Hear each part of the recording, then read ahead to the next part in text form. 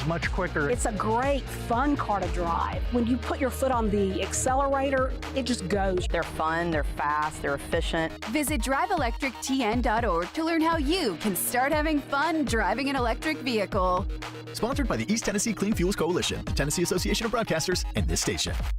If you snore, it may be a sign of a more serious, possibly life-threatening condition. Most people think of snoring as a nuisance, but it's a much more serious medical condition than you think. Snoring has been associated with chest pain, sleep apnea, high blood pressure, chronic pain, obesity, headaches, and sore throat. Take a listen to what some of our patients are saying about the revolutionary Vivo system. Right after I started using it, I noticed the results really, especially with the snoring. My sleep apnea episodes are a fraction of what they were before. This product's phenomenal.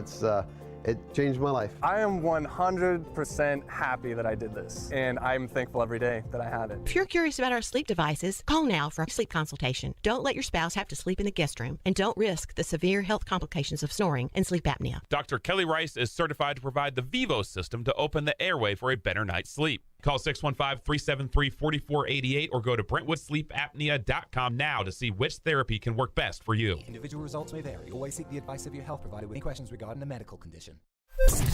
From the Hillside Medical Game Studios, WPRT-FM Pegram, WPUC HD2 Laverne, Nashville's exclusive home for the Nashville Predators. ESPN 1025 The Game and the Game Nashville app. A Cromwell Media Station. Live from the Game Nashville studios, it's Stillman and Company. Delivered by TriStar Moving. TriStar Movers with 5-star service. With Jared Stillman on Nashville's best sports talk. ESPN 1025 The Game and the Game Nashville app. Stillman and Company is delivered by TriStar Moving, ESPN 1025 The Game, streaming live Twitter, Twitch, YouTube, Facebook Live, thanks to the law offices of Amanda Gentry.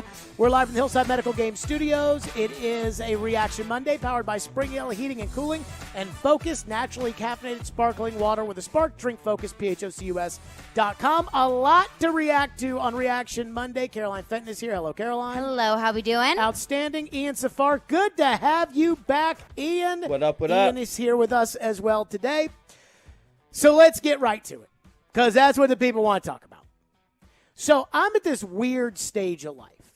You know, Caroline, you're a couple of stages behind me. I think, well, you're 24, I'm 32, You're 8 years younger than me. And so you have everybody graduates from high school, people go to college, you graduate from college, you get your first couple of jobs, then your friends start making money, then you go through the engagement stage, then after the engagement stage, it's the marriage stage, then after the marriage stage, it's the baby stage, and now the stage where a lot of my friends are starting to end up is the divorce stage. Depressing. I've seen a lot of divorce. I've never had a divorce. My parents weren't divorced, but I'm sure a lot of you had been through this, and you know. And I've seen it firsthand. Several different friends got married, were married, had kids. Then all of a sudden, it's not working out. You try to make it work a little bit, and then there comes a point in time where you look at a relationship, and as much as you wanted it to work, and as much as you believed that it would work, it's not going to work. Saturday was that moment for Ryan Tannehill with the Tennessee Titans. You wanted it to work. They wanted it to work. He wanted it to work. But it's not going to work. I said after the Pittsburgh game, when Tannehill fumbled a snap, threw a bad interception, threw short of the sticks on 4th down, I said, you know, now I'm starting to think that the Titans might be headed to a divorce with Ryan Tannehill. Then I watched Saturday's game, and we spent all last week saying all Tannehill had to do was not turn the ball over. We didn't ask for Ryan Tannehill to lead drives like Tom Brady, Matthew Stafford, Patrick Mahomes, Josh Allen did in the second half of their game. We didn't ask that. We didn't ask him to try to go match Joe Burrow throw for throw on Saturday. We just said, do not turn the ball over. First pass of the game, interception. First pass of the second half, interception. final pass of the game when the coach was trying to take the ball out of his hands. Interception. You lose. How the Titans lose this year? On an interception by Ryan Tannehill. How did they lose last year against the Baltimore Ravens? On an interception by Ryan Tannehill. We have spent 3 years on this radio station talking almost daily about whether or not you can win a Super Bowl with Ryan Tannehill. And there's been a lot of back and forth. And I've been on both sides of it. I'll admit, I said, hey, you know what? I think you should go with Tannehill over Tom Brady. And if anybody's listened to this show, you know how much I love Tom Brady. So that should tell you where he was when they signed him. But then after the Ravens game, I said, I need to see a little bit more. I told you don't extend his contract, which is essentially what they did. It is what they did this offseason. And so now everybody looks at that cap number.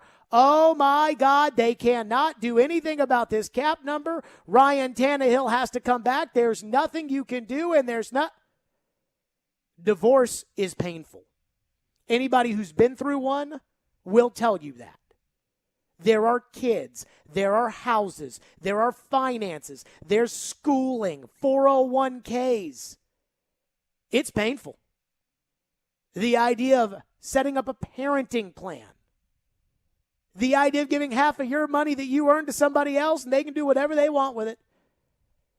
I have a buddy who says the worst thing he thinks about it when it comes to getting divorced is the idea of him making money and giving it to his ex, who can then go out with her new boyfriend or husband and spend his money. It's painful. Just like it was painful for the LA Rams to trade 2 first-round picks and take on a $20+ million cap hit this year for Jared Goff. But last year, Sean McVay realized, I made a mistake, and it's time to get divorced. Tom Brady spent 20 years with the New England Patriots.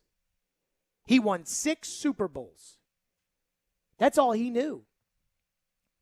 But when he looked at his team, and he looked at his coach, and he decided he didn't want to be there anymore, that he couldn't win there anymore, he decided to get divorced from the New England Patriots. I think it's worked out pretty well for Tom Brady. I think it's worked out pretty well for Sean McVay. I think it's worked out pretty well for Matthew Stafford, who spent the first 12 years of his career as a Detroit Lion. And with just bad coaching and bad draft picks and bad defense and playing Aaron Rodgers twice a year, he finally had enough. This time last year, Matthew Stafford went to the Lions and said, I'd like a trade. It was time for him. He had said that was enough. And he decided that he was going to divorce the only franchise he ever knew. Brady decided to get divorced. Stafford decided to get divorced. McVay decided to get divorced. And look at them. The Buffalo Bills have Josh Allen. They made the playoffs for the first time in 19 years the year before they drafted Josh Allen. But they realized, look, we can't do this with Tyrod Taylor. Move on. Tannehill has been given every opportunity. There has been every excuse known to man that has been made for Ryan Tannehill.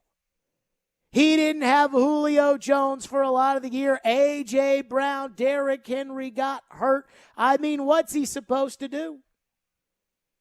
Julio Jones played on Saturday. A.J. Brown played and was fantastic on Saturday. And Derrick Henry played too. You do realize Logan Woodside, if he was the quarterback, probably wins you the game on Saturday because he doesn't turn the ball over 3 times. Again, we didn't ask Tannehill at any point this season to do anything extraordinary. Anything that you saw those quarterbacks do yesterday, we didn't ask Ryan Tannehill to do that. That was never how we said the Tennessee Titans were going to win a game. But they just had 9 sacks in a playoff game. They ran for 120 yards.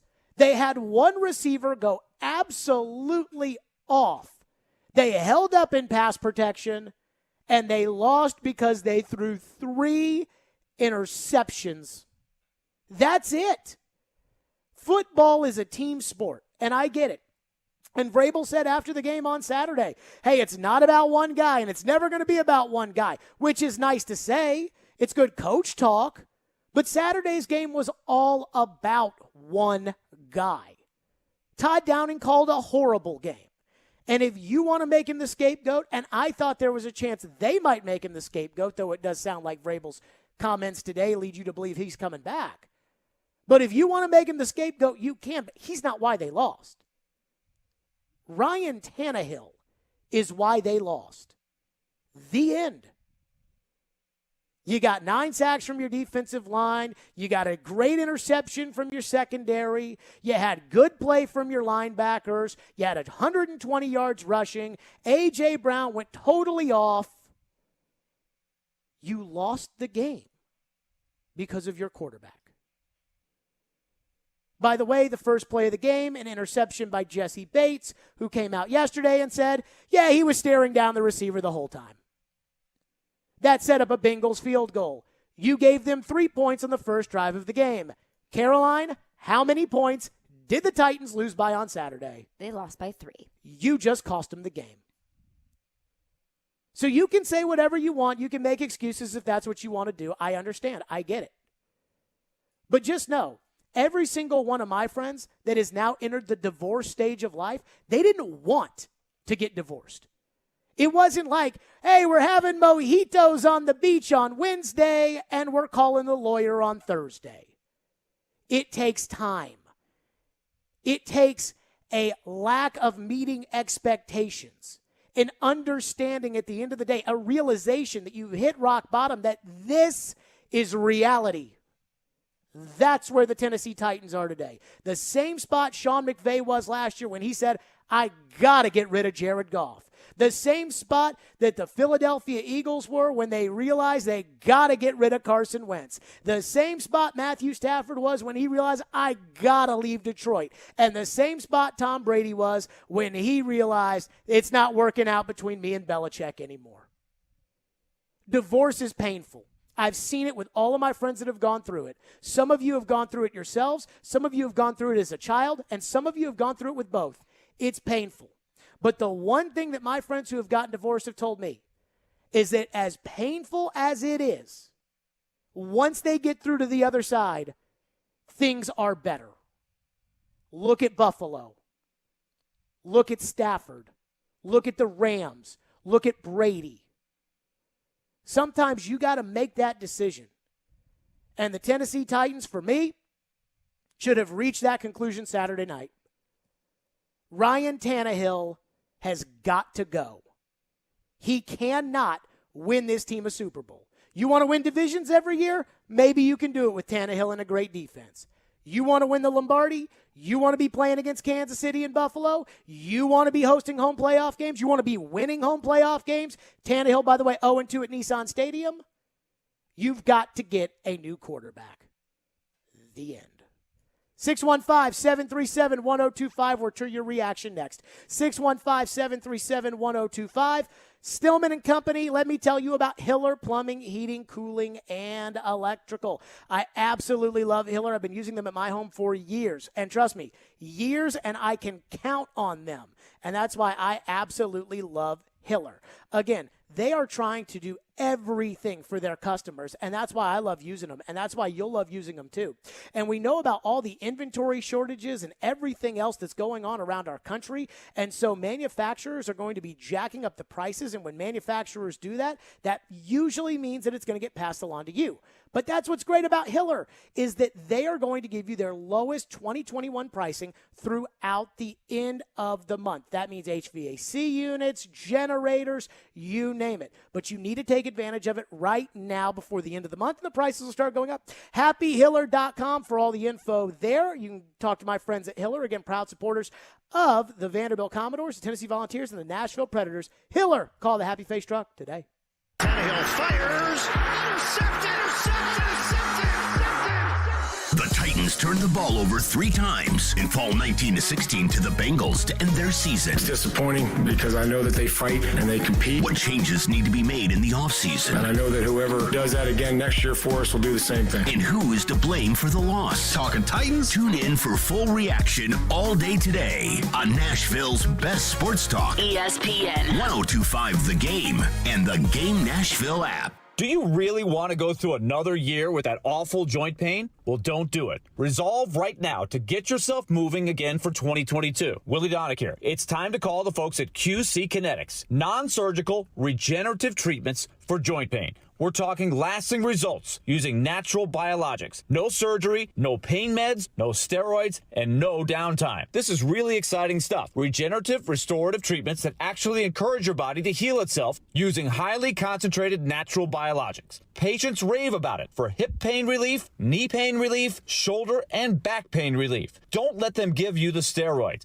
Don't let them tell you your surgery is the only option. Get a free second opinion at QC Kinetics and do it now. And imagine life in 2022 without pain. Call the local medical professionals at QC Kinetics. 615-249-4024. That's 615-249-4024. That's 615-249-4024 for QC Kinetics. Hey everybody, Robbie Stanley here to tell you about my friends at Jasper's. Jasper's is a casual restaurant and bar located on West End Avenue, equipped with TVs, a game room available for private events, a grab-and-go market, and free parking. Yes, free parking. This neighborhood spot is Nashville's new go-to restaurant and bar. You can try their selection of elevated bar food ranging from appetizers to chicken sandwiches to flatbread pizzas and the famous smash burger, as well as any of their delicious cocktails. So visit my friends at Jasper's, located at 1918 West End Avenue, and tell them that Robbie sent you. The Game Nashville is a proud sponsor of the 16th Annual Father and Son Bowl, February the 12th. This flag football event is a fun day of football for fathers and sons ages 5 and older. You don't have to be athletic or in shape. It's all about having big fun. There's a skill zone, tailgate zone, door prizes, and more. And a portion of the proceeds benefit fatherless children. This event sells out every year, so register now at fathersonbowl.com. That's fathersonbowl.com. Cutting the price of your wireless bill feels good. Really good. Actually, it feels great.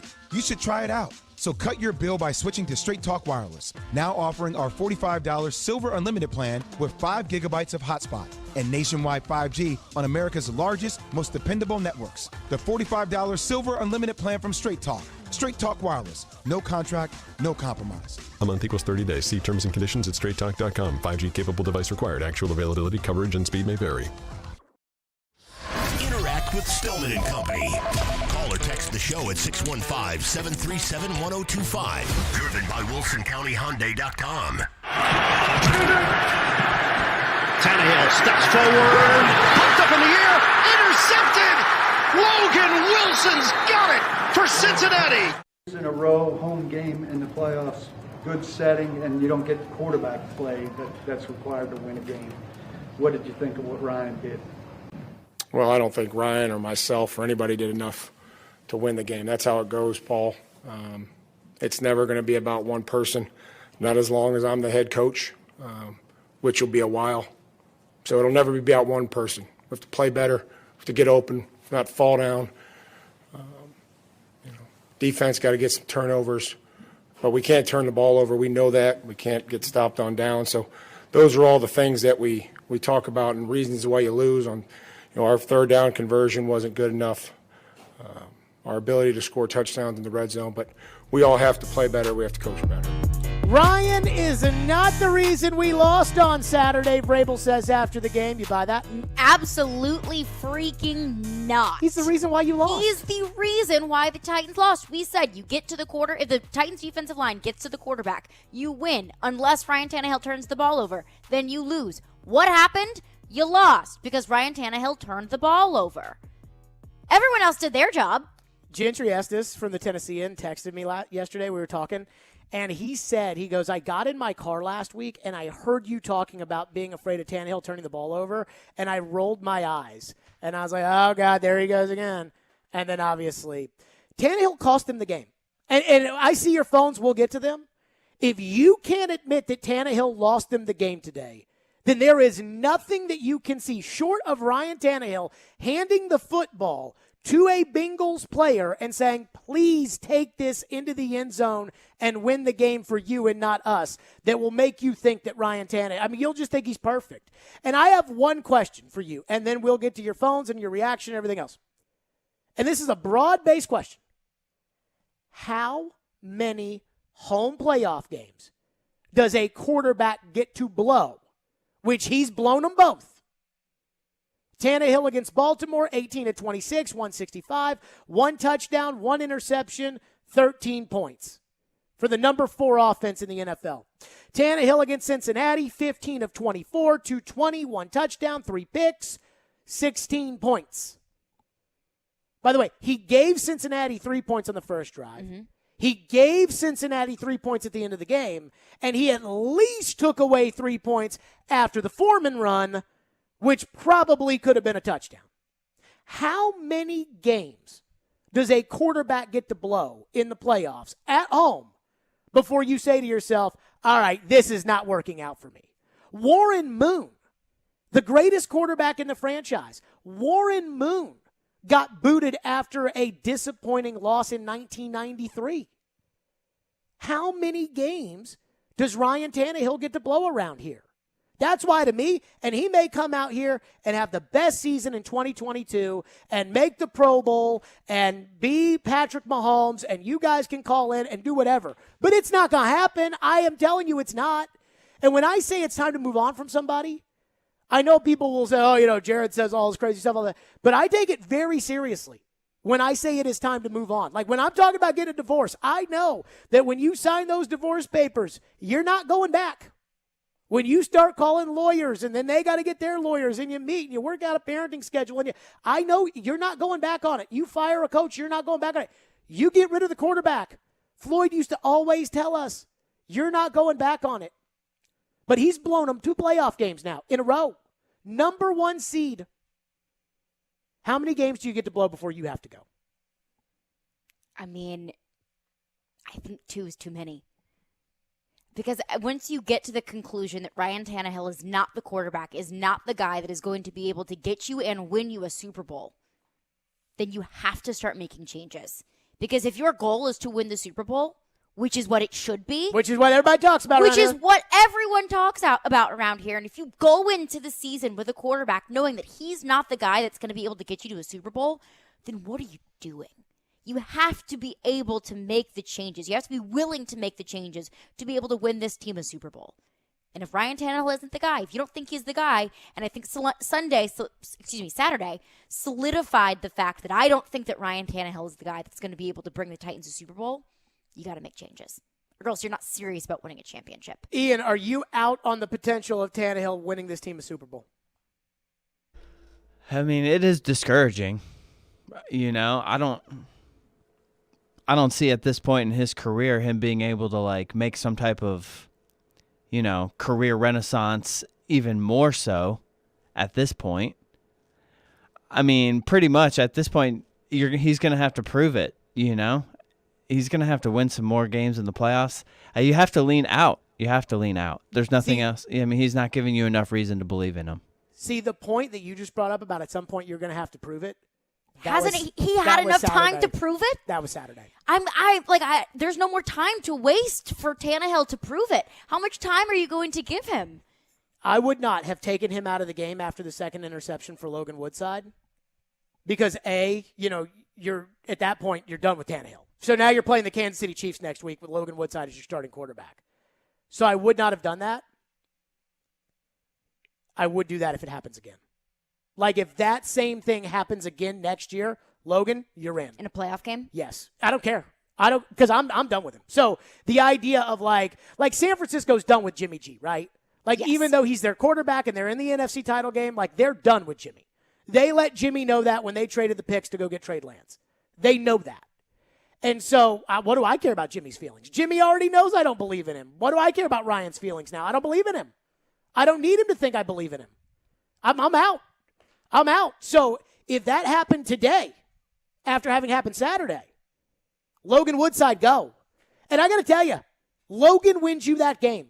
That's the thing I have a hard time with, is we can sit there and talk, because everyone's going to say, okay, well, you're ready to move on from Tannehill. Who are you going to go get, Jared? And I would say this, going back to the divorce comparison. Do you ask somebody when they decide to divorce their husband, well, who are you going to go remarry? Nobody ever asks that. Well, you don't have to remarry someone, and you have to have a starting quarterback. Right. But do you think that when Sean McVay decided to put John Wolford in last year in the playoffs and decided to start him in a playoff game, he knew what he was doing? Yes. He was divorcing himself from Jared Goff. He was pulling out from Jared Goff. He was done.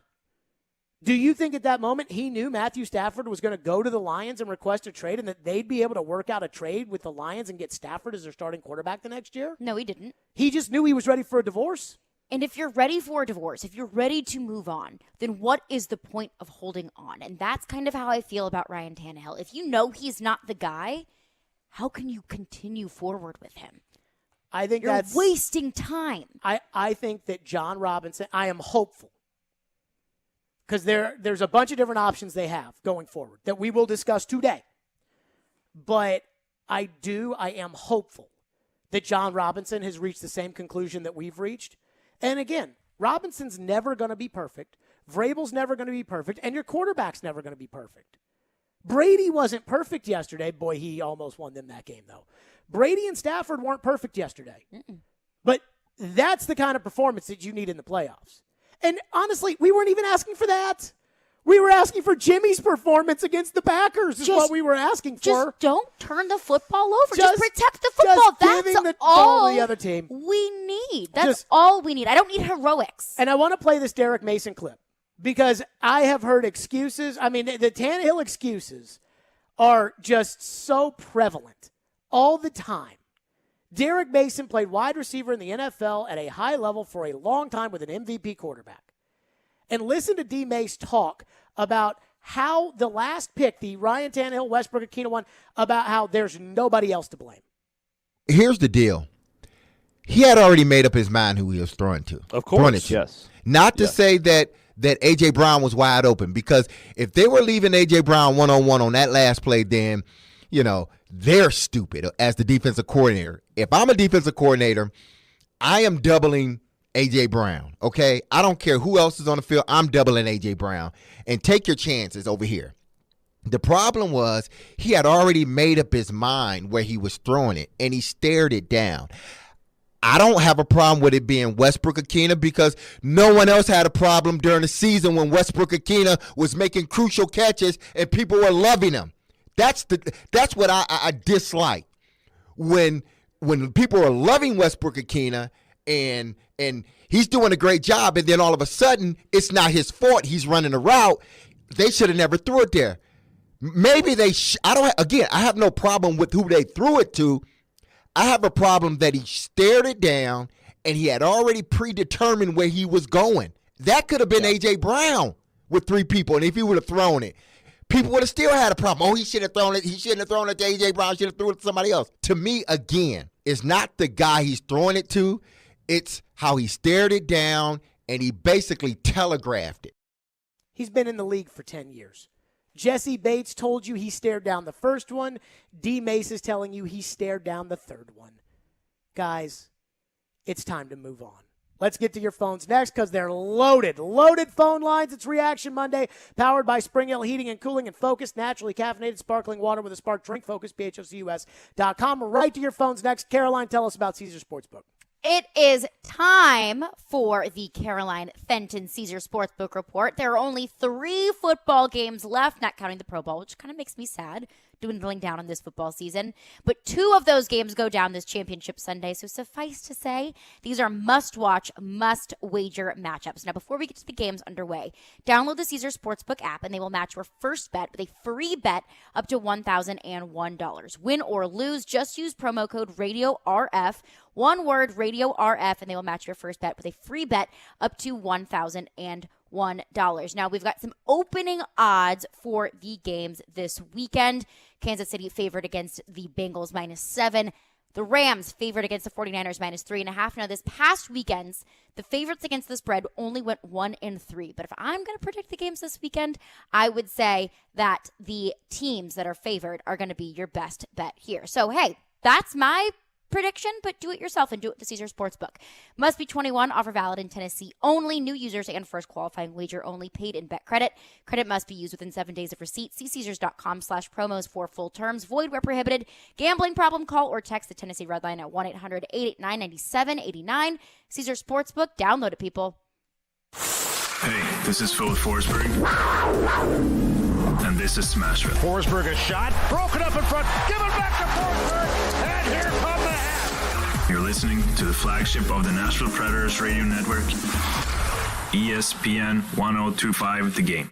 Professional quilt maker Dana Byard once said, "There are no rules in quilting, and if you think that there are, then it's time you try breaking a few." Now, I like that type of creative entrepreneurial spirit, and that's why I do my adult beverage trading at Red Spirits and Wine. It's not just a great selection of distilled spirits, single-barrel Red Select whiskeys, great wines from around the world, and awesome craft beers, but it's more the way the folks at Red just go about their business. At Red, they keep it interesting and fun. The Cracker Jack crew makes you feel welcome after a hard day on the trail, never coming off like some of them snooty-nosed, big-talking whoop-de-doos. At Red, it's always square dealing with the best in service, selection, and prices. Plus, Red is locally owned by real folks, not some totally faceless corporation. There's no doubt in my mind, Red is my kind of place. Red Spirits and Wine, Highway 70 South and Old Hickory Boulevard. And check them out on Facebook, Instagram, and at redspirits.com.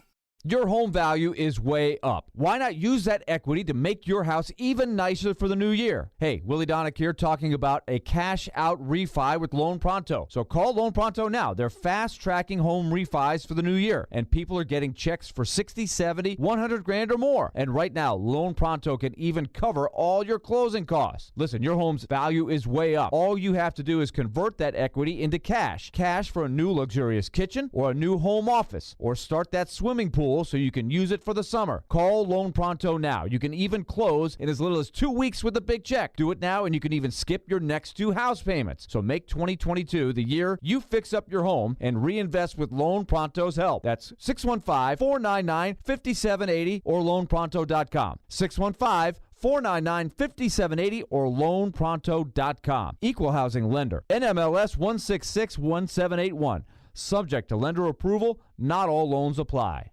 ESPN's Turon Davenport breaks down the Titans like no other. On the field chemistry, I don't think it's going to be a problem. It's just going to be a process. Catch TD Mondays at 11, Thursdays at 3, and Fridays at 8. Plus, the Talking with TD podcast drops every Wednesday. When you draft players, it's not just for one season, it's for a career. Presented by FreedomTireGuys.com, Nashville's premier mobile tire company, and Craneworks and Rental Works, your source for crane and equipment rental. Visit Craneworks.com. Nashville's best sports talk. ESPN 1025 The Game and the Game Nashville app. Hey Nashville, this is Penny Hardaway, University of Memphis coach. You're listening to Nashville's best sports talk, ESPN 1025 The Game. They did not turn it over in any of those games. First play from scrimmage. Play action. Tannehill fires. Intercepted. Picked on the play by Jesse Bates. How tough will it be, I guess, for you for the season to end like this? And what are off seasons like following games where you don't get it done? No, this is brutal, you know. It's going to hurt for a long time. It's going to be on my mind for a long time. It's going to take a long time to get over. You don't look forward to this situation. You don't look forward to being out when you had a great opportunity. And, this is one of those things only time will heal. There you go. That was Ryan Tannehill. And you know what? He should feel bad because he cost them the game.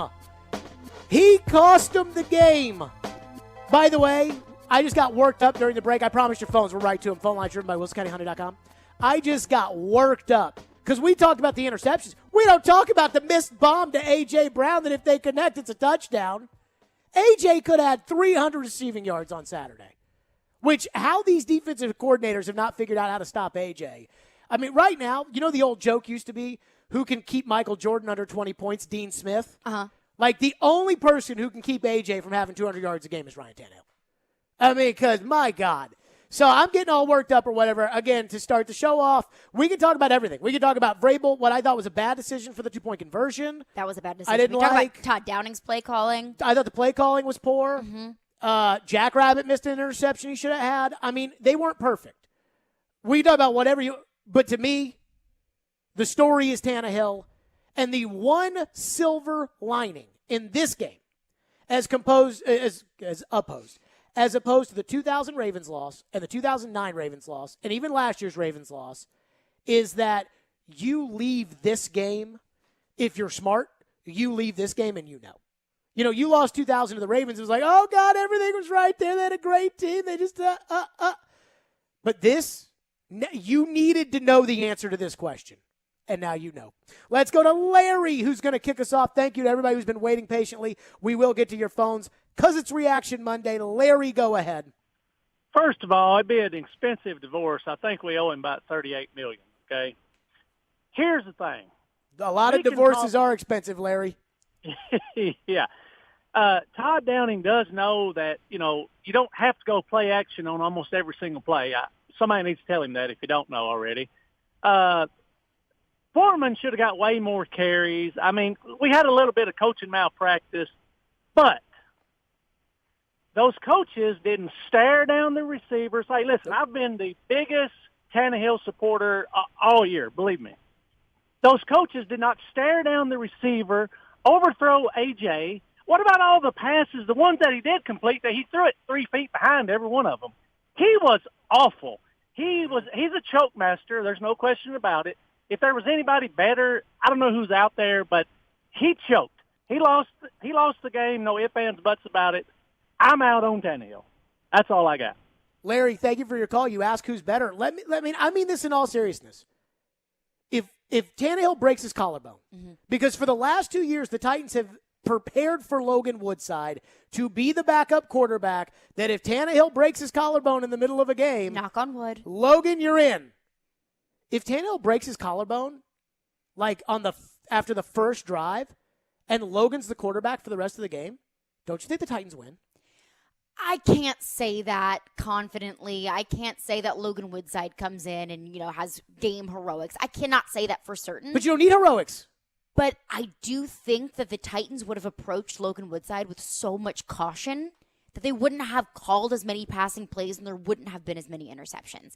I can't say it for certain that the Titans would have won with Logan Woodside. And I'm not saying that Logan Woodside is a better quarterback than Ryan Tannehill, but it does make you wonder. If they had run it 3 times every time and punted to Cincinnati eventually, and I know Chris Sanders called me yesterday and talked about how he thought Cincinnati overloaded the left side. I guess Derek's break was in the right foot. But apparently they overloaded the left side, and the Titans wanted to run to the left because they wanted Derek to push off the left foot, yeah, as opposed to the right, which I thought at some point when Derek really got in a rhythm, when he and Foreman really started running the ball well, you notice Cincinnati started taking the air out of the ball. Cincinnati wanted to minimize the game at that point. Mm-hmm. I think that they would have busted. I thought Derek was going to bust one. And then Foreman almost did bust one. But I'm telling you, Logan Woodside, the Titans were prepared for Logan Woodside at any moment to have to go into a game this season and last season. They didn't want it, but they were prepared for it, which means they think there is a level of play, a baseline level of play that they can get from Logan Woodside. And I think that baseline level of play is so much better than the crap Tannehill did on Saturday. I think you win the game with him. I'm serious. I mean, and that's... you sit there and say, who else is out there? I don't know. Let's see. How many quarterbacks can I find that won't throw 3 interceptions in a playoff game? I can find this guy. I mean, and the other thing, too, about Tannehill, and this is what's really scary, is when Marcus was kind of put to the fire, the biggest problem with him was you could tell that the situation was eating him alive. And that if Marcus made a bad play to start a game, it was head between the tail between the legs. Marcus can't. Tannehill comes in, and he's just brimming with confidence, and he's zipping the ball in there. And he may throw an interception, but he's right back at it, zipping the ball in there, putting guys open. It's like, oh, wow, this is so great to have this and not Marcus. Now Tannehill throws an interception first play of the game. It's like, crap. Here we go. Here we go. As soon as that happened, I thought, okay, this could go one of 2 ways. One, Tannehill gets it out of his system, and we're good and he's on fire for the rest of the game, or this is just a precursor of what's to come. And unfortunately, it was the latter. He is what he is. Let's go to Havo, who's up next. Thank you for calling Stillman and Company. Go ahead, Havo. Hey, what's up, guys? First of all, I just want to say, Jared, love the show. Everything you said was absolutely right. Tannehill is literally holding this team back. He's literally making this team handicapped. There's a stat on Tannehill. The last 3 playoff games, he's averaging 140 yards passing through the air, 1 touchdown and 1 interception, and we're averaging 16 points in the playoffs. That is unacceptable. Every throw he made on Saturday in the playoff game was hesitant, was behind the receivers. He was just all over the place, staring receivers down. Literally, if you put the ball on the money, A.J. Brown is having 300 yards, like you said, with 3 touchdowns. Like, we need to do something real quick, ASAP, if we're going to contend for Super Bowls in the next 2 years. We're wasting our defensive Super Bowl and our defensive.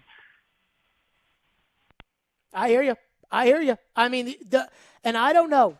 Is there somebody out there that's a veteran that can come in here and with this defense, if the defense is good next year, which every year is different, but can that guy lead them to the Super Bowl? I don't know. Is there a quarterback in this year's draft that you can invest in and bring along slowly next year, handing the ball off, and then kind of transition into putting more responsibility in their hands and then going from there? I don't know. Is there a quarterback you can draft this year? You can sit on the bench, have Tannehill be the star? I don't know. But you know what you do know? I know it ain't him. No, it ain't him. I know it ain't him. Just like the Rams knew it wasn't Jared Goff. Just like the Colts now know it ain't Carson Wentz. It's not. It's not. And I don't know if the Titans know this or not. Robinson is the only one who matters. Vrabel today at the press conference, and we'll get to his thoughts for what he said today, but either Vrabel's a great poker player or he still believes in Tannehill, and I don't know how you can do that. Ian is up next and has been waiting patiently. Thank you for calling. Go ahead, Ian. Hey, Jared, I just want to officially apologize to you.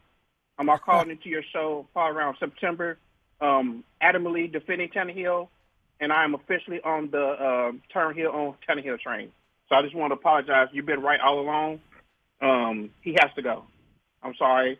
This has been a 3-year project, and the project has failed. We need to move forward.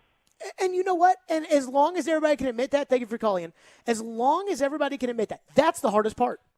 That's the hardest part, is to look at something. You're the Titans. And I go back to the divorce analogy. Like, there's a lot of work you put into a marriage.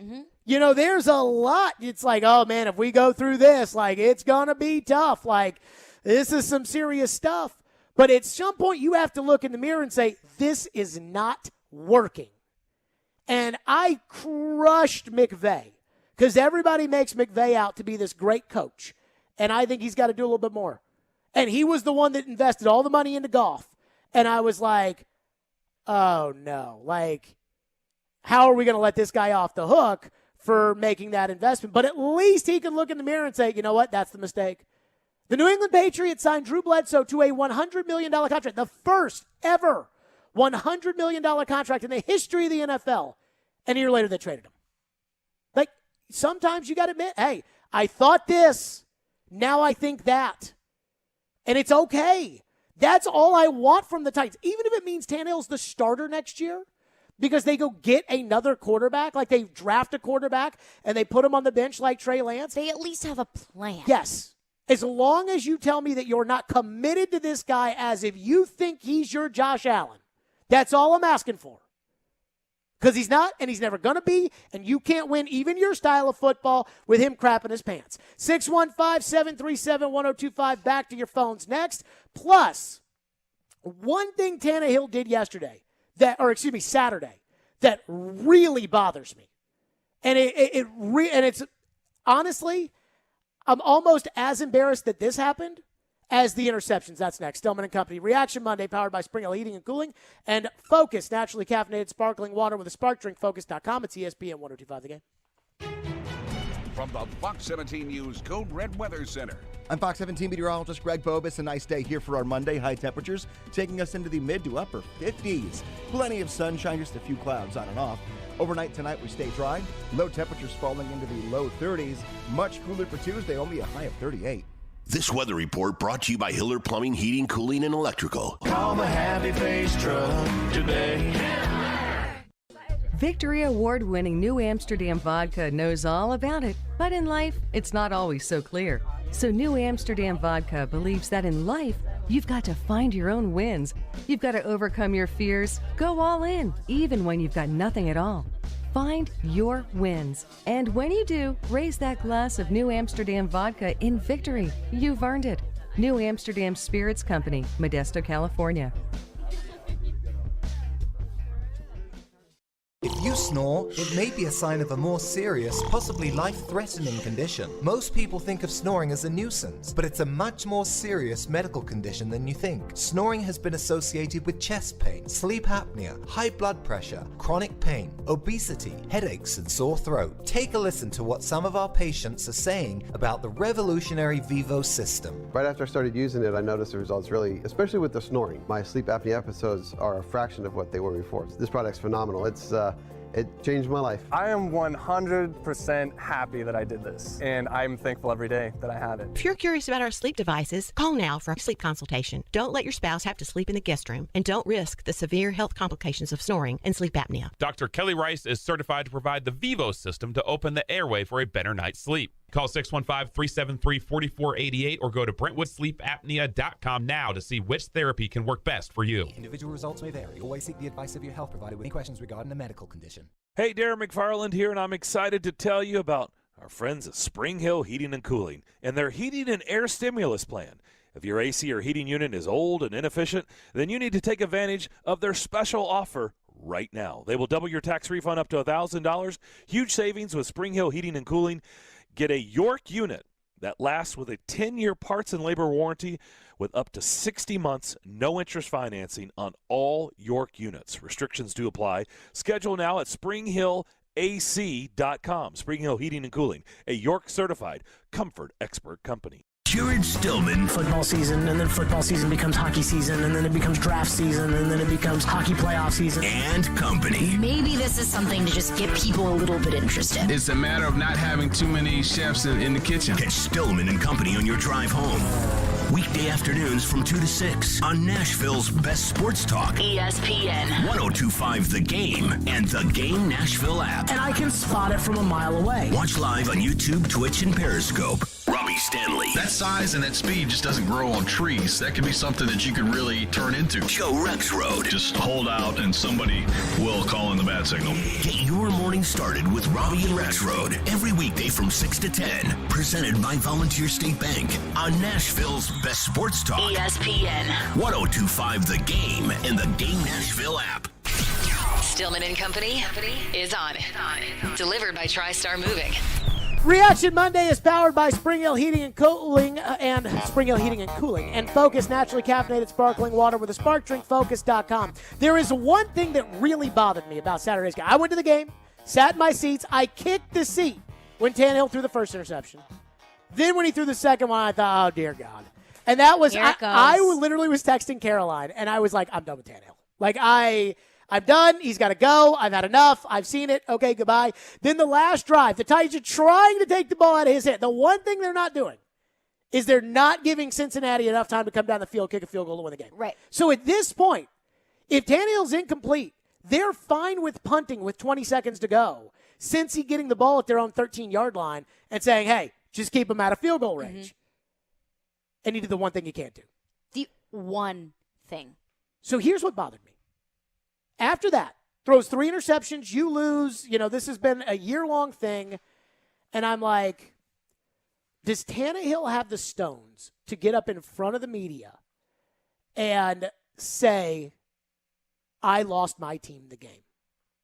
Because that's what I wanted to hear. And it not for me, not for you, not for the press, not for the fans. I wanted to hear it for the team. If I said to you, Caroline Fenton, I think you are a fantastic radio talent. I think you have a huge future ahead of you, and we're going to do everything in our power to make sure that you develop as a radio star and become a great radio host. And then I went on the air and I said, yeah, you know, we just have Caroline run the digital for us and then chime in every now and then, but we don't really care about her. Like, she's just here. Would you really listen to what I told you in private when I was like, hey, we believe in you? No, not at all. Why would I believe you? So that's where this matters. Did Tannehill put his hand up after the game that he lost them, that everybody knows he lost them? Did Tannehill take the blame on Saturday? Take a listen. It was a frustrating day. All the way around, Great opportunity and didn't make the plays we needed to go win. Defense played a heck of a game. Really dominated, and it's fun to watch them play. But we didn't make enough plays to win it. This hurts bad. Didn't think we'd be having this conversation right now. Not my vision for the game at all. But we had an opportunity there at the end, and there's no doubt in my mind we're going to go down and get points. Ryan Tannehill is the second highest paid employee of the Tennessee Titans. Amy Adams Strunk is number one. And she has to split that with her family. So honestly, Tannehill might be the single highest compensated employee at the Tennessee Titans. He lost them the game. We didn't make plays. No. You didn't make plays. And I think he owes an apology to Jeffrey Simmons and to Kevin Byard and to Harold Landry and to Derrick Henry and to A.J. Brown and to Zach Cunningham and David Long Jr. He let the team down, and he can't even admit it. By the way, Kevin Byard, who I didn't think had a bad game, I think Kevin Byard's a fine player. Kevin Byard, after the game, listen to him take responsibility. Knowing how you guys played defensively, like a postseason record-tying 9 sacks, the defensive effort, does that kind of make this one harder to swallow, knowing that, you guys kind of put it all out there? Nah, I mean, it makes it hard to swallow because we lost. Regardless of how many sacks we got or, how many plays the defense have made, in certain critical situations, we didn't make the play. And that's the type of things that I look at. I missed the tackle, let Jamar Chase get out of there, and I'm beating myself up about that. I'm not necessarily concerned about, what the offense does. And, obviously, we can't turn the ball over, but we could have got more turnovers as well, you know what I'm saying, especially early in the game. So, it's a lot of different things like that. He's not saying, hey, we could have done it. No, I missed the tackle on Jamar Chase. I'm at fault. We as a defense didn't get it. We're at fault. Tannehill just, this one hurts. It should hurt. You lost him the effing game. It should have hurt. You got 60,000 fans that are paying a lot of money to watch you play, and you lost them the game. And all I'm asking, I get it. I get it. Tannehill probably knows he lost his team the game. He has to know. But at some point, there's a level of humility that comes into this of guys, I let you down. And it wasn't there from him on Saturday night. And so if you're not going to give me the performance, then at least step up to the plate, put your hand in the air and say, hey, I did this. And I'm sorry to the fans, and I'm sorry to my teammates. Because it's more about the teammates than it is the fans or us or whatever. But I was really bothered by that. And it reminds me of last week when Tannehill was asked a question about losing his mojo, and he was like, I don't know where that ever came from. I never lost my mojo. Bro, we see you play. I've now figured out why they don't wear the white pants anymore. Why? Because you don't want to see the crap stain in the back of Ryan Tannehill. All right. Because he just craps those chaps like it's no tomorrow. Oh, my God. I was watching Marcus play on Saturday. Let's go back to your phones. Titans and Truth. Chris is up next. Thank you for waiting, Chris, and you go ahead. Jared, Caroline, I just got to put it to you like this. You are dropping dimes today. You are 1,000% correct, and I saw the light too. I know you hate wrestling, but I felt like I took a steel chair to the back of Ryan Tannehill. I'm done with him as well. You cannot win with that type of quarterback. Yeah, he's okay. He can win you a few games. Maybe win a division title if the division is weak. But you can't win a Super Bowl with him. So the other side, go ahead, Chris. Continue. On the other side, Joe Burrow, got sacked 9 times. That's a real quarterback. Yo, I'm going to give you that. Chris, drop the mic on that one because I'm going to say this. Like, Cincinnati's talking all this trash, and honestly, like, I could care less about it. Like, screw Cincinnati. Like, I mean, they're an average team that came in here, and Tannehill cost the Titans the game. Just like he cost Pittsburgh the game. They lost to Pittsburgh, but Pittsburgh sucks too. And I'm not saying Cincinnati sucks, but, like, Cincinnati, I'd be stunned if they don't get blown out by Kansas City. Like, Cincinnati is an okay team that is maybe in a couple years going to be pretty good. It has a bright future. But this idea. It's missing key pieces. Right, like Cincinnati. But Joe Burrow got popped 9 times, 11 if you count the 2 delay of games. Wasn't Hockley, who was it? Who called it? Blakeman. That Blakeman couldn't call in time, and he got popped 11 times and never changed. What did I tell you last week? Never changed. Joe Burrow is the kind of quarterback that has the toughness that he gets smacked in the mouth and he gets right back up and it fuels his fire. I've seen it so many times before. And I'm not saying that's what you need because that's hard to find. Like that, like Brady is. That's why he's special. Like, you know, it's hard to find. Manning got rattled, you know, so it's hard to find like that, what Joe Burrow had.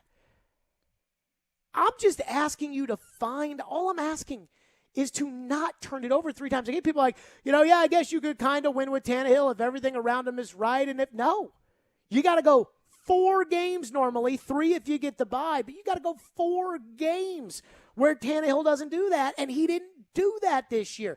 Even yesterday, I was watching Countdown before the other 2 games on ESPN, and they were showing a Jalen Ramsey highlight. Mm-hmm. And they showed the interception where A.J. Brown beats him on the outcut, and Tannehill delivers the ball, day late, dollar short. Ramsey just, interception. I mean, it's the same stuff every time. Same stuff. Steve is up next. Thank you for calling. Go ahead, Stevie. Hey, what's up, guys? Man, it's like Groundhog Day. The Groundhog Day around here. Now, we were promised years ago when they let Malarkey go, and they still have not broken through. And one more thing, man. Foreman was gashing him, and they just sat him on down so Henry could get tackled by the ankles behind the line of scrimmage. I mean, it just feel like they was watching the same game I was watching, man. Thank you. Yeah, you got it, Steve. I thought Derek was running okay. I thought after Foreman broke off the big one, you had to give it back to Foreman. Like, I mean, they turned that little turnaround, try to throw it to Chester. I mean, good God. Like, I thought when Foreman busted off the big one, mm-hmm. you needed to then start just go Foreman, Henry, Foreman, and they just didn't. Which is why I kind of had an issue with the second interception because they were running the ball well. Oh, God, why throw it? Why throw the ball to there? Chester, bubble screen to Chester Rogers. You're in perfect position to score a touchdown there. You're running the ball very well. Why are you throwing the ball? And Mike Hilton, like all these corners they have, is a very league average corner, mm-hmm. and he just jumps it. Yeah. Tannehill's got to see that line of scrimmage change out of that play. Even if you got to take a timeout, right? You got to get out of that play every time. 615-737-1025 is our phone number. I see your phones. We will get back into them. Mike Vrabel, though, comments on Todd Downing and Ryan Tannehill, and you're not going to like them. Next. The voice of reason. 274 yards, 2 interceptions, 0 touchdowns. You're not going to win a game that way. The voice of the fan. I'm tired of let's just give it to a quarterback. The voice of Nashville sports is your home of Nashville's best sports talk. ESPN 102.5 The Game and the Game Nashville app. ElectronicExpress.com. We make it happen. At Genesis Diamonds, it's not just a new year. It's a new opportunity to bring you more choices, more value, more ways to celebrate your love. So we've expanded our selection of exquisite hand-picked diamonds from a half carat to 15 carats, all shapes, all sizes, all at our famous no middleman prices. We've brought in even more exclusive designer jewelry, new cutting-edge fashion-forward rings, earrings, bands, bracelets, and pendants. We have the styles and looks on every woman's wish list, things you can't find anywhere else. And for 2022, Genesis is now offering a truly spectacular collection of luxury pre-owned Rolex timepieces. We have all the most popular styles in stock with no wait list and no restrictions. Is this the year you reward yourself with a premier name and timepieces? Come to Genesis in 2022 and let our non-commissioned experts help you celebrate those important milestones. We guarantee the best value, the highest quality, and the strongest warranties and guarantees in the jewelry industry. Genesis Diamonds and luxury pre-owned Rolex timepieces. Green Hills and Cool Springs. Hey, do you like working on vintage cars and boats? Are you familiar with car and boat upholstery and restoration? Call owner Cannonball White at Cannonball's Coverers to join his team of experienced trimmers today. Grow your career with qualified associates and earn good pay at Cannonball's Coverers, Nashville's go-to for all upholstery needs for over 40 years. Call Cannonball White at 615-828-6571. Visit Cannonball's Covers on Facebook or visit their new location at 4010 Clarksville Pike to learn more. Cromwell Media, the owner of this radio station, is a local business built upon service to our community, to our listeners, and to our customers. We try to reflect that in everything we do. When someone joins our team, they too embrace that philosophy. And this month, we're saluting Christy Maffett in our sales department, along with Dagwood and Haley St. John, who are on the air at 1029 The Buzz. Dagwood is celebrating 23 years with us, Christy 22 years, and Haley has been a teammate for 9 years. Thank you all for your service to our company and for making Cromwell Media such a great place to work. Men, let's have an honest talk about sex, because for just about all of us, sex is a pretty big deal. Here's the problem. If you're a man over 40, it's likely you're living with erectile dysfunction. But men don't talk about ED because it's embarrassing, it's taboo, and so many of us just suffer in silence year after year. And all the while, ED affects your relationships, your attitude, even your outlook on life. If ED is affecting you, call the Tennessee Men's Clinic. They offer treatments that are effective in nearly 90% of cases, even if pills and herbals have failed, and often regardless of medical condition. For just $99, you'll get a medical consult, blood work, and if medically advised, a test dose. And if that test dose doesn't work in the office, your visit is free. Get treated. If you're like most men, you could get your sex life back. Call the Tennessee Men's Clinic at 615-208-9090 or go to TennesseeMen'sClinic.com. Contact your doctor if an erection lasts more than 4 hours. Visit our website to learn more, including side effects. Treatments extra. Results vary. Hey, it's Chase McCabe of Darren, Donick, and Chase. I started my radio career as an intern right here at ESPN 102.5 The Game. Now we're looking for our next great batch of interns. You think that's you? Send your resume to together@cromwellmedia.com to apply today. From the Hillside Medical Game Studios, WPRT-FM Pegram, WPUC HD2 Laverne, broadcasting 97.5 Murfreesboro, 106.3 Williamson County, ESPN 102.5 The Game, and the Game Nashville app. A Cromwell Media Station. Live from the Game Nashville studios, it's Stillman and Company. Delivered by TriStar Moving. TriStar Movers with 5-star service. With Jared Stillman on Nashville's best sports talk. ESPN 102.5 The Game and the Game Nashville app. Stillman and Company is delivered by TriStar Moving, ESPN 102.5 The Game, streaming live on Twitter, Twitch, YouTube, Facebook Live, thanks to the law offices of Amanda Gentry. We're live from the Hillside Medical Game Studios. Focus, naturally caffeinated, sparkling water with a spark. They're the presenting sponsor, along with Spring Hill Heating and Cooling of Reaction Monday, our final Titans Monday of the 2021 season here in 2022. Honestly, I thought we were going to get one more week. I thought so too. I'm kind of bummed out from the standpoint that, like, now it's off-season talk. Now it's like quarterback talk, Kenny Pickett and all these other guys. And I was hoping that it would be quarterback talk. Like, hoping that this year, you look at it, okay, well, Pittsburgh needs a quarterback, and Washington probably needs a quarterback, and Cleveland might be looking for a quarterback, and all these teams looking for Seattle maybe. Titans in the mix, what about Russell? I was hoping that would be the case. And so I was interested to listen to Mike Vrabel's press conference today, because I thought what I know needs to happen after watching Saturday is that the Titans need to move on from Ryan Tannehill. Now, that does not mean that they need to cut him today. It just means the idea that he's the franchise quarterback and that they are tied to him needs to end effective immediately. Whether that means you get rid of him, a la the Rams with their trade of Jared Goff and they got back Matthew Stafford, whether it is they need to go get somebody else and have it be an open competition next year. So it's Ryan Tannehill and Teddy Bridgewater, which I wouldn't be in love with, but at least, something, or draft a quarterback.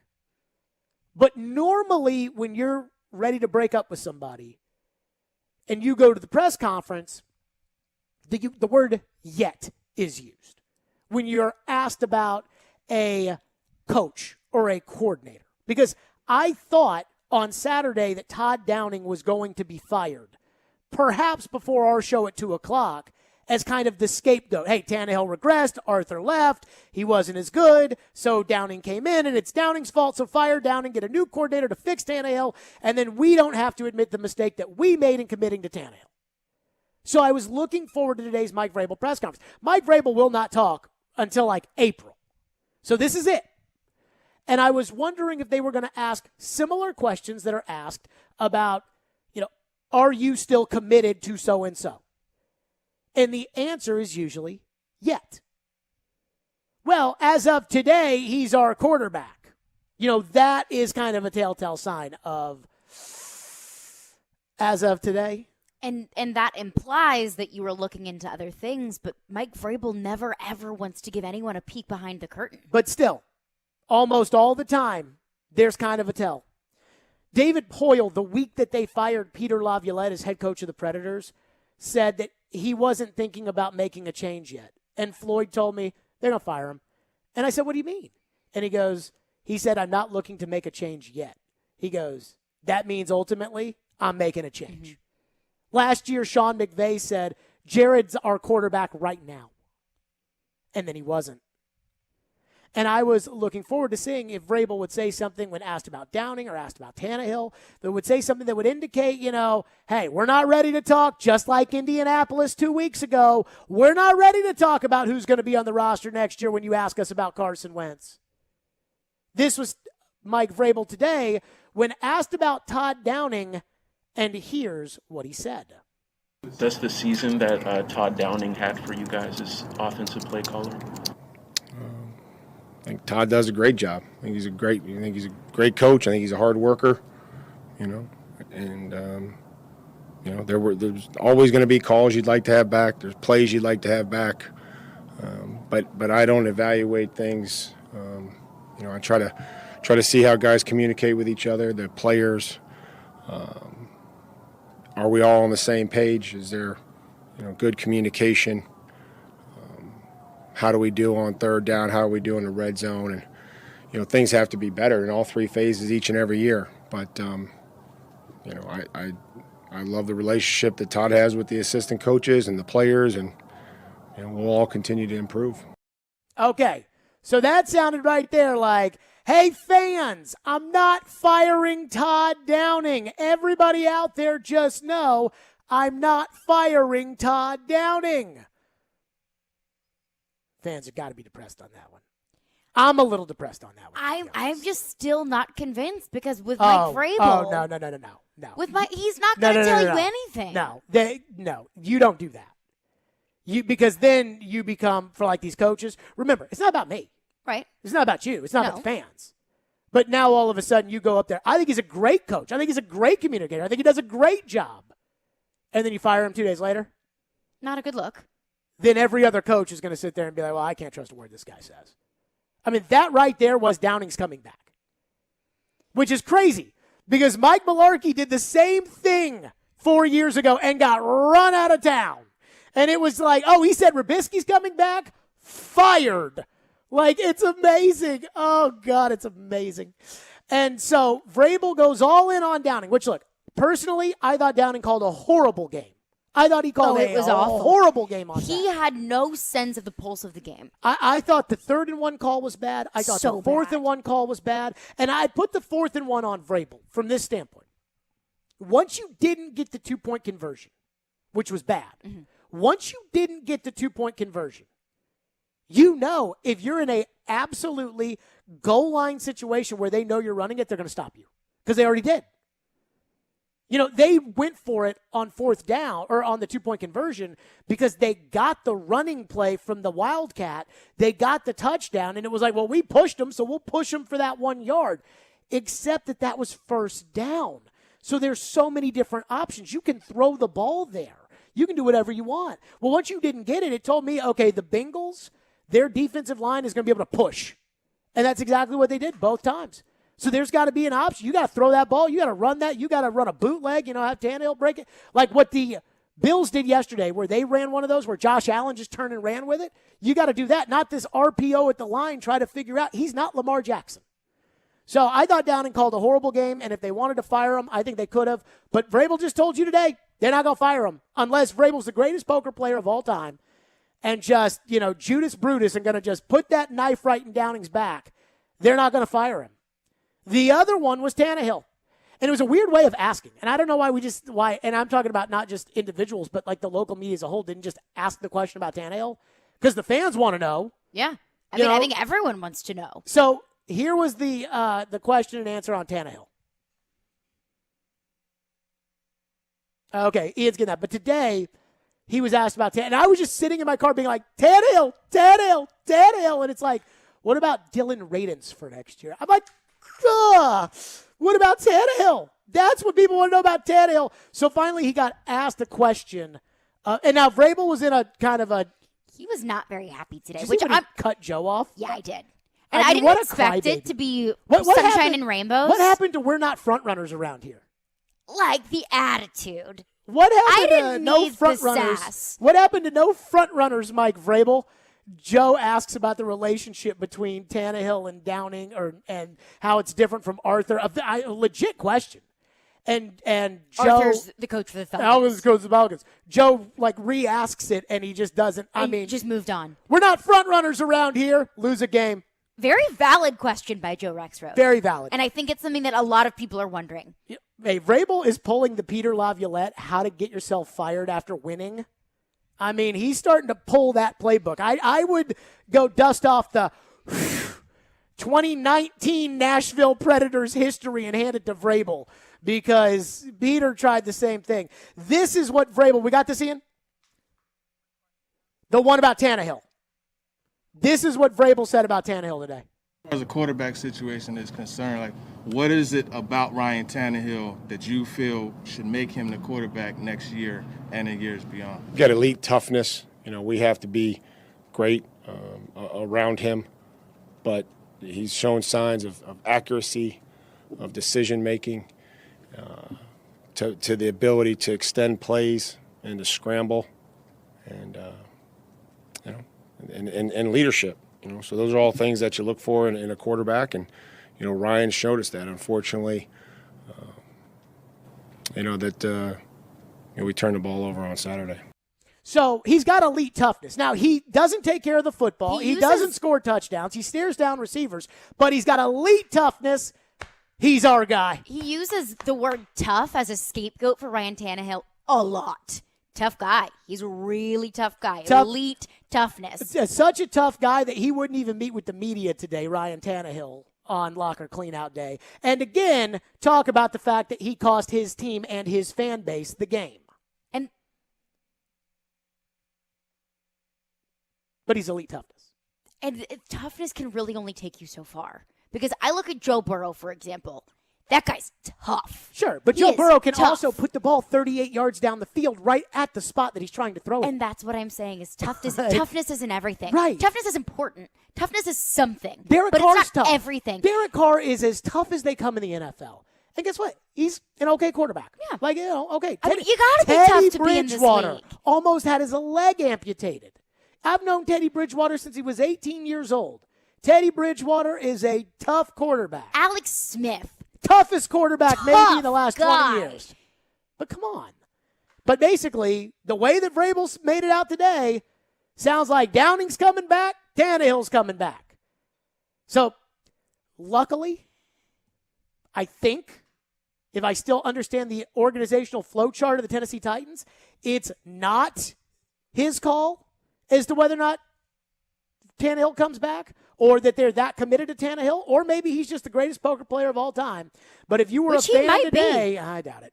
If you were a fan today that was looking forward to a, not yet kind of, if you were looking forward to that, you didn't get it on either Downing or Tannehill. We're to your phone. 615-737-1025 is the phone number. And how much of Saturday was about Downing? We'll discuss. Stillman and Company. It's ESPN 1025 The Game.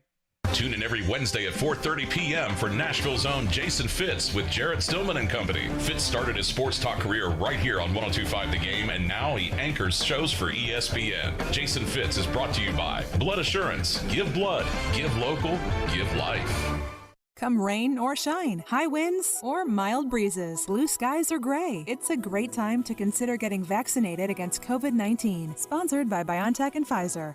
This is Chef John from Kitchen Notes at the Omni Nashville. Invite you to come join us for breakfast and lunch. We're offering some exciting new menu items. We have Grandma's famous chicken and dumpling soup. We're offering a fun and new exciting Nashville hot battered shrimp. We're also very excited about our confit chicken hash. Join us in Kitchen Notes for our award-winning patty melt made with our house-made pimento cheese, local Blackhawk Farms beef patty. Come join us in Kitchen Notes and create a memorable experience here at the Omni Hotel. Food is all about memories for us. We'd like you to start a new memory here at Kitchen Notes in the Omni Hotel. Lunch at Kitchen Notes in the Omni Nashville Hotel. Hey, it's Jared. Your body needs water. That doesn't mean it has to be boring. And I'm here to tell you to give Focus a try. Focus is a sparkling water with a spark. It's infused with a boost of natural tea caffeine, so you get clean energy without sugar, calories, or crash. Go to drinkfocus.com to find the full lineup of flavors and get them delivered right to your door. Enter promo code GAME at checkout for 15% off your first order. Focus is also available at your local Publix. That's Focus, P-H-O-C-U-S, on the web at drinkfocus.com. Our connections make powerful things happen, uniting individuals and communities. We are Rotary. We are people of action. With over 1 million members, we know what people can do when they come together. Around the world, generations of leaders build new friendships and solve problems, turning great ideas into reality. Take action with us. Find out more at Rotary.org/action.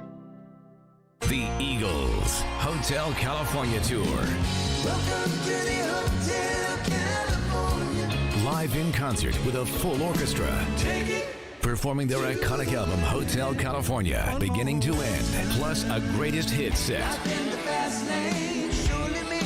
The Eagles, due to demand, second and final show added. Bridgestone Arena, Friday, April 29th. Get tickets now at livenation.com. If you've missed any of today's show, just search Stillman and Company on Apple, Spotify, or your favorite podcast platform. In terms of the relationship with Ryan, do you think that Ryan has suffered at all losing Arthur and going to Todd this year?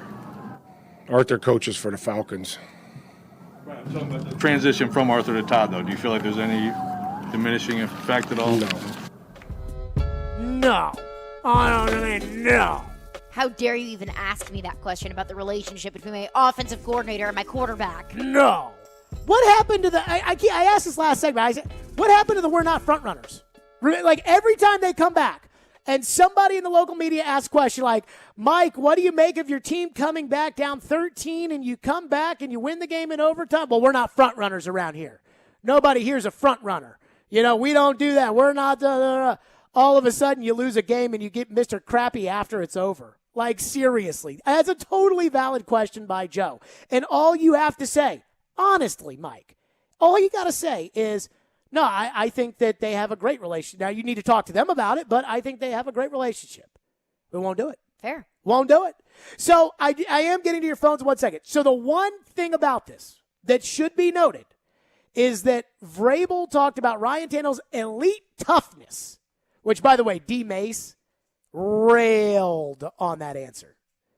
And I am glad to have D. Mace back on the radio station because D. Mace had some hits railed on it. But John Robinson is the one who ultimately gets to make this call, or at least that's what we're led to believe, that he runs the organization, that he makes the personnel decisions, and that as much, God, I would love it if Robinson was like, yeah, no, we're not doing that, and decided mentally it was time to move on from Tannehill. The one thing I'm holding inside is what Floyd Reese said on this station. I wasn't even working with Floyd on a daily basis at this time. What he said on this station the day John Robinson was hired, this is what the old GM said. I mean, I know John, and I know where John comes from, and if you turn the ball over, right, you're not going to be on this team. So if you fumble the ball, you better change. If you throw interceptions, you better change. Right. And Zach has a little bit of an issue with that. So, you know, I mean, it's going to be good competition. Matt, you know, the system will be different for Matt, but Matt is a big, strong, athletic quarterback. Smart, will come in here, absorb it all, and compete. So Floyd was talking about Zach Mettenberger and Matt Castle. in that. But you heard what he said right there. I know John Robinson, and John Robinson does not do turnovers. Well, if John Robinson does not do turnovers, then John Robinson's got to do something about his quarterback. Because whether it's fumbling when he's running with the ball, whether it's fumbling taking the snap against the Steelers, or whether it's 3 interceptions against the Bengals or an interception at the end of the game against the Ravens, Ryan Tannehill does do turnovers. And if John Robinson, as Floyd said, doesn't do turnovers, then he got to do something about the quarterback. Let's go to your phone. 615-737-1025. Phone lines driven by WilsonCountyHonda.com. Tony has been waiting patiently. He's going to kick us off this hour. Thank you for calling and waiting. Go ahead, Tony. Hey, Jared. Couple of things, and I'll get off the radio and listen to it. One about Tannehill and one about Jared Goff. Tannehill. I don't blame Tannehill for this. Yeah, he was out there on the field, and he was the cause of all those turnovers. This was set up by John Robinson and Mike Vrabel. When they tied this team, our team, and this community to this quarterback with that contract they gave him, and everybody knew who Ryan Tannehill was. Wasn't no secret about him. No. He had 6 interceptions last year. He had half of that in the game last week. I know, but everybody, before they signed him on this team to this big contract, they knew what type of quarterback he was. Why would you give this type of quarterback this kind of money and this type of contract? Number 2 is, I disagree with you a little bit about Jared Goff. Jared Goff did not have all the stuff around him like Matt Stafford had. But I got to give that young man credit. He took a mediocre Ram team all the way to the promised land. Now, just think what that kid could have done if he had all that talent around him. Now, I saw what he did with no talent around him, and he had Todd Gurley and Brandon Cook. I mean, he had – hey, Tony, thank you for your call. I want to hit on the first point because and this is the thing, when someone wants to make a couple points, the first point is always the best. So he's half right, half wrong. When Tannehill took over, he was the most efficient passer in the 2019 season since Joe Montana. Now, we all know there's a big difference between Joe Montana and Saturday night. But I will say this. After the Ravens playoff game last year, in which Tannehill was 18 of 26, 165, 1 touchdown, 1 pick, and they scored 13 points. I said on the air, wait a minute, I'm paying you $30 million. I need more. And when Tom Brady won the Super Bowl was when I was like, okay, now it's more on you, because everybody here, including me, and Darren McFarland didn't, but everybody here except for Darren, and anybody else who wants to say that they didn't say this, I said Tannehill over Brady. And when Brady won the Super Bowl, I was like, wow, I feel dumb. 18 of 26, 165, 1 touchdown, 1 pick against the Ravens. I need more. And so he gave me less. All year he gave me less. But they extended Tannehill's contract. They extended that contract when they decided to move money around.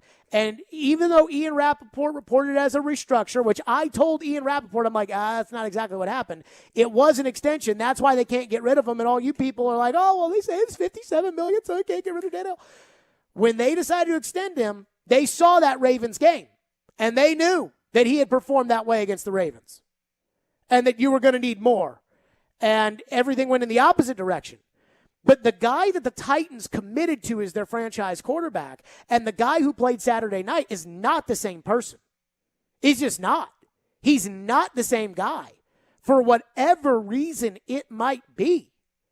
But he's not the same guy. Just like how Marcus Mariota was, I think, 26 touchdowns, 9 interceptions his second year in the league? Like, when the Titans went into that 2017 draft, had the 5th pick, they could have had Mahomes, they could have had Watson. But none of us thought they needed a quarterback. They had Marcus, second year, 26-9. He looked great. But 2 years later, Marcus wasn't that same guy. And right now, 2 years later, Tannehill is not that same guy. And so John's going to have to fix that mistake, but that's why they gave him the money. Now, the Jared Goff thing, like, I think, like, history's proven that Jared Goff is what he is, right? Like, he's a lot like Tannehill. He's the sum of the parts around him. And Jared Goff got that team to the promised land. No, that team got Jared Goff. Jared Goff that got them that to team the Super got Jared Bowl. Goff. Sean McVay last year benched Jared Goff in favor of John Wolford. That's all you need to know. Just like if you were to bench Ryan Tannehill for Logan Woodside, that would be all you need to know. Let's go to Zach, who's been waiting patiently and is up next on Tannehill. Thank you for calling. Go ahead, Zach. Hey, so I got kind of a crazy question to bounce off you and to see what you think. You could tell me I'm a complete idiot, but that's okay. Everybody tells me I'm an idiot, so whatever. But in the future of Ryan Tannehill, so if John Robinson decides that the organization wants to move away from Ryan Tannehill being the quarterback, you obviously got, I would say, about 3 options. The dumbest one probably be cutting him, just because you got so much invested in him in his contract still. So that's out the window. And then you've already talked about it before. He could be starting over a rookie or just someone who's younger, more inexperienced to kind of transition into being taking over Tannehill's spot or trading him. So I'm just going to go my scenarios off. If they're wanting to trade him and the organization does not find anything, any kind of deal that they're actually interested in, or they don't see any real good value in it, Zach, what's the point? Do you think it's a possibility with Tannehill's experience at Texas A&M?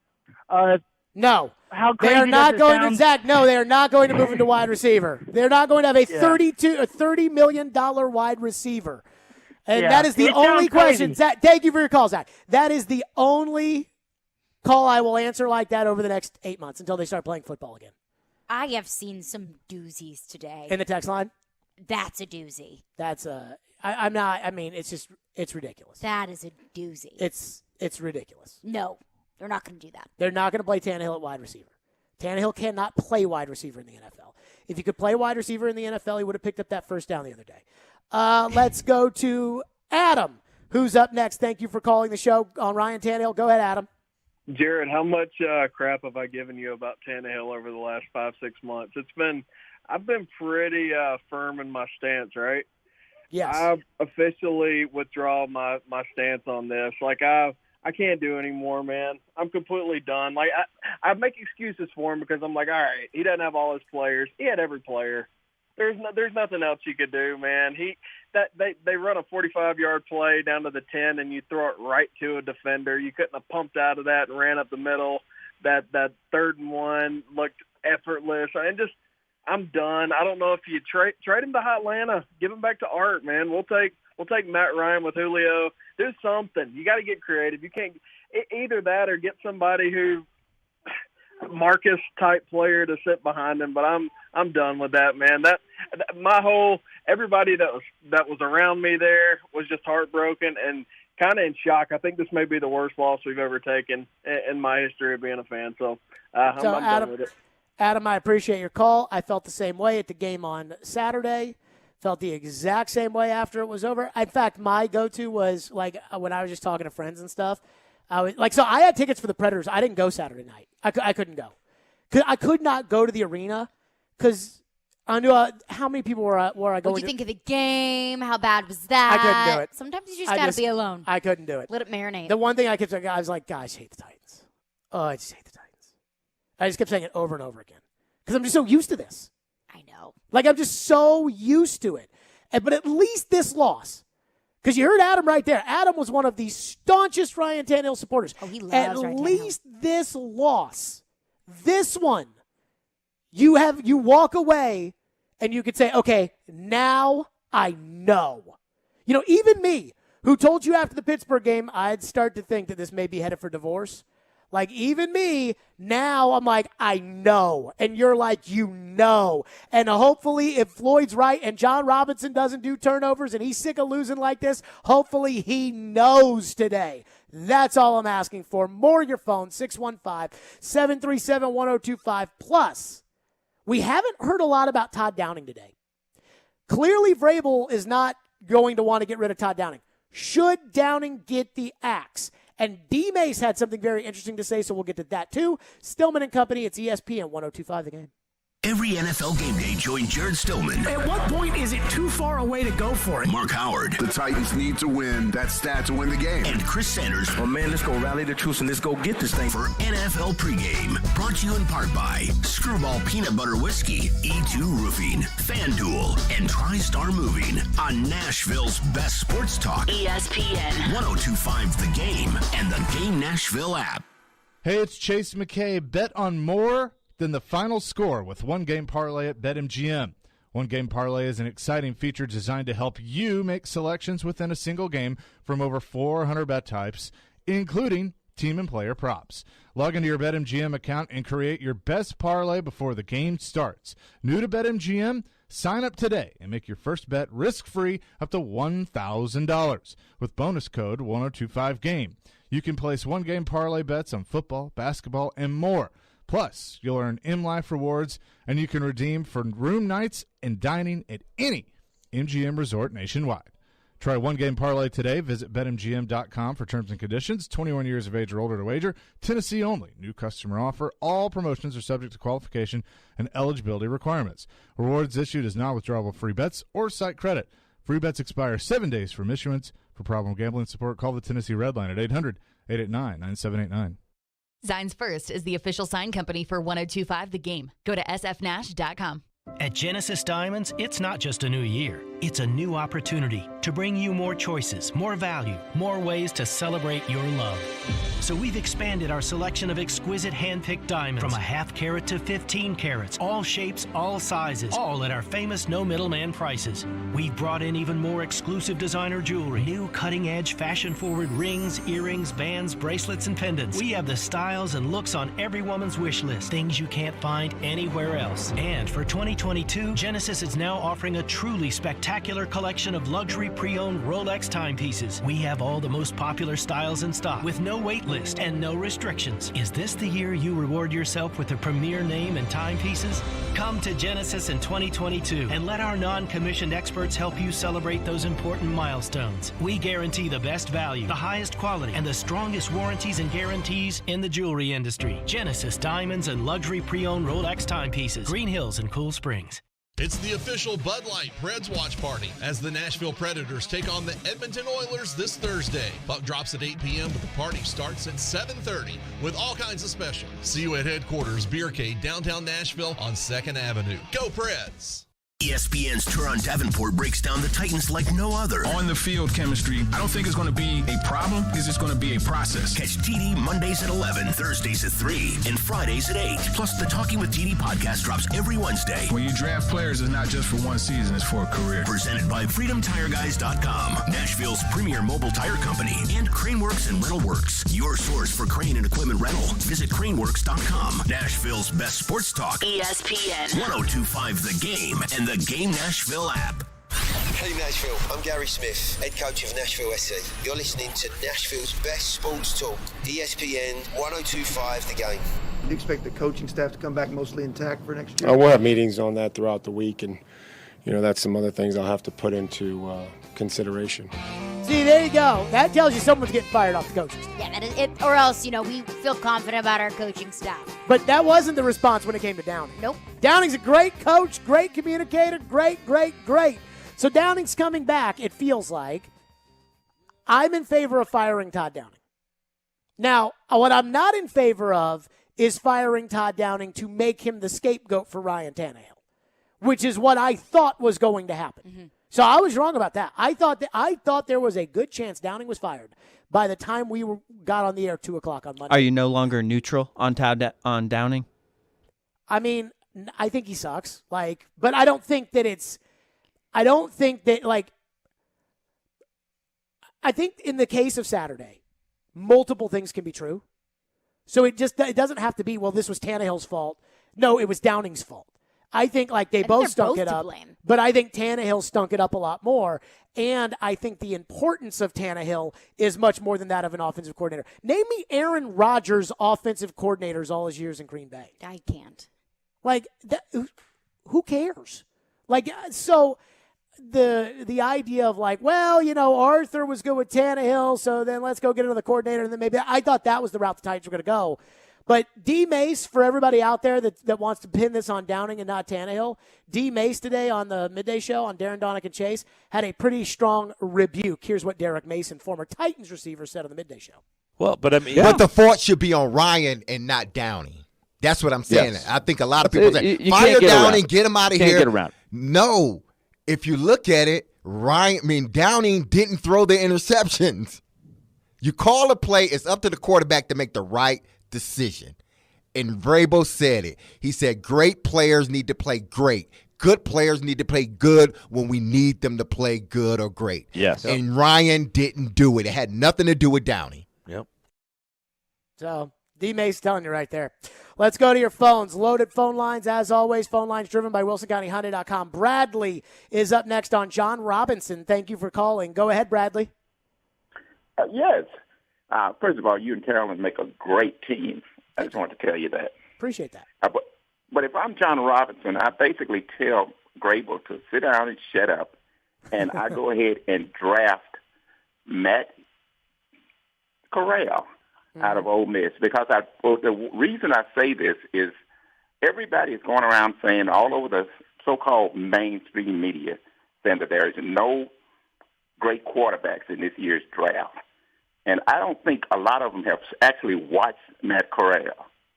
And I do believe if we could get him here and he fall to us and we get a quarterback coach to coach him up behind Tannehill, and if Tannehill don't like it too bad, and just go ahead and use him as our future.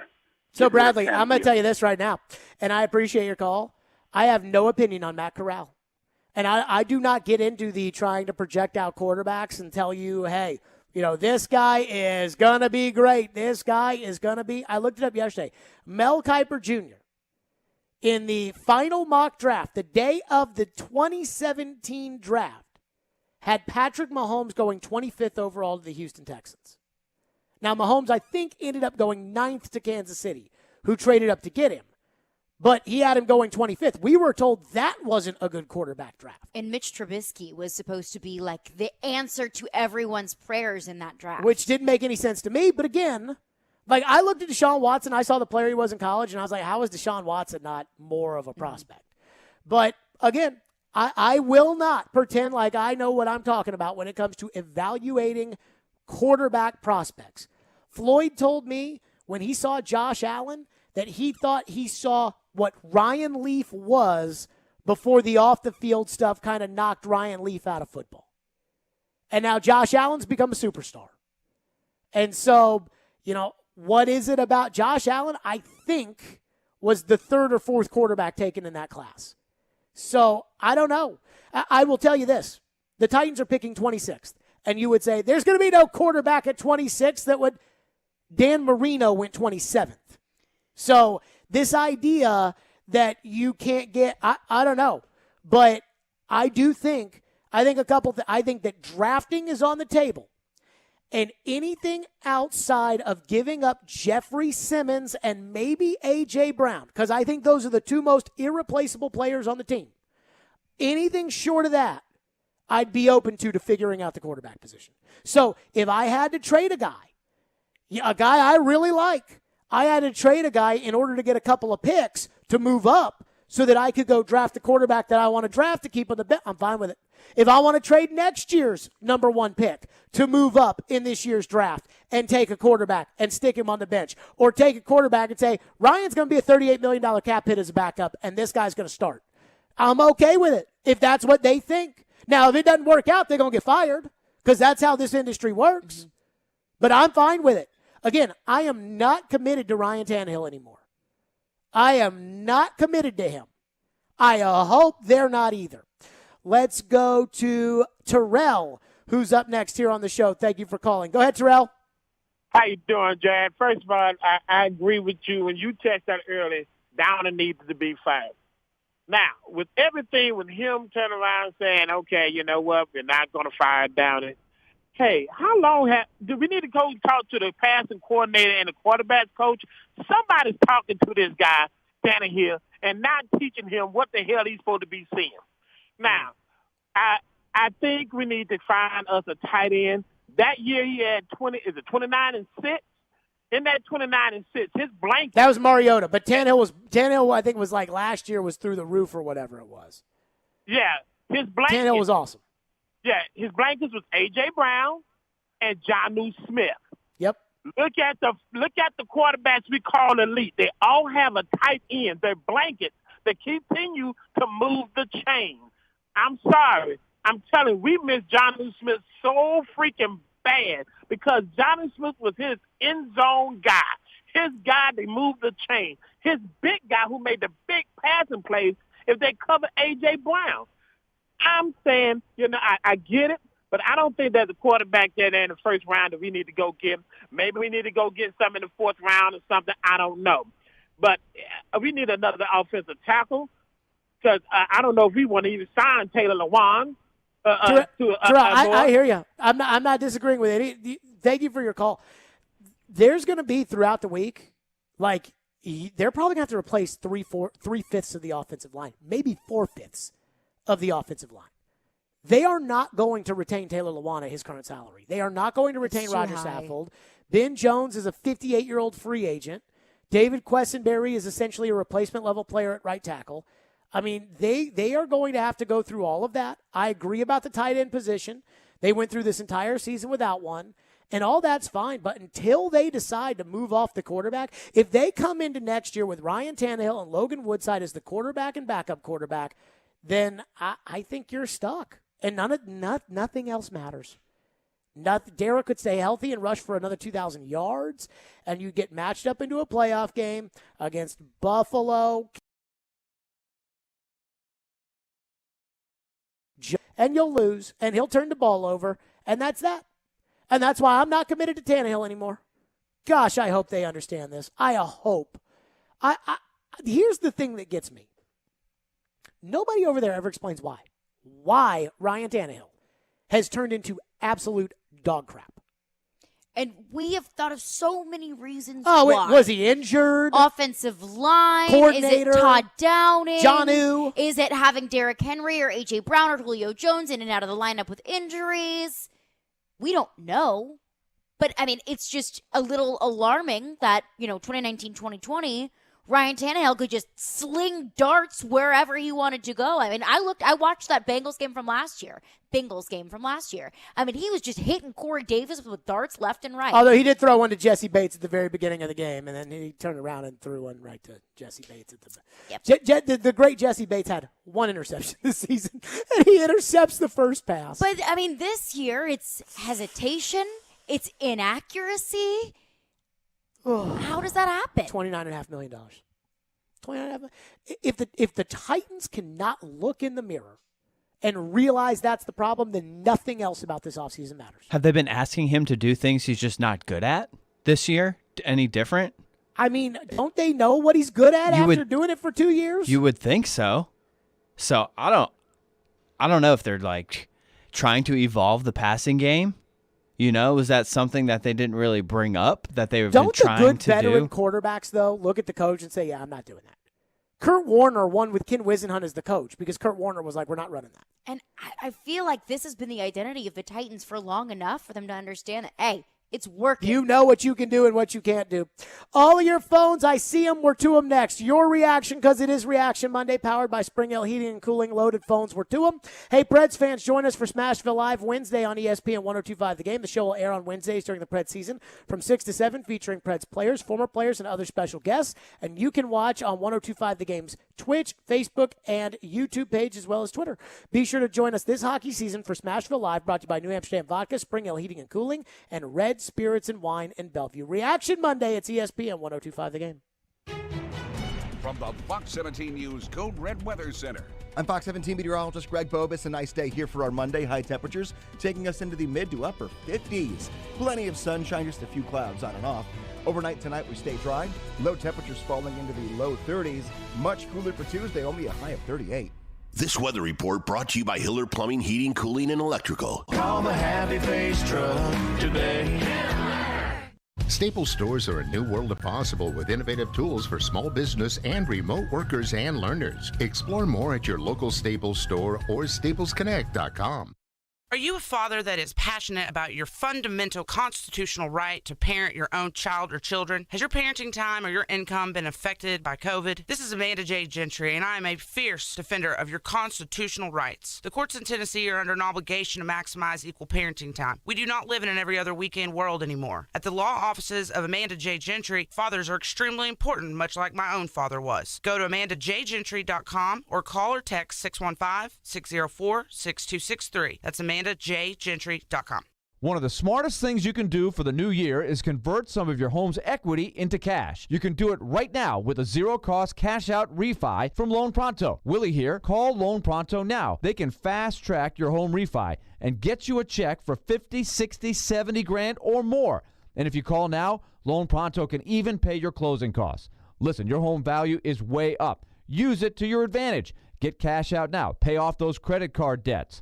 Consolidate other debts. Start that home improvement project and get your finances in great shape for 2022. Loan Pronto's refis usually close in just 2 weeks, and the process is easy. It's all digital. Call Loan Pronto now. Put that equity in your home to work towards financial freedom for the new year. Do it now, and you can even skip your next 2 house payments. Call 615-499-5780 or go to loanpronto.com. 615-499-5780. That's 615-499-5780. Equal housing lender. NMLS 166-1781. Subject to lender approval. Not all loans apply.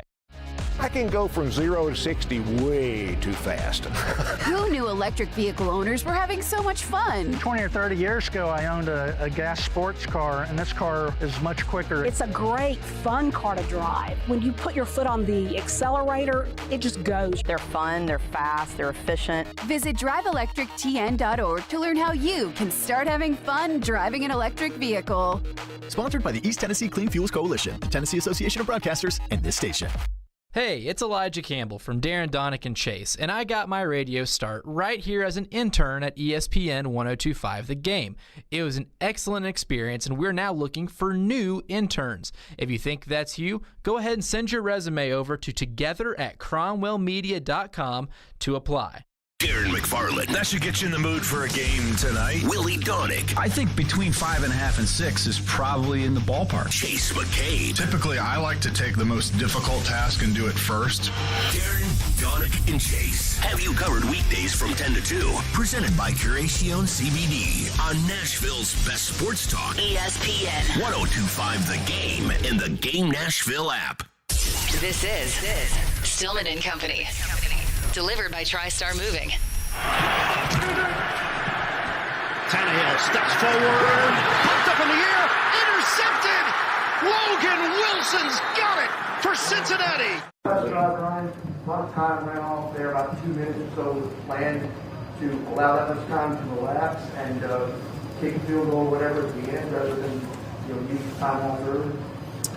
Yeah, I think that was our plans to try to bleed it as we got down and kick the game winner as time expired and not give the other side an opportunity. And what happened. Yeah, that was our plan right there. The game was set up for us to win. 16 points against, what were the Bengals again? I had it written down. 17th in total defense in the NFL? 17th. Patrick Mahomes moved down the field in 13 seconds last night against the number 1 defense in the NFL. 17th. I'm asking you in 2 minutes to go 30, 40 yards and kick a field goal and get your butt back into the locker room. And, oh my God, I can already tell you right now that had the Titans won this game, like let's say Tannehill had moved him down, hits AJ for a big gain, scrambles, hits Ferkser, timeout, run the ball, field goal, good. Bengals get it back, 18 seconds, tackled in bounds, game over, you win, Kansas City. We'd be here. I'd be just going nuts about the 2 interceptions. And the fans today went, we won the game. Ryan won the game. Jared, he won it. But he didn't. And at the end of the day, football is binary sport. Either you win or you lose. That's it. And I when they took over for that drive, they flashed a stat up on the scoreboard. And it said, with Ryan Tannehill's 7 postseason touchdown passes, he's second in franchise history behind Warren Moon. And I turned over to my buddy I was at the game with, and I said, he, sir, is no Steve McNair. He's not. Because if Steve McNair had gotten the ball with 2 minutes to go in that situation, I'd have felt bad for the other team. Because there's no doubt Steve McNair would have kicked you a field goal. No doubt. And he certainly wouldn't have played as scared as Ryan Tannehill played. Steve threw picks now. Mm-hmm. Steve wasn't perfect. Quarterbacks throw picks. It happens. Tom Brady throws picks. Tannehill plays scared. Joe Burrow does not. I promised phones. Phones we go. Brandon has been waiting patiently. Thank you for calling the show. You're up next on Tannehill. Go ahead, Brandon. So, Jared, I have become the conductor of the Get Tannehill Out of My City train. He is, and it almost felt yesterday like we had, or Saturday, that we felt we had a quarterback that went rogue. I feel betrayed by Ryan Tannehill. I feel like I've defended him and all this other stuff, but the fact is, for them, the defense, to give you 9 sacks, give you an interception, like they put the game in your hands. And not only did you play scared, it almost felt like it would have been better off. We would have been better off had you just throw it out there with a Bayless uniform on. It was that bad. And from the first play to the very last play, it was very inexplicable. What B-May said, I heard Ronnie said on the early morning show this morning, you as the quarterback, like you have to be better than that. Like it's not even you can't go out there and lose the game for your team. Don't lose it. Joe Burrow wasn't even that great. You go out there and do those numbers, or do what Jimmy Garoppolo did for San Francisco. You know, that little pedestrian. Don't give the ball to the other team 3 times and you win the ball game.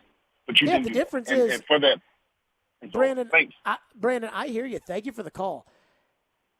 Jimmy gave it to them once, and it was a bad interception, by the way, that Jimmy Garoppolo threw. But Jimmy gave it to him once. If Tannehill gives it to them once, you win. Fine. You win. It'd be fine. You win. The first interception cost you 3 points because they kicked a field goal. The second interception cost you 3 points because you were well into field goal range. And the third interception gave them 3 points. End the game. 9 points. You lost by 3. I mean, it's inexplicable. And what's crazy, you're never going to get 9 sacks in a home playoff game ever again. It tied an NFL record for sacks in a playoff game. I was talking to somebody today. I was talking to Ian today about this. If Floyd woke up, like let's just say Floyd's the next Messiah, right? Uh-huh. And arises from the grave. Yes. And Floyd were to walk into the building and be like, "Hey, Ian, what's the good word?" You know, it's like, did you see the game Saturday? No. Titans had 9 sacks and lost. I don't think you could believe it.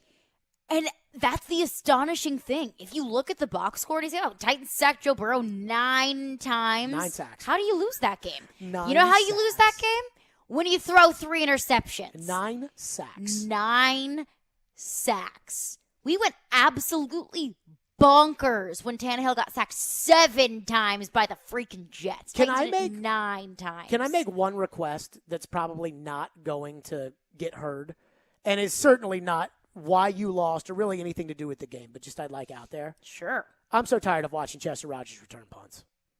He is an accident waiting to happen. It's not great. I mean, good Lord. Titan special teams as a whole, just a mess. Oh, it's been a mess. Vrabel won't fire the coach, though. I mean, is it a Green Bay special teams mess? It's pretty bad. Green Bay's holy crap. Ralph is up next. Thank you for calling the show. Go ahead, Ralph. Hey, buddy. Last week you were mentioning something about head coach. He got to intervene on when he see the bad call from defense or offense. He need to call out time. And there was 2 plays. The one on second interception when they run 70 yards and then they pull the ball, try to throw it. Does the head coach should call timeout and say no?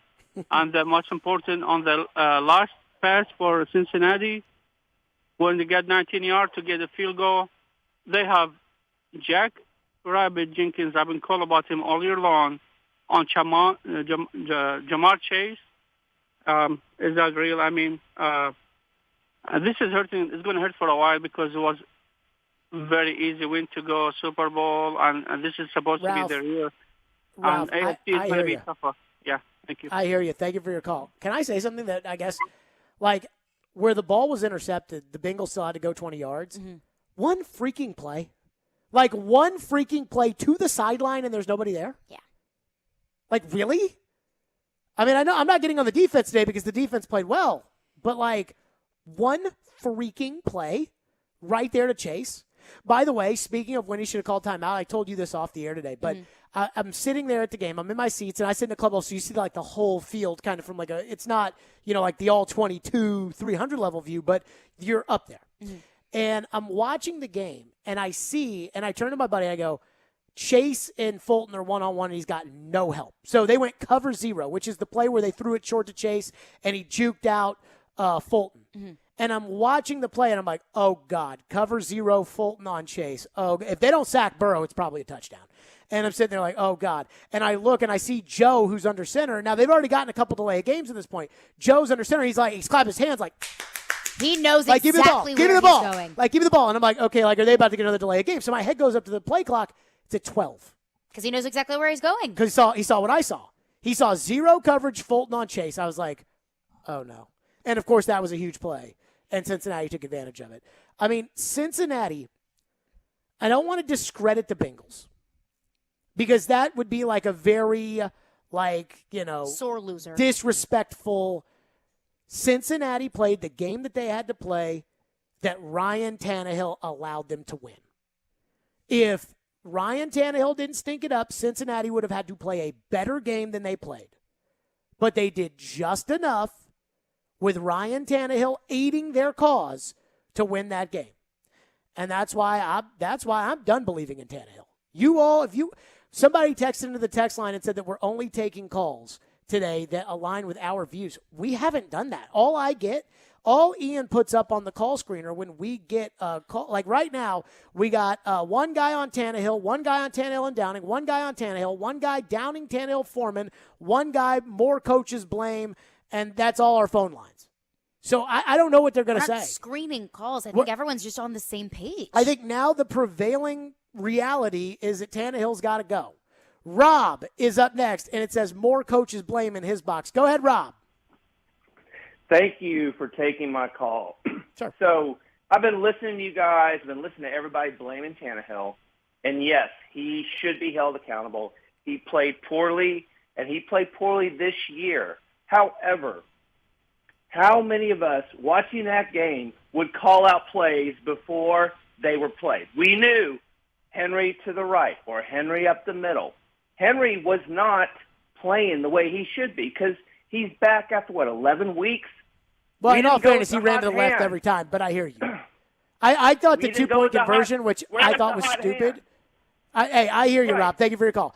I thought the two-point conversion, which was stupid, I thought that was such an obvious play call. It's like when you're going for that, you have to know you're going to get it. And by the way, we haven't talked about this, and maybe we should, but I would have liked to have that 1 point back at the end of the game. And I'm not saying it because the Titans didn't get it. Oh, when they went out there, I thought, oh, God, you better get it. I am so not for going for it when you don't absolutely positively have to win the game. I understand that the Titans were set up in a good position. He did not do that once this year, and then he does it in the playoffs. And I understand the Titans were in better position to go for 2 with the 12 men on the field penalty, but, just take the point. Just kick the football. Just take the point. Your phones are there. We see them. We're to them. 615-737-1025. Plus, the local Nashville columnists are getting there. I'll explain next. Stillman & Company, it's ESPN 1025 The Game. Take us wherever you may go. There is going to be a whole lot of work going on. Shoot us in anywhere, anytime. I think he has some big play in him. Just search The Game Nashville in your app store and download today. And keep it locked on Nashville's best sports talk. ESPN 1025 The Game. ElectronicExpress.com. We make it happen.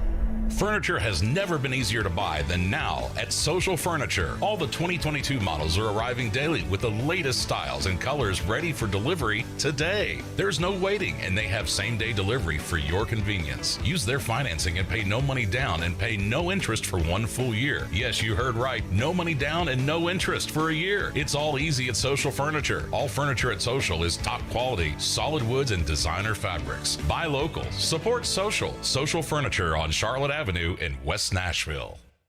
Hi, I'm Emmitt Smith, Pro Football Hall of Famer and 3-time champion. Pro Football's all-time leading rusher Emmitt Smith talks about joint pain. Trust me, I know about joint pain. Sure, I made it look easy, but if my body could speak, it would say, I'm in pain. Are you living with chronic joint pain? Knees, hips, lower back, shoulders? Don't just assume the old treatments are the only treatments. I've gone under the knife to get rid of pain, but now there are options, and you need to check them out. Emmett's talking about QC Kinetics, exciting new natural biologic therapies that can repair and restore damaged tissue in your joints. New options now available here. You can encourage your body to actually heal itself with the help of QC Kinetics. Real relief with no surgery, no drugs, no downtime. Call the local medical professionals at QC Kinetics for regenerative restorative treatments with lasting relief. But now, you and I, we have help. QC Kinetics. Call QC Kinetics, 615-249-4024. That's 615-249-4024. QC Kinetics, 249-4024. Tune in every Wednesday night this hockey season for Smashville Live from 6 to 7 p.m. Smashville Live features exclusive interaction with Nashville Predators players, broadcasters, and celebrities. They'll break down the latest on the ice. Listen every Wednesday night at 6 on ESPN 102.5 The Game, or you can now watch live on thegamenashville.com, Facebook Live, Twitch, and YouTube. Smashville Live is presented by New Amsterdam Vodka, the official vodka of the NHL, Red Spirits and Wine in Bellevue, and Spring Hill Heating and Cooling. Hey, it's Jared for TriStar Moving. If you're looking to move, you need to give my friends at TriStar Moving a call. At TriStar Moving, you'll get 5-star service throughout the entire process. Everything will be taken care of, from covering your floors, banisters, railings, front door thresholds, furniture, TVs, and more.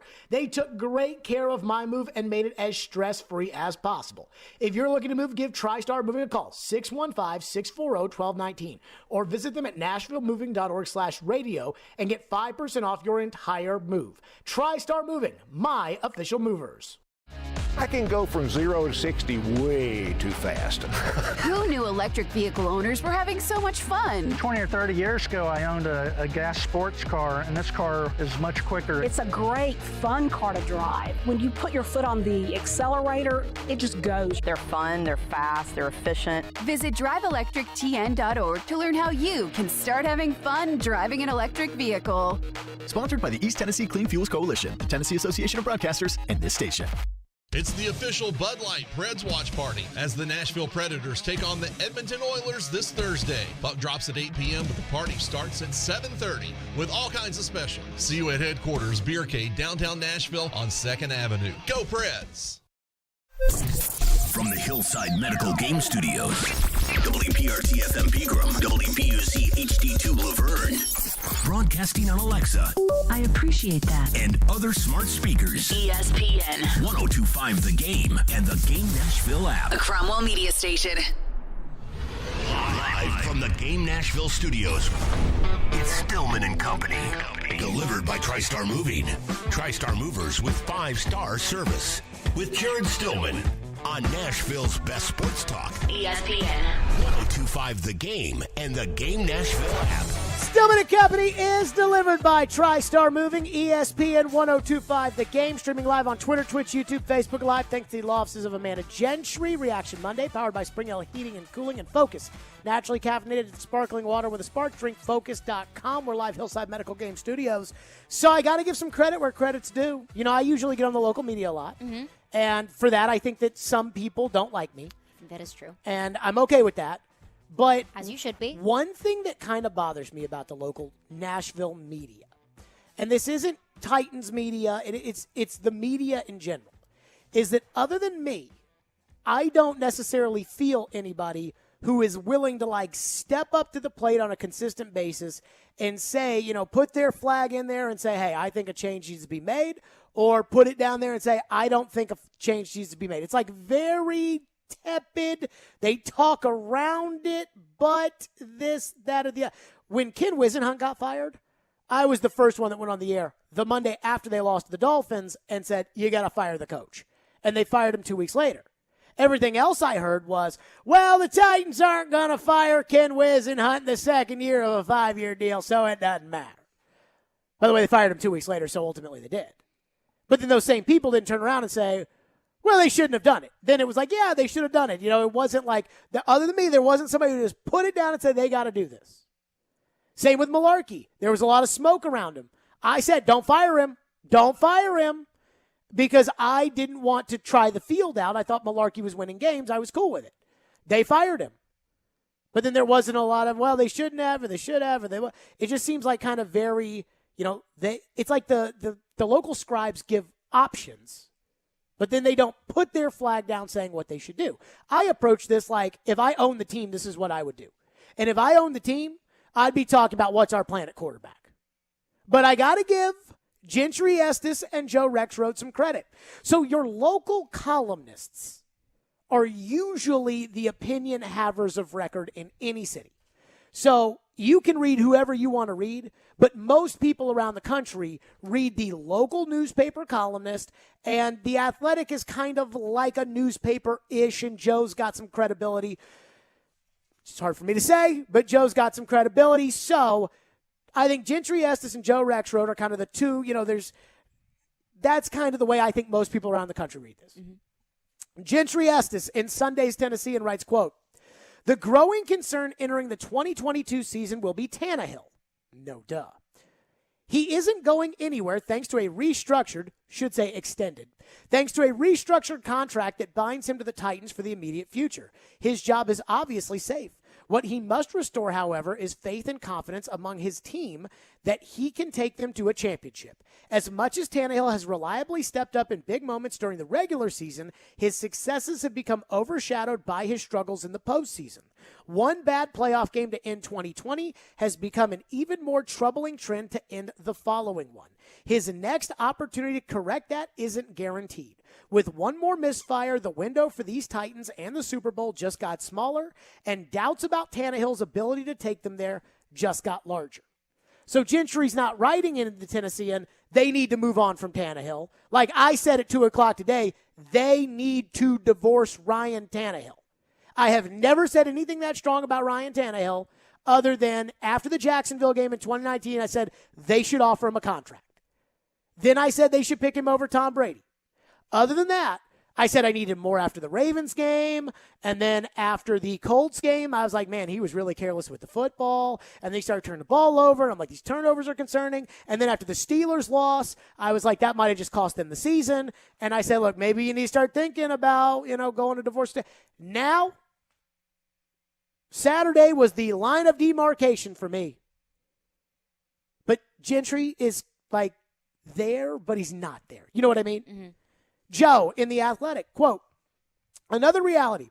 Tannehill's cap hit will go from $11.1 million this season to $38.6 million in 2022, according to Over the Cap. And cutting him before June 1, which they would never do. They would always cut him after June 1st. Cutting him before June 1 would mean $57.4 million in dead money, which again is a fake number because they would never do it before June 1st. Barring something unforeseen, such as another NFL team loving Tannehill more than the most optimistic and forgiving of Tannehill fans, he's the Titans quarterback in 2022, very likely in 2023 too. That reality has never looked worse. I've never thought it looked bad at all, honestly, until this moment." I think we can agree with that. I think we can agree with that as well. I thought it looked fine through this rocky season because of the way he took over after replacing Marcus Mariota in 2019, the important throws he made in 2 playoff wins, Henry dominated though they were. He followed that up with a prolific 2020. At that point, Robinson's ability to get Tannehill from Miami for essentially a 4th-round pick and $2 million in salary looked like one of the shrewdest NFL moves of the past few years. But at some point, expectations returned. And since the Titans' previous postseason game, last season's 20-13 home loss to the Ravens, Tannehill has looked too much like a guy playing under the weight of him. So again, Joe won't go there. In fact, Joe is trying to tell you, hey, they're stuck with him for next year, and they're stuck with him for the year after that probably too. Now, if I own the team, and you signed that quarterback to a contract, and we don't have any options, that's not going to be good for you. But this is the NFL. Options exist. There's some idea that has been, perpetuated, it feels like locally, that like the Titans are completely handcuffed in this Tannehill situation and that there is nothing they can do no matter what. And I'm like, This is the NFL. What are you talking about? San Francisco just spent 3 first-round picks on a quarterback. The Rams signed a guy 2 years ago to the most guaranteed money in the history of the NFL. They are paying $50 million against the cap for their 2 quarterbacks. They're in the NFC title game. See, I just don't believe in the NFL cap. Everybody else, they go to these websites and they see the cap and they're like, oh, God, this hit, you can't do this, you can't do. And I'm like, everybody else finds a way to make it work. What do you mean you don't believe in it? Oh, the cap is crap. I mean, the Chiefs every year have like $1 to spend on the cap. And so then you think, okay, well, they got to get rid of Kelsey or at some point somebody good has to go. Yeah. And it's still Mahomes and Kelsey and Hill and Matthew and Jones and Clark. And they're all on pretty healthy deals. Every year. Every year. It's like, oh, my God, somebody's got to go. Apparently the Giants have no cap space. How? Where is it? They got a quarterback on a rookie deal. So again, there is a cap, but it's like hockey. You sign somebody to a 5-year, $20 million deal, and that is $4 million on you every year, no matter what, unless you get somebody to take it. So I would just say that for the fans that see that $57 million, and they're like, well, there's nothing you could do there. First of all, if you wait till June 1st, it halves the number, and then you take half the hit next year and half the hit this year, right? Yes. Okay, so that already eliminates half of your problem. Also, next year the cap is supposed to explode because that's when the TV money's supposed to come in, whatever. If you draft a young quarterback in the first round, you can play the young quarterback and sit Tannehill on the bench. That's another option you have. If you sign a backup guy who gets released, or if you do what you did 2 years ago and you trade for a guy who's been a starter to come, that's how you don't pay that kind of money. Like, there are ways around this. And so I'm giving, like, Joe and Gentry credit because they're getting there. You know what I mean? Like, they're acknowledging that he is a problem. But they won't put it down and just say, he's got to go. But I'm there. And it feels like you're there, too. Oh, I'm there. They have real estate there. I mean, they wouldn't do it with Poyle last year. They didn't do it with Poyle last year. Like, they were hinting around firing David Poyle, and they wouldn't do it. And then they won some games, and it was like, see? And it's like, I mean, I think with things like this, to me, once you make up your mind, like, you've made up your mind. And Saturday made up my mind. You cannot win the Super Bowl with Ryan Tannehill. And if you can't win the Super Bowl with Ryan Tannehill, then it's time to start figuring out who else can come in here to do it. That's what I realized on Saturday. And anyone who continues to say, well, I need to see more from Ryan Tannehill to establish if he's a Super Bowl quarterback or not. What more do you need to see? Done. More losses in the postseason? More dumb decision-making? More inaccurate throwing? I've seen what I needed to see. And if I know that he can't win me a Super Bowl, then that's all I need to know. Just a pure pants crapping. That's it. You've had 2 playoff games in a row. I asked this question at the start of the show. How many playoff games does one quarterback get to blow? Because if you're fine with Tannehill blowing it in the playoffs every year, he's going to blow it in the playoffs. Then that's your expectation. So you're going to get matched up with Josh Allen in the playoffs. Good luck to you. And I took the cheese. I will say this. I took the cheese, and I thought you could do it. And I thought going into this season, if you had told me that they got Cincinnati in the divisional round of the playoffs at home, and they get Cincinnati, and they only have to play one at Kansas City or Buffalo, and the defense was going to get 9 sacks, I would have figured with Tannehill, that's team capable of winning the Super Bowl. Oh, yeah. With this defense, and that's what's frustrating, too, is looking at the Titans' offense last year and the defense this year, that I think would have been a Super Bowl team. And I think that this is a cautious tale to say that doesn't guarantee your defense is going to be what it was this year next year. Exactly. And that's tough, too. Yeah. Just look at Tampa Bay. Like, it's... Nothing's guaranteed. Oh, it's depressing. Yeah. Oh, it is depressing. All right, to your phones after these words. 615-737-1025 is our phone number. Stillman & Company, Reaction Monday, powered by Spring Hill Heating and Cooling and Focus. Naturally caffeinated sparkling water with a spark. Drink Focus, PHOCUS.com. Tannehill fires. Intercepted. The Titans Titans turned the ball over 3 times and fall 19-16 to the Bengals to end their season. It's disappointing because I know that they fight and they compete. What changes need to be made in the offseason? And I know that whoever does that again next year for us will do the same thing. And who is to blame for the loss? Talking Titans? Tune in for full reaction all day today on Nashville's best sports talk. ESPN 1025 The Game and the Game Nashville app. Take the road less wandered with scenic drives, rock formations, waterfalls, roadside food, and unique shops. Something different around every turn. Mississippi, wanderers welcome. More at visitmississippi.org. Blood Assurance is the only nonprofit blood centers in Middle Tennessee where 100% of your blood donations go to help save lives for people right here in our community. Blood Assurance is proud to announce the opening of its newest location at the Oakwood Commons Shopping Center at 4686 Lebanon Pike in Hermitage. Find it in your heart to donate today. Go to bloodassurance.org/schedule for information.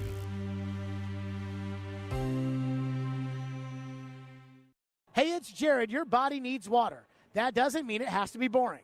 And I'm here to tell you to give Focus a try. Focus is a sparkling water with a spark. It's infused with a boost of natural tea caffeine so you get clean energy without sugar, calories, or crash. Go to drinkfocus.com to find the full lineup of flavors and get them delivered right to your door. Enter promo code GAME at checkout for 15% off your first order. Focus is also available at your local Publix. That's Focus, P-H-O-C-U-S, on the web at drinkfocus.com. Hey, Darren McFarland here, and I'm excited to tell you about our friends at Spring Hill Heating and Cooling and their heating and air stimulus plan. If your AC or heating unit is old and inefficient, then you need to take advantage of their special offer right now. They will double your tax refund up to $1,000. Huge savings with Spring Hill Heating and Cooling. Get a York unit that lasts with a 10-year parts and labor warranty with up to 60 months, no interest financing on all York units. Restrictions do apply. Schedule now at springhillac.com. Spring Hill Heating and Cooling, a York certified comfort expert company. Cromwell Media, the owner of this radio station, is a local business built upon service to our community, to our listeners, and to our customers. We try to reflect that in everything we do. When someone joins our team, they too embrace that philosophy. And this month, we're saluting Christy Maffett in our sales department, along with Dagwood and Haley St. John, who are on the air at 102.9 The Buzz. Dagwood is celebrating 23 years with us, Christy 22 years, and Haley has been a teammate for 9 years. Thank you all for your service to our company and for making Cromwell Media such a great place to work. Hey everybody, Robbie Stanley here to tell you about my friends at Jasper's. Jasper's is a casual restaurant and bar located on West End Avenue, equipped with TVs, a game room available for private events, a grab-and-go market, and free parking. Yes, free parking. This neighborhood spot is Nashville's new go-to restaurant and bar. You can try their selection of elevated bar food ranging from appetizers to chicken sandwiches to flatbread pizzas and the famous smash burger, as well as any of their delicious cocktails. So visit my friends at Jasper's, located at 1918 West End Avenue, and tell them that Robbie sent you. Interact with Stillman and Company. Call or text the show at 615-737-1025. Driven by WilsonCountyHyundai.com. As a quarterback situation is concerned, like, what is it about Ryan Tannehill that you feel should make him the quarterback next year and in years beyond? You got elite toughness. You know, we have to be great around him, but he's shown signs of accuracy, of decision making. To the ability to extend plays and to scramble, and and leadership. You know, so those are all things that you look for in a quarterback, and Ryan showed us that. Unfortunately,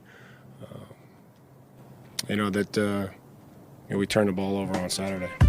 Do you think that Mike Vrabel really believes all that? I don't think so. I hope not. I mean, how can you? And I know that they everyone will lie in a press conference, but Mike Vrabel seems to have a little bit more of a poker face than maybe some other coaches in the league. But I just have a very hard time believing that he fully believes that to his core. Like, I'm looking at the cap hits for this season, and remember, they redid and extended Tannehill's contract so that you are essentially stuck with him for next year, or you're at least stuck with a big cap hit. You're not necessarily stuck with him. You could trade him after June 1st, have the money, and then the salary comes off and goes to somebody. But like most people aren't, you're going to probably have to include a first-round pick in order to get rid of Tannehill, much less bring in somebody else, which is going to be tough. But like, I'm literally looking at it right now, and he's like, well, you got to be great around him, and you got to this, and you got to.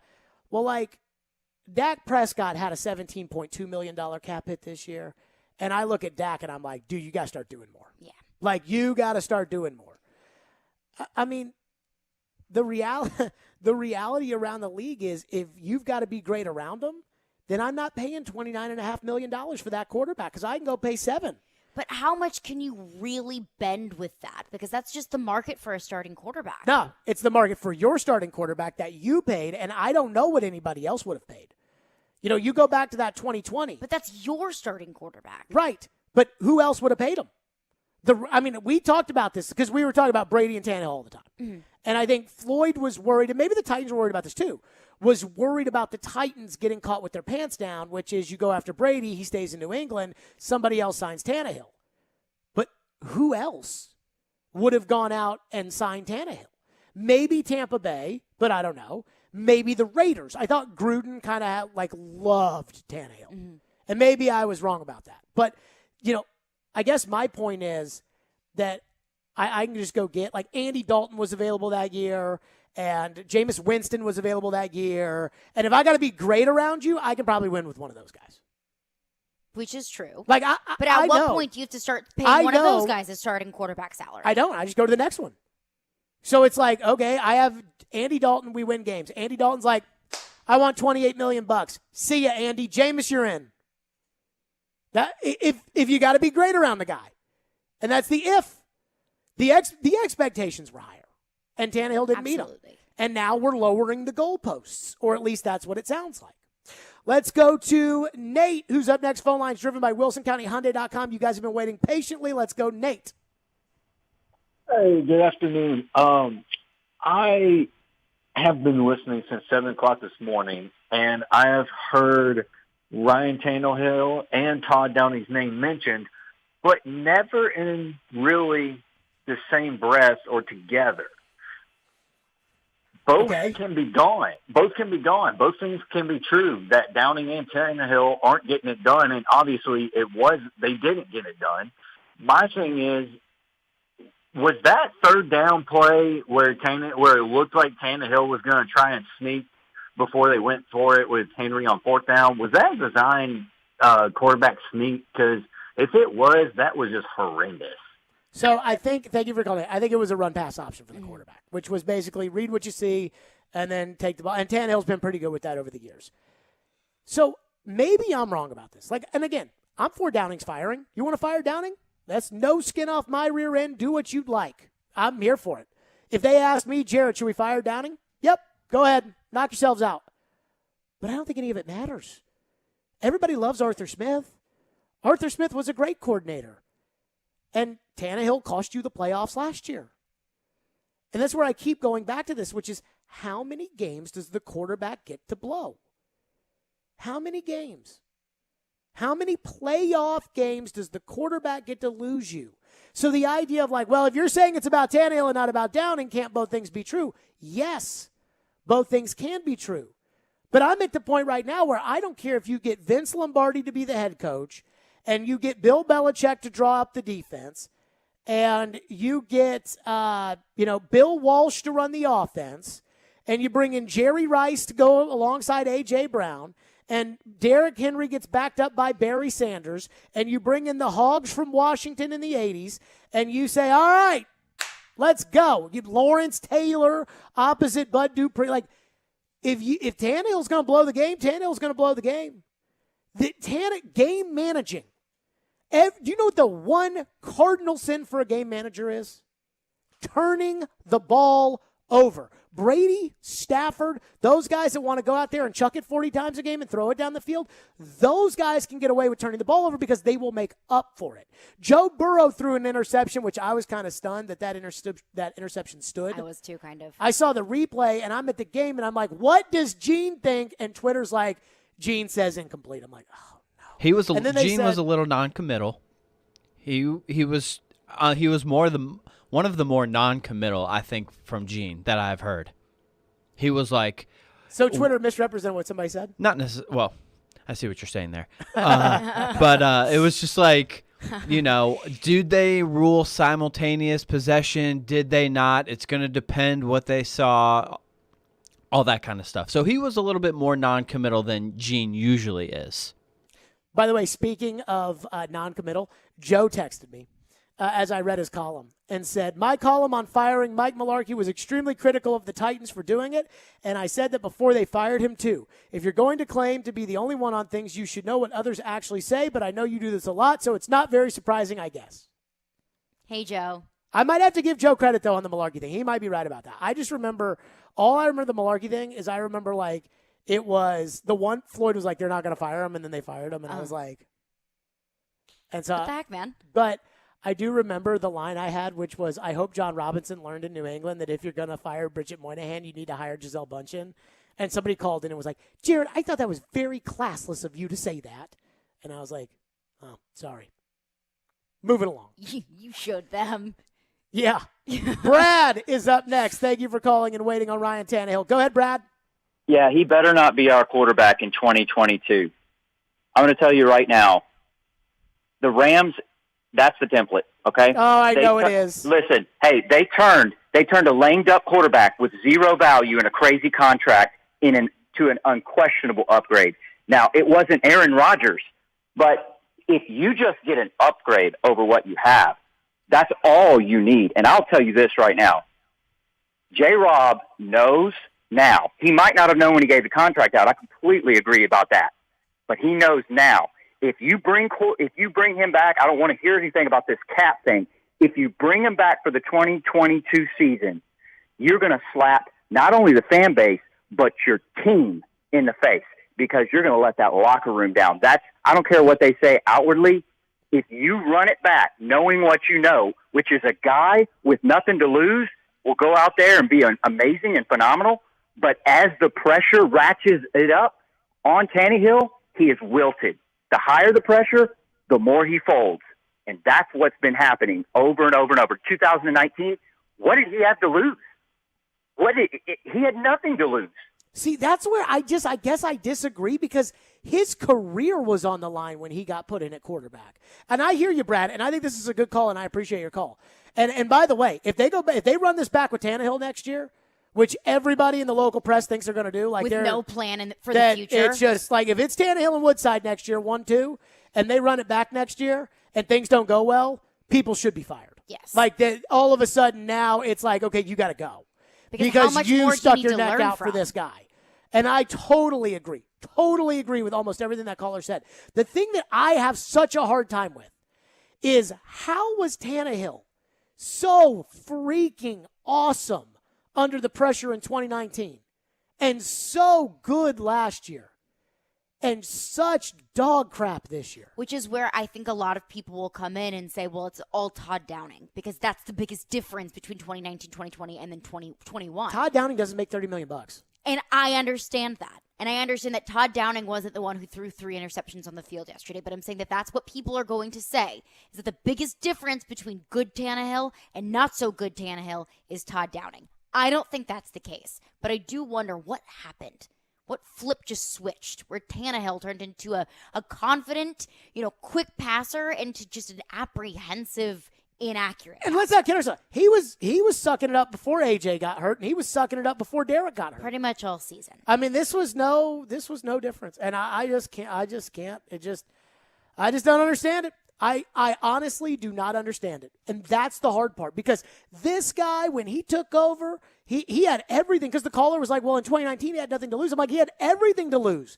I remember doing shows in October talking about Justin Herbert and well, if you're picking 6th, are you going to get a quarterback? And do you want to do that? And by the time the quarterback comes in, Malcolm Butler won't be any good anymore, and Taylor Lewan won't be good anymore, Logan Ryan won't be good anymore. And now you're sitting there and Tannehill, it's like, what happened to that guy?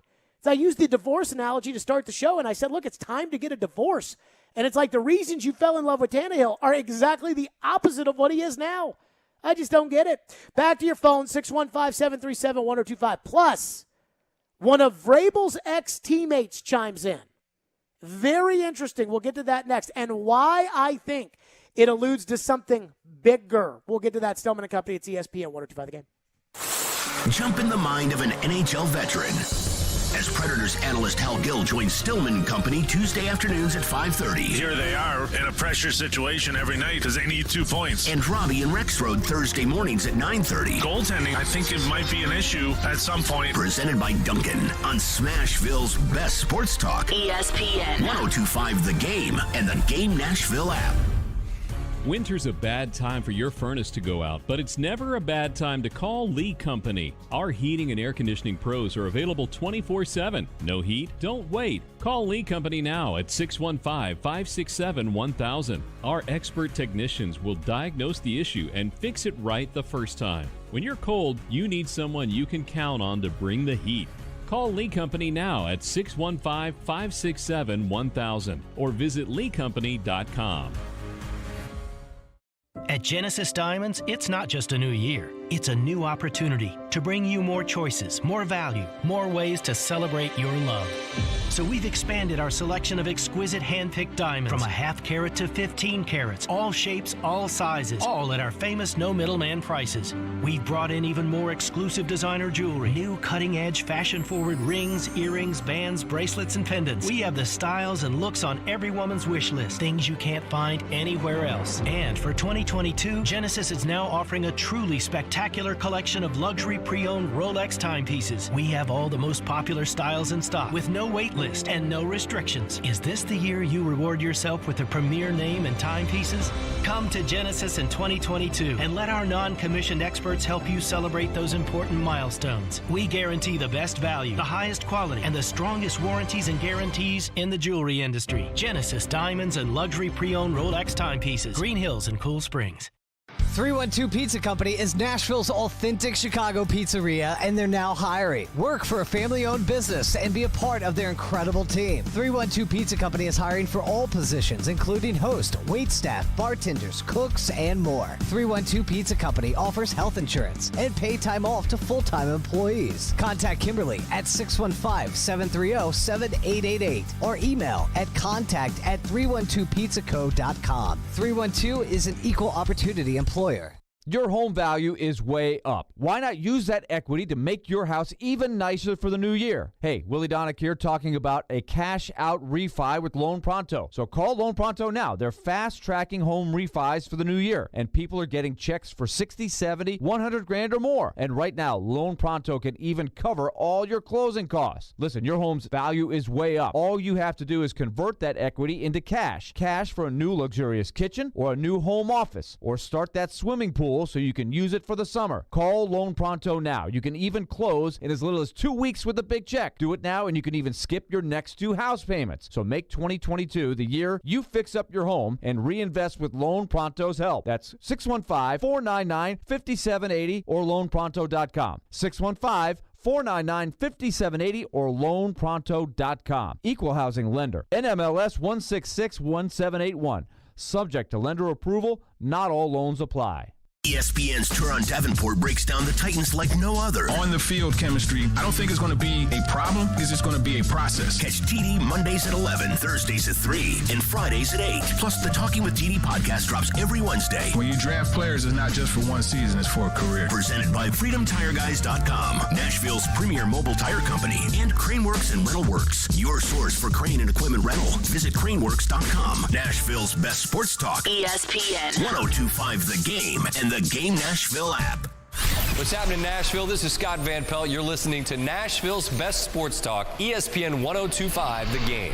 NFL analyst Damien Woody joining us now. Okay, Damien, how would you frame this game? More of a Bengals win or more of a Titans loss? Yeah, Jay, I usually shy away from taking away a game like that from the winning team. But come on, let's look at what the Titans had going for them. 1 of 8 on third down, and then Ryan Tannehill, 3 interceptions in that game. You would think the way their defense played in that game, 9 sacks. I mean, they were all over Joe Burrow. The quarterback just simply had to manage the game. A.J. Brown went for about $150. They ran the ball for $150. But 3 turnovers when you're in a tight game like that goes on the quarterback. No other place for the blame to go. There you go, former Vrabel teammate Damien Woody with the Patriots on SportsCenter. So, did you think this is about the Bengals or did you think this is about the Titans? Ryan Tannehill sucked. Pretty much what he said, right? Pretty much, in a nutshell. So I was thinking about this. The Titans, for the most part, avoided the defense, talked to the media today, but the Titan players, the offensive players, avoided talking to the media. A.J. Brown was the only one, which I thought was pretty chicken, honestly. This is an organization that talks about no front runners, lose a game, we're out of here. Do we have to do it? Nope. All right, see ya. That kind of thing. Mm-hmm. And I definitely think Tannehill, if you're really going to be the leader, and being the quarterback is more than just being the leader inside the locker room. There's more to it when you're the quarterback. But I definitely think that Damian Woody came out today. You heard what he said. Mm-hmm. Ian, if you could, that D. Mace, where people are talking about Todd Downing, D. Mace just lost his mind about people that are talking about this being Todd Downing's fault or not Todd Downing's fault. Derek Mason, 15-year NFL veteran, said this on Darren Donick and Chase today. Well, but I mean, but the fault should be on Ryan and not Downing.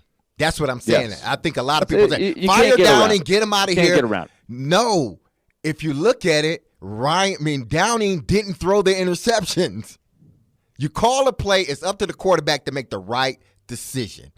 And Vrabel said it. He said, great players need to play great. Good players need to play good when we need them to play good or great. Yes. And Ryan didn't do it. It had nothing to do with Downing. So that's a former Titan, played in the league for a while.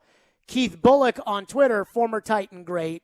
Keith Bullock basically said it's time to move on from Tannehill. Keith Bullock said that they should go get Titans need to get Russell Wilson and draft some mid and late round talent at quarterback. Yeah, I said it. # no bull. Then Bullock said, the real of it is, and this is Keith Bullock at KBull53, the real of it is number 17 has shown that he can make all the plays, is a great leader and win games. Unfortunately, he hasn't been able to get it done in the playoffs yet. It's a team sport, and they're a good team. Learn, regroup, and come back better next year. Basically, he's telling you, I just don't believe in Tannehill. And so if Damian Woody is throwing Tannehill under the bus, and D. Mace is throwing throwing Tannehill under the bus, and Keith Bullock is throwing Tannehill under the bus, what do you think the players that are actually on the team think? What do you think? Do you think Jeffrey Simmons today? You think he thinks, and I'm not putting words in his mouth, I'm asking you. You think he thinks he can win with this guy at quarterback? You think that these guys, you think Bud Dupree, who played all those years with a decent Ben Roethlisberger, you think he thinks he can win with Ryan Tannehill at quarterback? After that performance? I don't want to put words in their mouth. I would have an incredibly tough time believing in my quarterback if I were them. Especially considering the former players that have nothing to lose by saying whatever they want to say. Like, okay, maybe they don't get invited to the golf outing, but, it's not like they have to worry about walking in the locker room and everyone being like, how dare you do that to our team? They don't, D. Mace doesn't have to deal with any of that. I think football players, whether you're a current player, former player, whatever it may be, they have a very similar mindset. And it would be incredibly difficult. Let's say Jeffrey Simmons, for example, who went out there and did everything that he could have possibly done to help this team win. With the defensive line did everything they could have done to help this team win. That was a Warren Sapp level performance. A Warren Sapp level performance from the Titans defensive line, and Simmons specifically. And it's wasted because Tannehill threw the ball to the other team.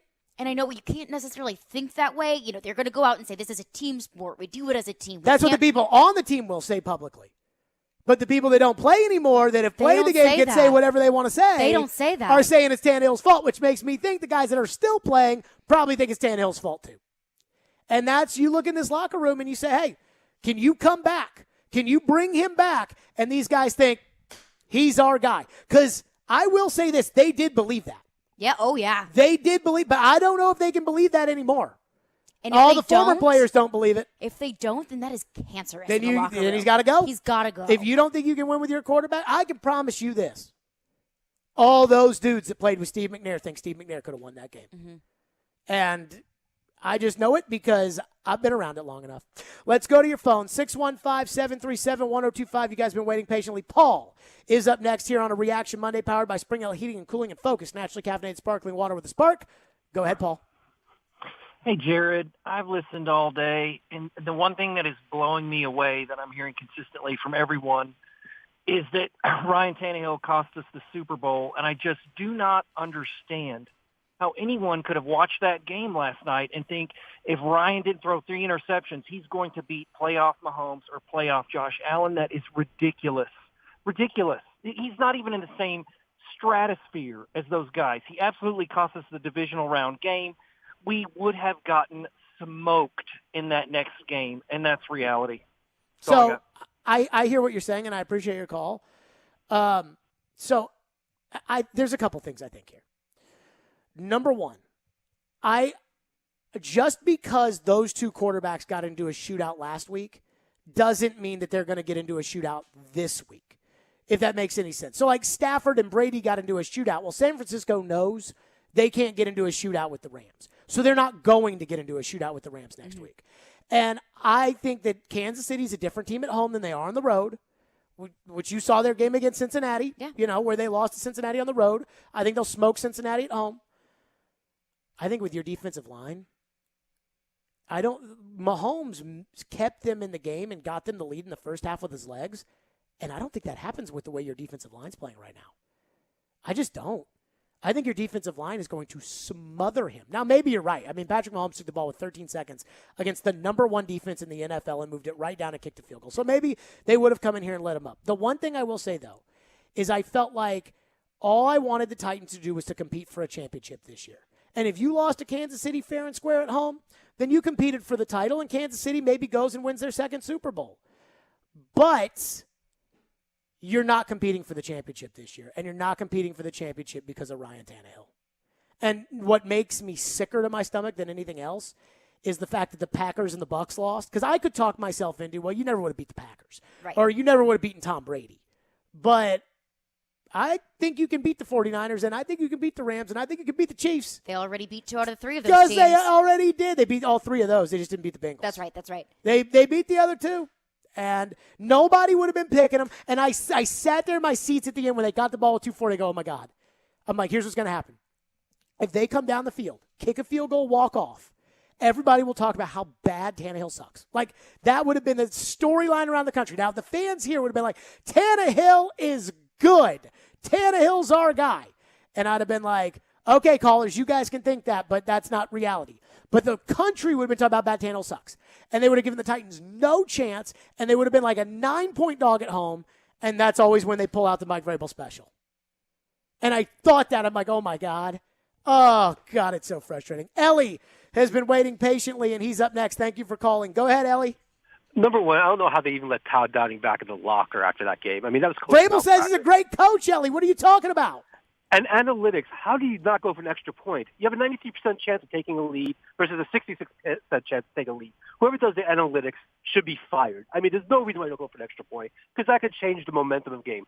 We had so many momentum-killing plays. I mean, Downing, they're overloading the right side. Why are you throwing a screen pass to the right side? Do you want to get picked off when you run it down your throat down the left side? I mean, it is just ridiculous on the play calls. Why don't you just sneak it to get a first down when you're on the 40-yard line? I don't know. RPO. I mean, I don't get that. Why you just like throw the? I'd rather you try to throw a touchdown to AJ Brown. Go to the shotgun. Yes, exactly. I'd rather you try to throw a pass to AJ Brown. It was just ridiculous. Downing should be fired. The analytics person should be fired. And do you think Derek Carr would be a better player than Tannehill? Thank you. Yep, thank you for your call. Yeah, at this point, look, here's the thing. At this point, I've decided Ryan Tannehill is not the guy. So if you give me any suggestion of a guy and there's a 1% chance that he can be the guy, I'm going to want that guy over Tannehill because I've already decided that Ryan Tannehill's not the guy. I mean, I'm sorry. Like, that's how I feel now. Like, now I've made my decision. So I'm done. Like, I don't care about Tannehill anymore. I'll take all the what ifs because let's say Derek Carr, for example, like Ellie said. There's a chance that Derek Carr could work out. There's a chance that Derek Carr couldn't. Chance. But we know what's going to happen with Ryan Tannehill. Who's the kid at Liberty? Malik Willis. Malik Willis. If they draft him, great. I don't know anything about him other than he plays at Liberty for Hugh Freeze. Nothing he about is a him. running back quarterback duo. Okay. I mean, he will run up and down the field. Fine. I don't know. That's what I know about him. I'll give it a chance. Because there's a chance it might work. I don't know. But I know Tannehill what's can. going to happen with Ryan Tannehill. Once if you I know. continue to do the same things over and over again and it continues not to work, when are you going to learn your lesson? Once it's there, it's there. Back to your words after this. 615-737-1025. Stillman & Company. Reaction Mondays powered by Spring Hill Heating and Cooling and Focus. Naturally caffeinated sparkling water with a spark. DrinkFocus.com. From the Fox 17 News Code Red Weather Center. Cold air will arrive overnight tonight, putting temperatures in the upper 30s as we head into Tuesday afternoon, all the while staying dry with a few passing clouds for the day. For Fox 17, I'm Chief Meteorologist Katie Morgan. This weather report brought to you by Hiller Plumbing, Heating, Cooling, and Electrical. Call the Happy Face Truck today. Staples stores are a new world of possible with innovative tools for small business and remote workers and learners. Explore more at your local Staples store or staplesconnect.com. Winning this award is truly like winning the Super Bowl of car dealer awards for Mercedes-Benz. Edwin Vickery, General Manager of Mercedes-Benz of Music City. Culture, eat strategy for lunch. You have to hit on all cylinders to win this award. You can strategize all you want. You got to still have the right tools, and our tools are our people. Live the dream with three-time Mercedes-Benz Best of the Best award winner, Mercedes-Benz of Music City. Go to mbofmc.com. Possibilities are all around us. We see potential in unexpected places. And when we share our knowledge, vision, and connections, we turn great ideas into action. Together, we can make real change happen. We're Rotary. We are people of action. Get involved today at rotary.org/action. Blood Assurance is the only nonprofit blood centers in Middle Tennessee where 100% of your blood donations go to help save lives for people right here in our community. Blood Assurance is proud to announce the opening of its newest location at the Oakwood Commons Shopping Center at 4686 Lebanon Pike in Hermitage. Find it in your heart to donate today. Go to bloodassurance.org/schedule for information.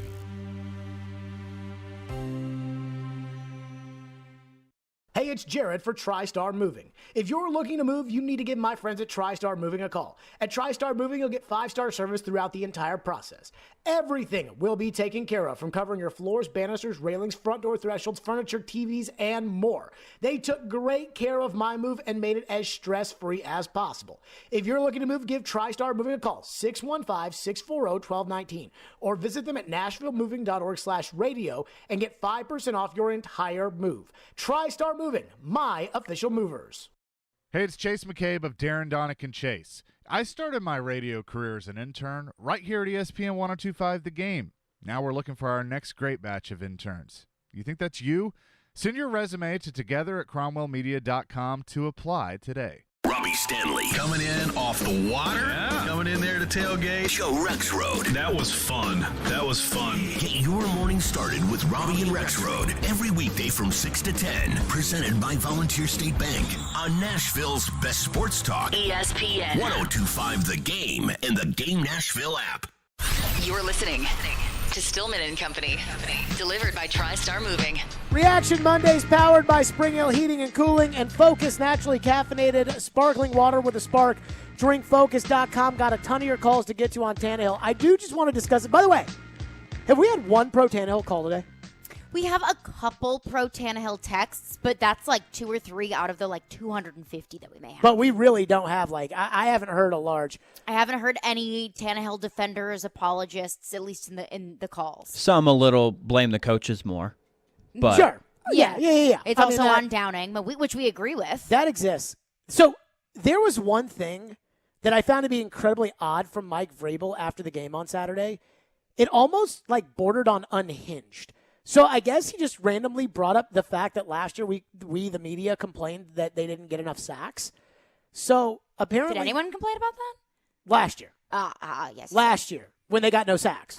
Which is a fair complaint. Which was terrible. And so then they got sacks obviously this year, and they got sacks, 9 of them on Saturday. And this is what Vrabel said after the game. How surprising you get 9 sacks and that not be good enough to win a game. Because you guys, last year, you talked about all the sacks we didn't have. And you guys somehow think that sacks lead to victories. They're great. We'll talk about how many we had this year, but I like turnovers and interceptions and caused fumbles. So maybe we had too many sacks this year. Sounds like unhinged. Pouty. It sounds pouty. And also, Mike, do you fully believe that? You believe that sacks don't necessarily equal wins? Like, I can hear Floyd in my head being like, you got 9 sacks in a game and lost. And lost. And lost. If this was any other game, I mean, take our, investment into it out of it. We'd say, well, 9 sacks, of course you'd win. Of course you would win. I mean, sacks could equal a win. But they don't equal a win whenever you give the ball to the other team 3 times. Why'd you give the ball to the other team 3 times? Because of Ryan Tannehill. Okay, and what did you say about that today as far as fixing it? Not having Tannehill as your quarterback? No. He said, great leader. Or what was it? Toughness. Elite toughness. Elite toughness. Elite toughness. Elite toughness. He's super tough, but he throws the ball to the other team. But at least he's tough. Didn't take accountability for his mistakes on Saturday. But other than that, he's tough. Maybe they shouldn't have had this many sacks. Maybe that's the problem, is the number of sacks. That's what's messing up Tannehill. When I heard that Vrabel rant about the sacks, I was like, what? Like, I don't know what the right word is. Narcissist isn't the right word, but what just crotchety sore loser. Pouty. When I heard that, the first thing I did was whip my phone out and just draft this just heated text to you. Like, how in the world can you say that? And also, is that not a slap in the face of the defensive line?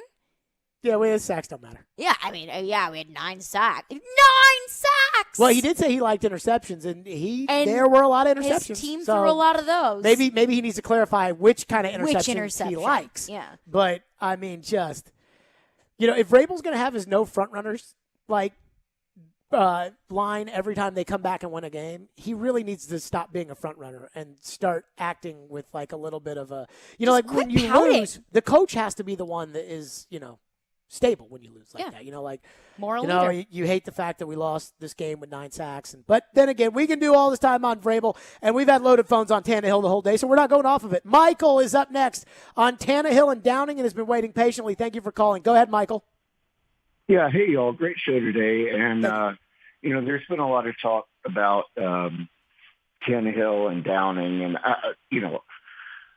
after this year and Saturday, I'm not willing to die on Downing's hill, but I mean this was really all on Tannehill, and I haven't really heard anybody except maybe D-Mace in that clip that you all played talk about that last interception with 30 seconds left in the fourth quarter. Mm-hmm. I mean, Tannehill threw that into traffic to Nick Westbrook-Ikhine. And Nick Westbrook-Ikhine is not a good player.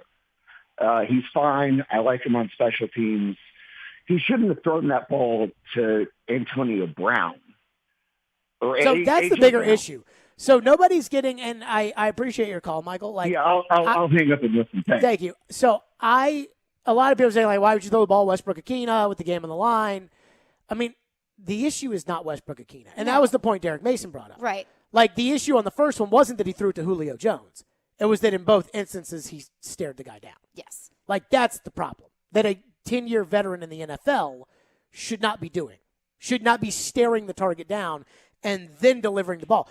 This has been brought up by a couple callers, and I haven't brought it up yet today, and shame on me. How many throws did Tannehill complete on Saturday where he was 2 feet behind the guy and then got the guy killed? If this were 2002 and not 2022, where the rules were much different for how you could tackle receivers, Julio Jones would have been in the hospital because he threw 2 balls behind him right into defenders. So Julio's running and has to turn back to catch it, turn his body back. So now he's exposed, and it's just bam. And, I mean, that's just, how can it was they threw one. Oh, my God. They threw one where it was 2 feet behind the receiver, and it's incomplete. I think it was AJ. And then they can't even get to the line of scrimmage in time, and they have to burn a timeout, which ultimately didn't kill them.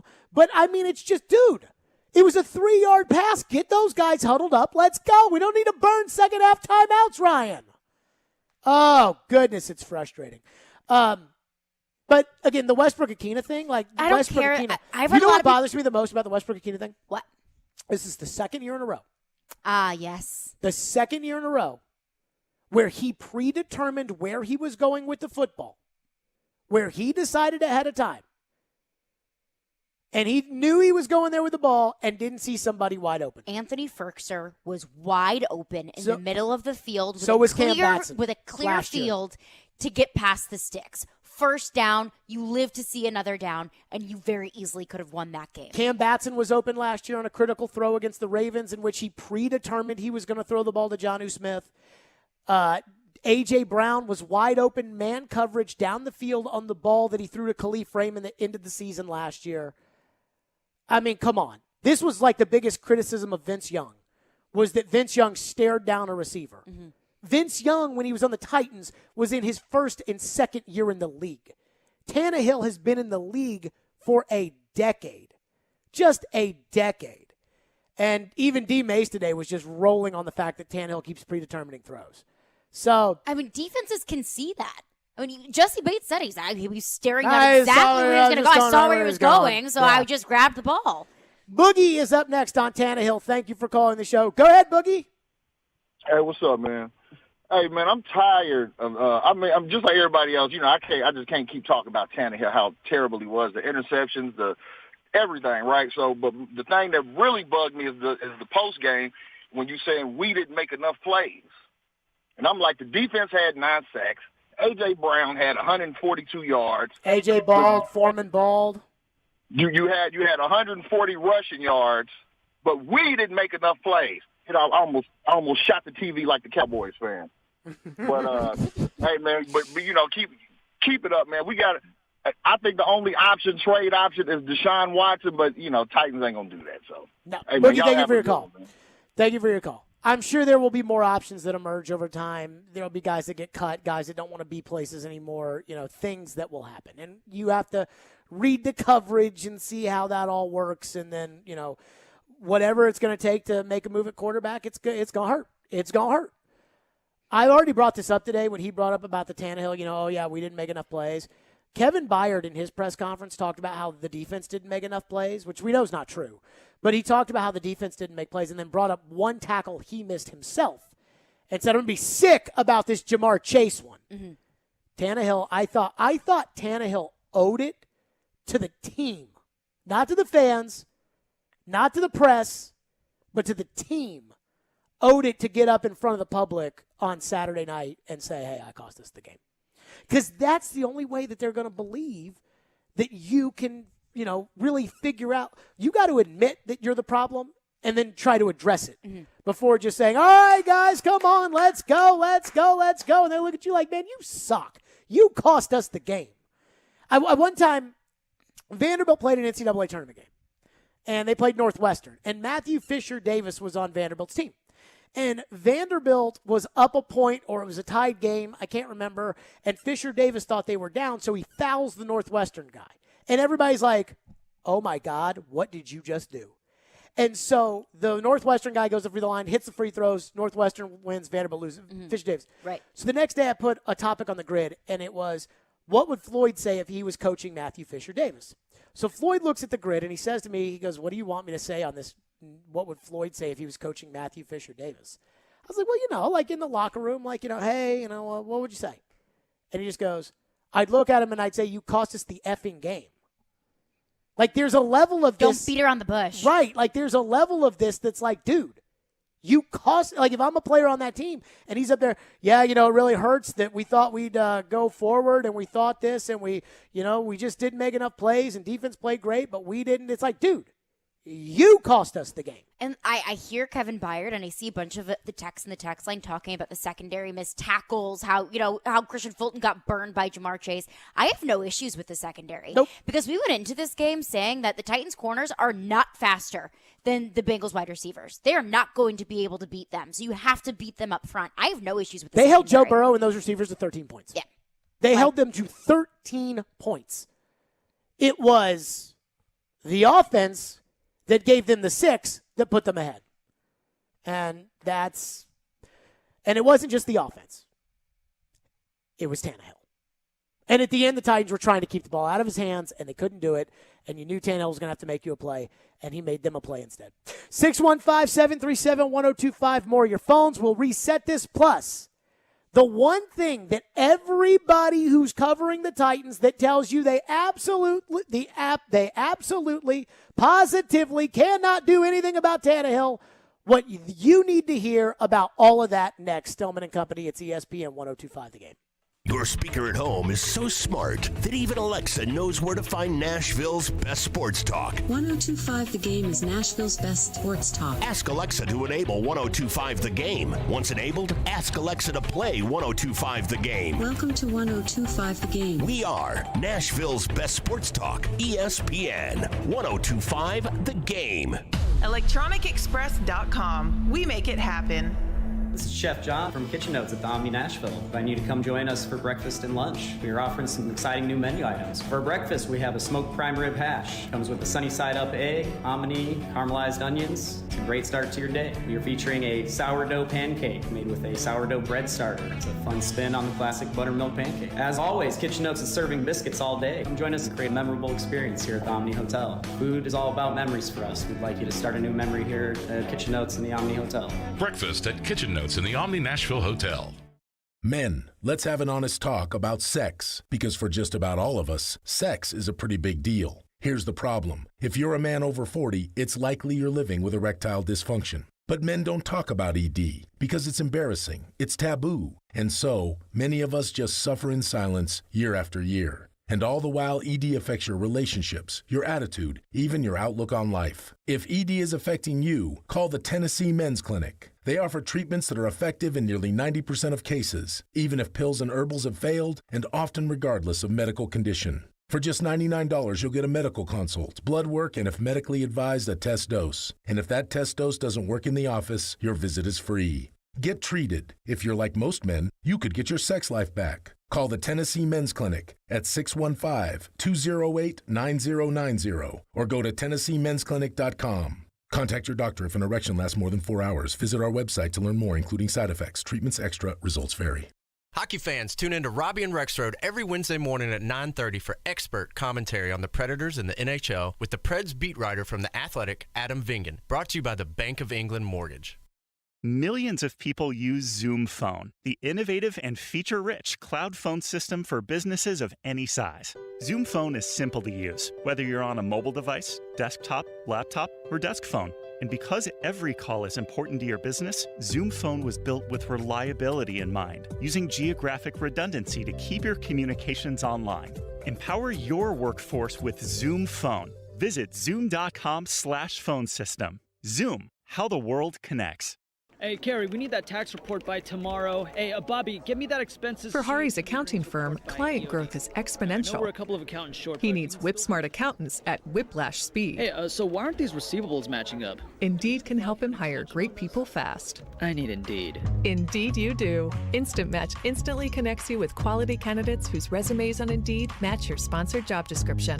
Visit Indeed.com/credit and get $75 towards your first sponsored job. Terms and conditions apply. From the Hillside Medical Game Studios, WPRT-FM Pegram, WPUC HD2 Laverne, broadcasting 97.5 Murfreesboro, 106.3 Williamson County, ESPN 1025 The Game, and the Game Nashville app. A Cromwell Media Station. Live from the Game Nashville studios, it's Stillman and Company. Delivered by TriStar Moving. TriStar Movers with 5-star service. With Jared Stillman on Nashville's best sports talk. ESPN 1025 The Game and the Game Nashville app. Stillman and Company is delivered by TriStar Moving, ESPN 1025 The Game, streaming live on Twitter, Twitch, YouTube, Facebook Live, thanks to the law offices of Amanda Gentry. Reaction Monday, powered by Spring Hill Heating and Cooling and Focus. Naturally caffeinated sparkling water with a spark drink focus, phocus.com. We are live from the Hillside Medical Game Studios.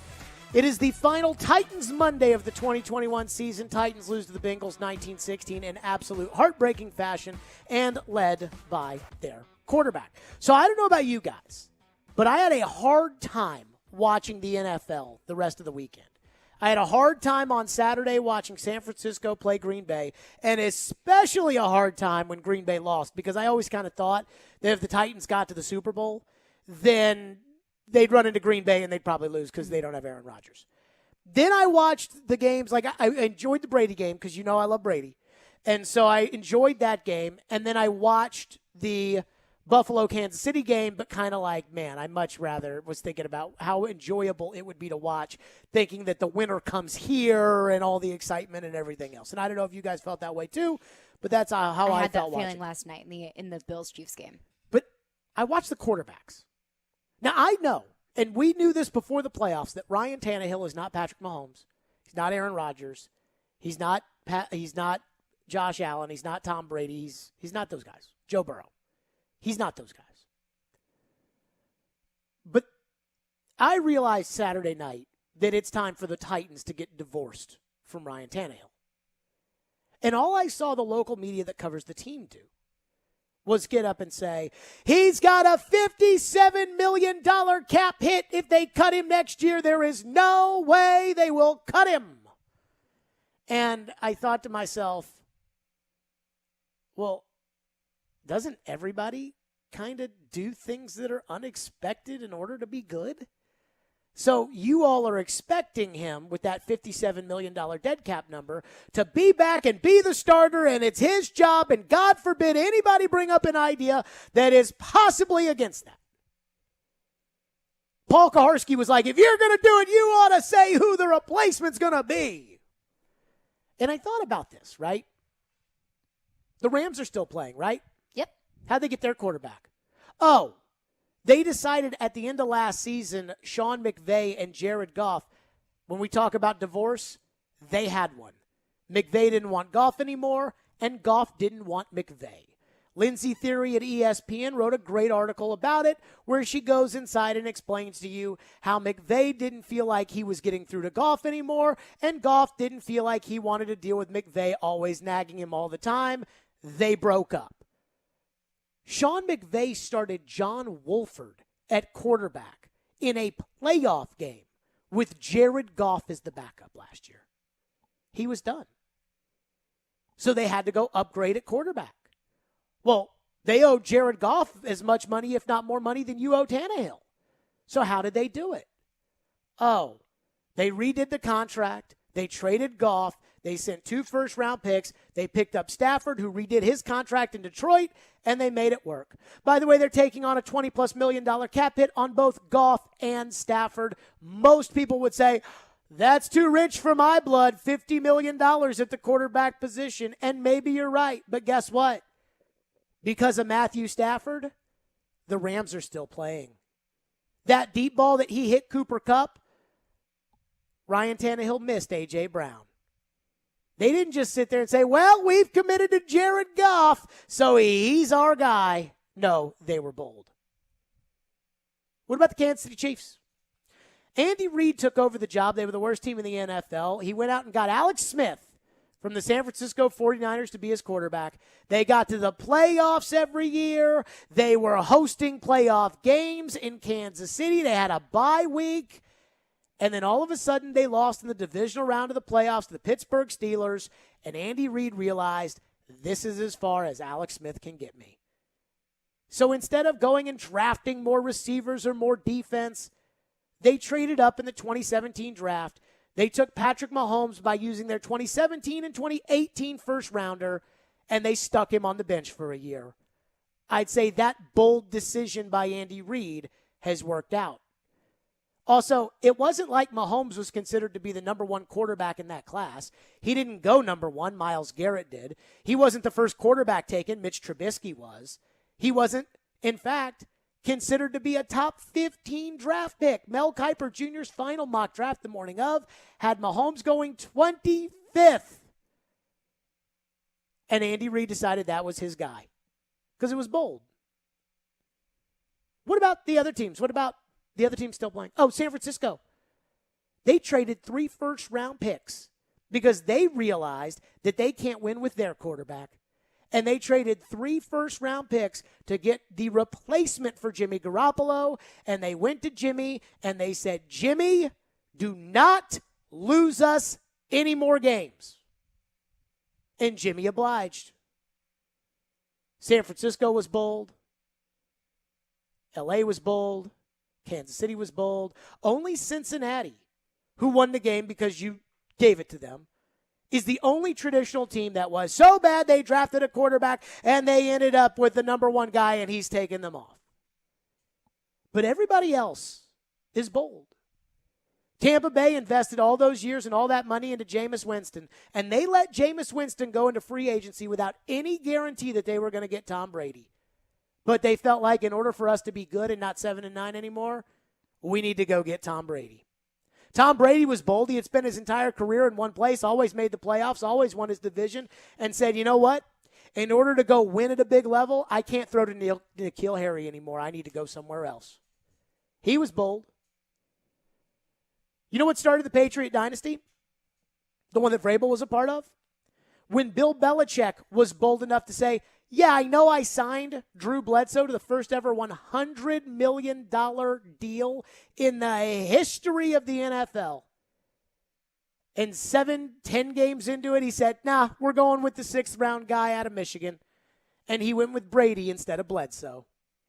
Most people thought, well, Bledsoe's a $100 million guy, so they're going to go with Bledsoe over Brady. That was bold. Buffalo was bold. They got to the playoffs for the first time since 1999 in 2017. Those Buffalo fans celebrated in the streets. They went to Jacksonville with Tyrod Taylor as their quarterback and did nothing offensively. And so what did Buffalo do? Even though they finally made the playoffs, they traded 2 first-round picks. They moved up and they drafted Josh Allen. And I'd say that's worked out for them pretty well too.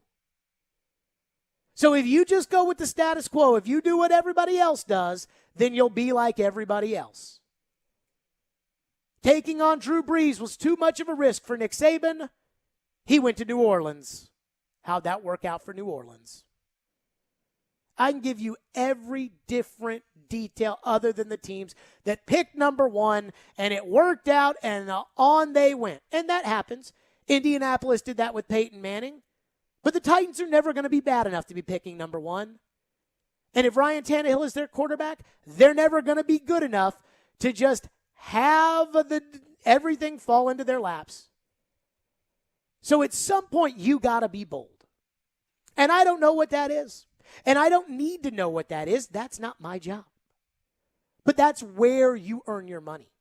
You think you're better at scouting than other people, you got to find the quarterback that you know is the next Patrick Mahomes. Josh Allen was not the first quarterback taken in his class. Baker Mayfield was. He wasn't the second quarterback taken in his class. Sam Darnold was. But he was Buffalo's guy. And I don't know if you guys saw last night's game, but it's worked out pretty good for them. The old saying is, fortune favors the bold. The NFL cap is maneuverable. The Titans have the best, or one of the best, cap analysts in the entire NFL in Vin Marino. I highly doubt that they handcuffed themselves to Ryan Tannehill so badly that there's nothing they can do. Or, as many experts are telling us, that this quarterback class is so bad that not any of these guys can play. So that's what the Titans have to figure out. What's the bold move to make? Because everybody who's still playing, except for the Bengals, was able to do it. The Rams were able to do it. Brady was able to do it. San Francisco did it. Kansas City did it. Buffalo did it. Everybody did it. The easy move would be to say, well, there's nothing we can do. And if you go with the easy move, guess what's going to happen next year in the playoffs? Tannehill's going to do exactly what he did this year, or he's going to do exactly what he did last year. And we're going to be having the same conversations all over again.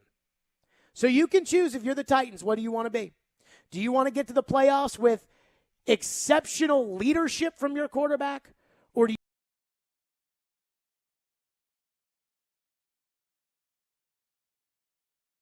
important part of any defense, You've got a stud wide receiver who is a true number one in the NFL.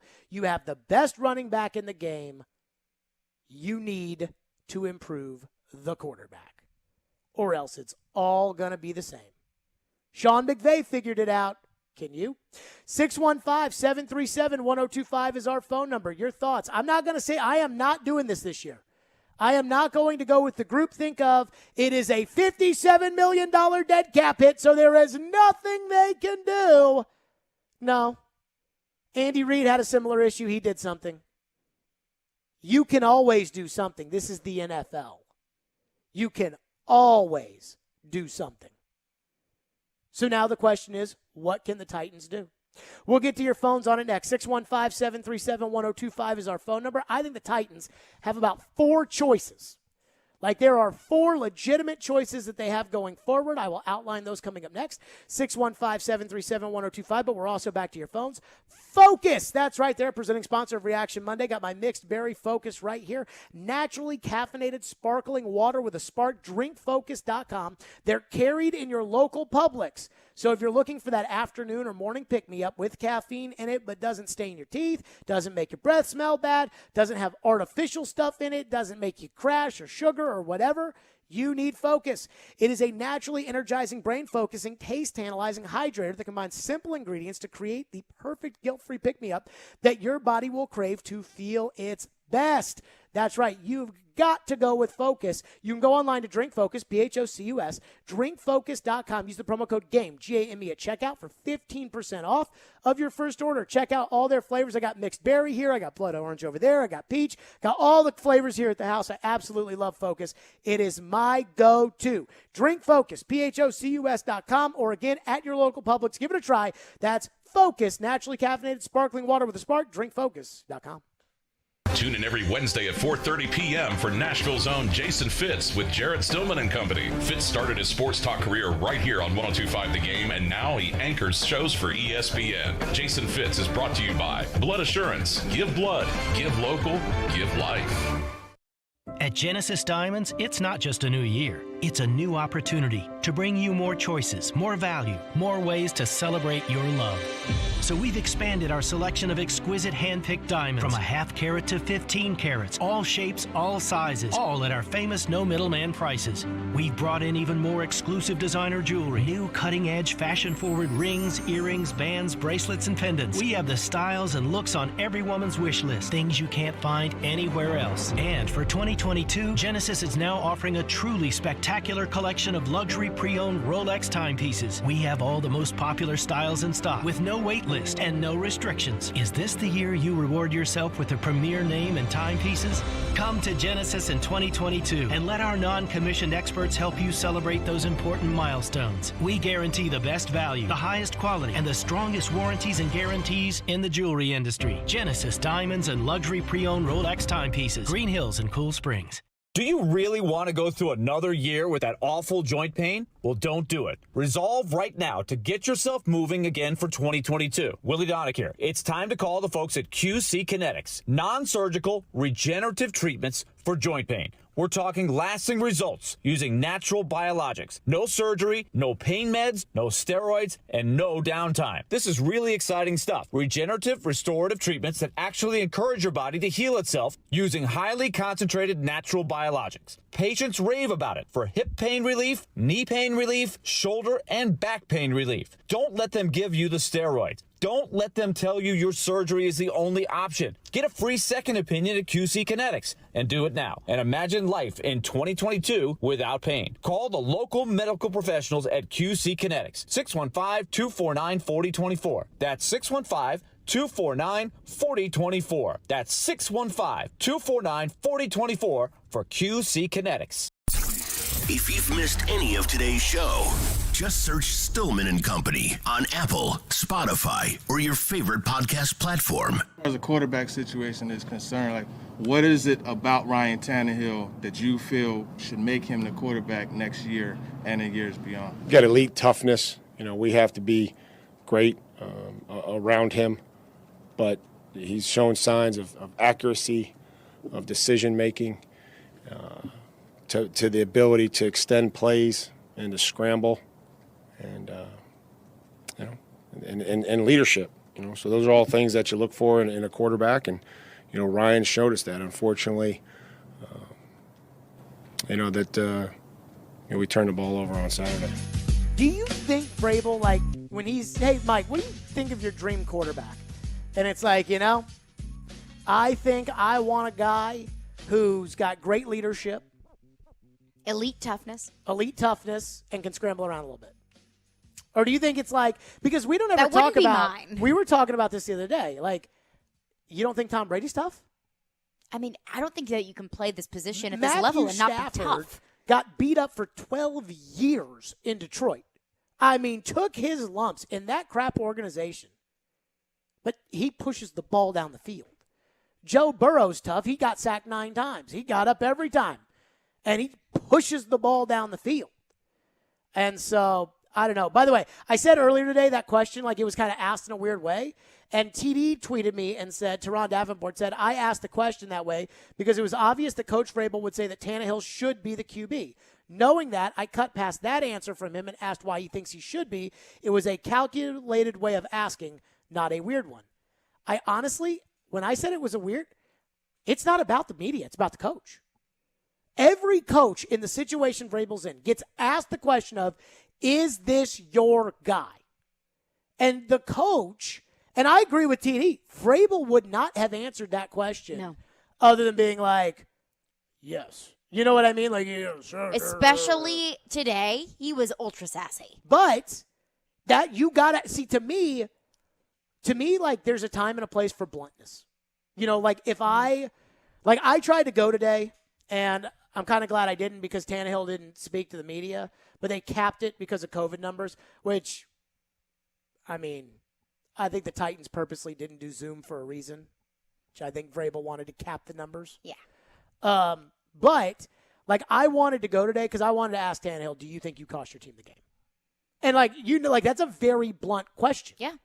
And a lot of times guys can be like, no. But you got to, to me, like, for something like that, I feel like I have to ask it bluntly because there's no ambiguity there of a second part of being able to ask or answer something else.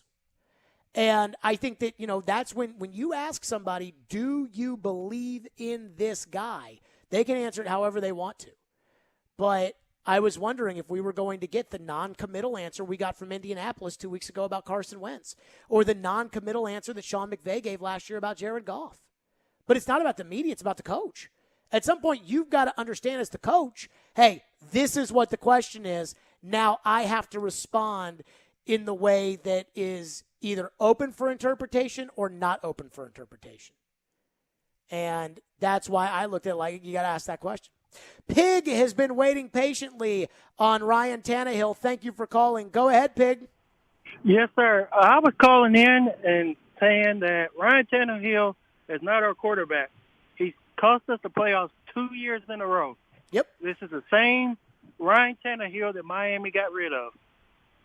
So another thing, too, what about Mike Vrabel going for the 2-point conversion in the first quarter? There was no need for that. You know what killed me about that 2-point conversion? Thank you for your call, Peg. You know what killed me about that 2-point conversion with Vrabel? What? Was all season long, Vrabel had a great feel for the game, but had really kept, like, the dumb stuff at bay. When he first got the job, he was always going for it. I used to call him Johnny Go For It because it was like, we're going. And this year it felt like there was a real feel for the game. And when I saw them line up for that, and it all happened so fast. The guy was offsides, and then they move the ball up, and I see the offense on the field, and I'm like, oh, no. I'm like, you better get it. Like, oh, no. And I thought that because I'm like, if you don't get the 2-point conversion, you just marched down the field, scored a touchdown. Derrick Henry is back. Derrick Henry scores a touchdown. You got the lead. All that stuff you did at the beginning of the game is totally behind you now because you're in front. There you go. Mm-hmm. And if you don't get this, it gives all the momentum back to Cincinnati. And that's exactly what happened. And I was more okay, though, with that than I was the play call on the 4th down. Now, I was okay with going for it on 4th down because Randy Bullock in that weather's not going to make a 52-yarder. Right. But once they stopped you on the 2-point conversion. That was a play where you lined up and everybody in the ball yard knew you were going to give the ball to Derrick Henry. And this was one of those, hey, you going to stop it? We're going to do it. You're going to show us that you can stop it. Well, guess what? They showed you could stop it. So now that they've shown you that they can stop it, you know that if they know where the ball's going, they're going to stop it. 4th and 1, they do the same thing. It's like when they played Houston, they ran A.J. on a jet sweep, and they took the entire defense and they pitched out to Hilliard. There wasn't any of that. It was like, we're going to run it on you. It's coming. And it's great when it works, but when they've already stopped it once, you can't do it again. And when they've already stopped it once and stopped momentum, I mean, things are just going to go downhill there. No. And the Titans never led.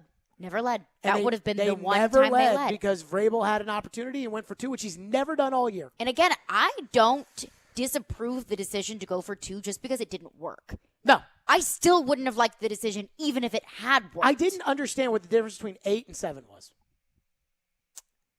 Especially that early in the game. I didn't, and I don't believe in chasing points. If it comes down to you need to go for 2 and it's a win or lose decision, I understand it. Sure. But when it's you that can early in argue- the game, You can argue that after the Bengals scored the touchdown to start the second half that they would have gone for 2, gotten it, and so you can argue that. Yes. And maybe that's true.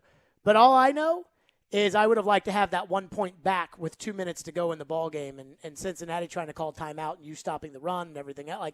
I would have appreciated that. Let's go to Billy, who's up next here on Reaction Monday. Thank you for calling. Go ahead, Billy. Hey, I just want to appreciate your point of view. Yes, it's a Tannehill time to go. He's not the same Tannehill that replaced Mariota by any means.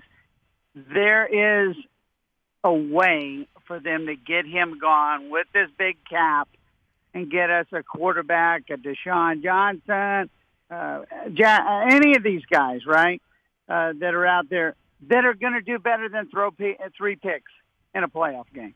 Just unheard of. And why in the world did they not put the 2 good running backs, Henry and Dante, in the backfield together? Could have been an easy play to do. Run a wishbone. That's so easy to put in. So I don't think they need to run the wishbone. Those guys are just going. Those guys are picking holes on their own anyway, and 99% of the time. Billy, I appreciate your call. I think the reality is that most, and look, the fans' opinions, they wanted Julio Jones, and I was like begging them, don't. But so the fans' opinions don't really matter. I just want to know, what do the Titans still see in Tannehill? Do you think Robinson believes in Tannehill as much as Vrabel leads on to him believing in Tannehill? I don't know how you can. I don't know how you can, have eyes and believe. I don't know how you can watch that game on Saturday, following this entire season, and still have faith that he is your guy. We have enough of a sample size now to understand that Ryan Tannehill is not the quarterback that can get this team to the Super Bowl. And I feel like that's a fairly measured take. So if I think that, and you think that, and a majority of the texters and callers into our show, and a majority of the national media thinks that, why can't John Robinson and Mike Vrabel? So Is it the cap hit? I did not go out of my way, or I went out of my way today to not listen to Robbie and Joe or the Midday Show or anything else that anybody said. I didn't watch Colin Cowherd today, which I always do. Mm-hmm. I didn't watch any of it. And, I love, obviously I listen to Robbie and Joe every day. I listen to the Midday Show. Mm-hmm. And so, it was killing me to not, listen to it. But I honestly didn't want to have to hear what anybody said because I didn't want what anybody said to affect my opinion. But, I read Joe's column after the game, and we read it on the air, again, where Joe says, something along the lines of, that he admits to taking the cheese on Tannehill and no longer taking the cheese on Tannehill. But basically saying at some point expectations return since the Titans' previous postseason game, last year's 20-13 home loss to the Ravens. Tannehill has looked too much like a guy playing under the weight of them. But it's I don't think Joe will go all the way in saying that Tannehill can't win them a Super Bowl. And I'm wondering why he can't get there, and yet we're there today. We're there. I feel very confident saying that. I was there even if they had won. I would have been hey, get your hook ready on Tannehill. Because At that point, even if they had won, he still would have been a liability for this team. Oh, we begged him not to. We didn't ask him to do anything special. No, I've never said over. Ryan Tannehill needs to throw for 375 yards, 4 touchdowns, and 0 interceptions. Never asked that from him. Never expected that from him. So I have an apology to make to all the listeners. And I truly mean it. And other people should have the same apology too, though I'm not sure they will do that. Stillman and Company, we will get to that apology next. 615-737-1025 is our phone number. 615-737-1025. Go to thegamenashville.com/deals, and you can save out 75% off at Nashville Armory, the Beanbag Coffee and Tea Shop, and Seafood Sensation. There's also a $150 gift card for $100 for Woodhouse Spa Nashville, or one of Downtown Dollar's half-off $30 gift cards for Brooklyn Bowl. Check out all of Nashville's best deals now at thegamenashville.com/deals. This is Tanner Janot, and this is Smashville. And now down the right wing side, Tanner Janot. His shot, he scored! Tanner Janot with a shot! This is the flagship of the Nashville Predators Radio Network. ESPN 1025, The Game. Are you a father that is passionate about your fundamental constitutional right to parent your own child or children? Has your parenting time or your income been affected by COVID? This is Amanda J. Gentry, and I am a fierce defender of your constitutional rights. The courts in Tennessee are under an obligation to maximize equal parenting time. We do not live in an every other weekend world anymore. At the law offices of Amanda J. Gentry, fathers are extremely important, much like my own father was. Go to AmandaJGentry.com or call or text 615-604-6263. That's AmandaJGentry.com. One of the smartest things you can do for the new year is convert some of your home's equity into cash. You can do it right now with a zero-cost cash-out refi from Loan Pronto. Willie here. Call Loan Pronto now. They can fast-track your home refi and get you a check for 50, 60, 70 grand or more. And if you call now, Loan Pronto can even pay your closing costs.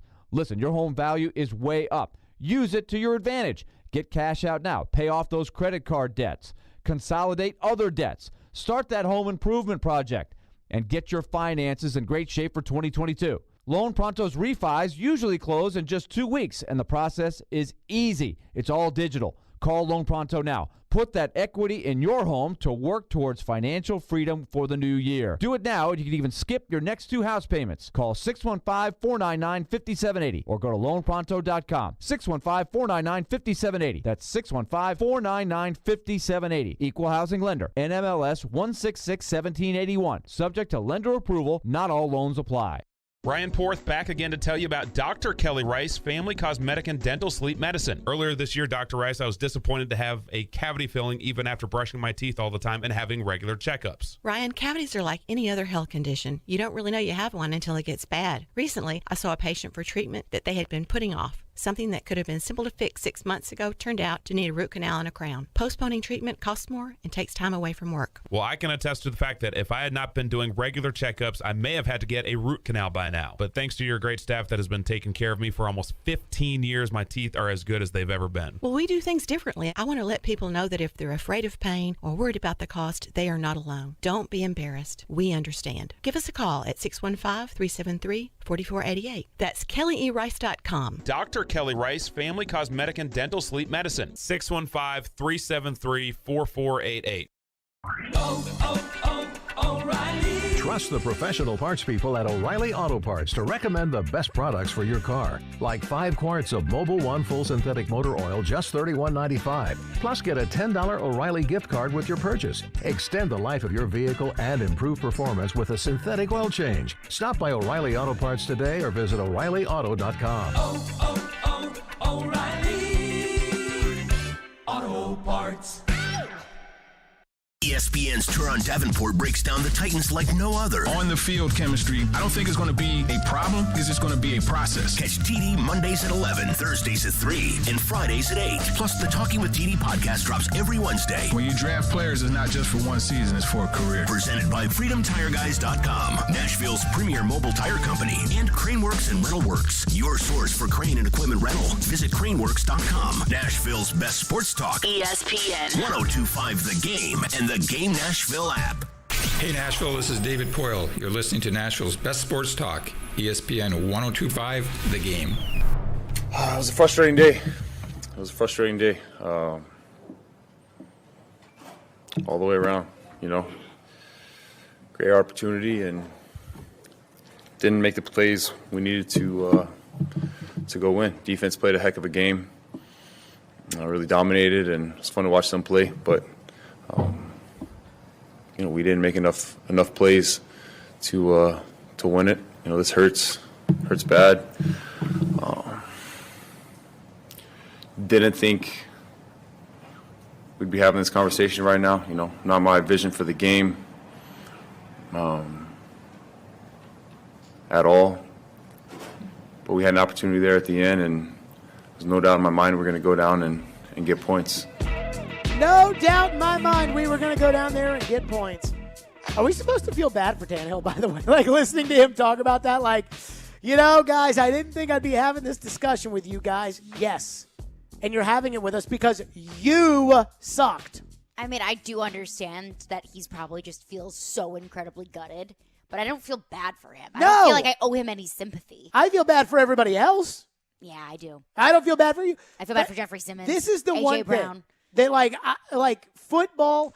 Football is a team sport. But what they'll tell you in any band you've ever been in is you're only as strong as your worst instrument.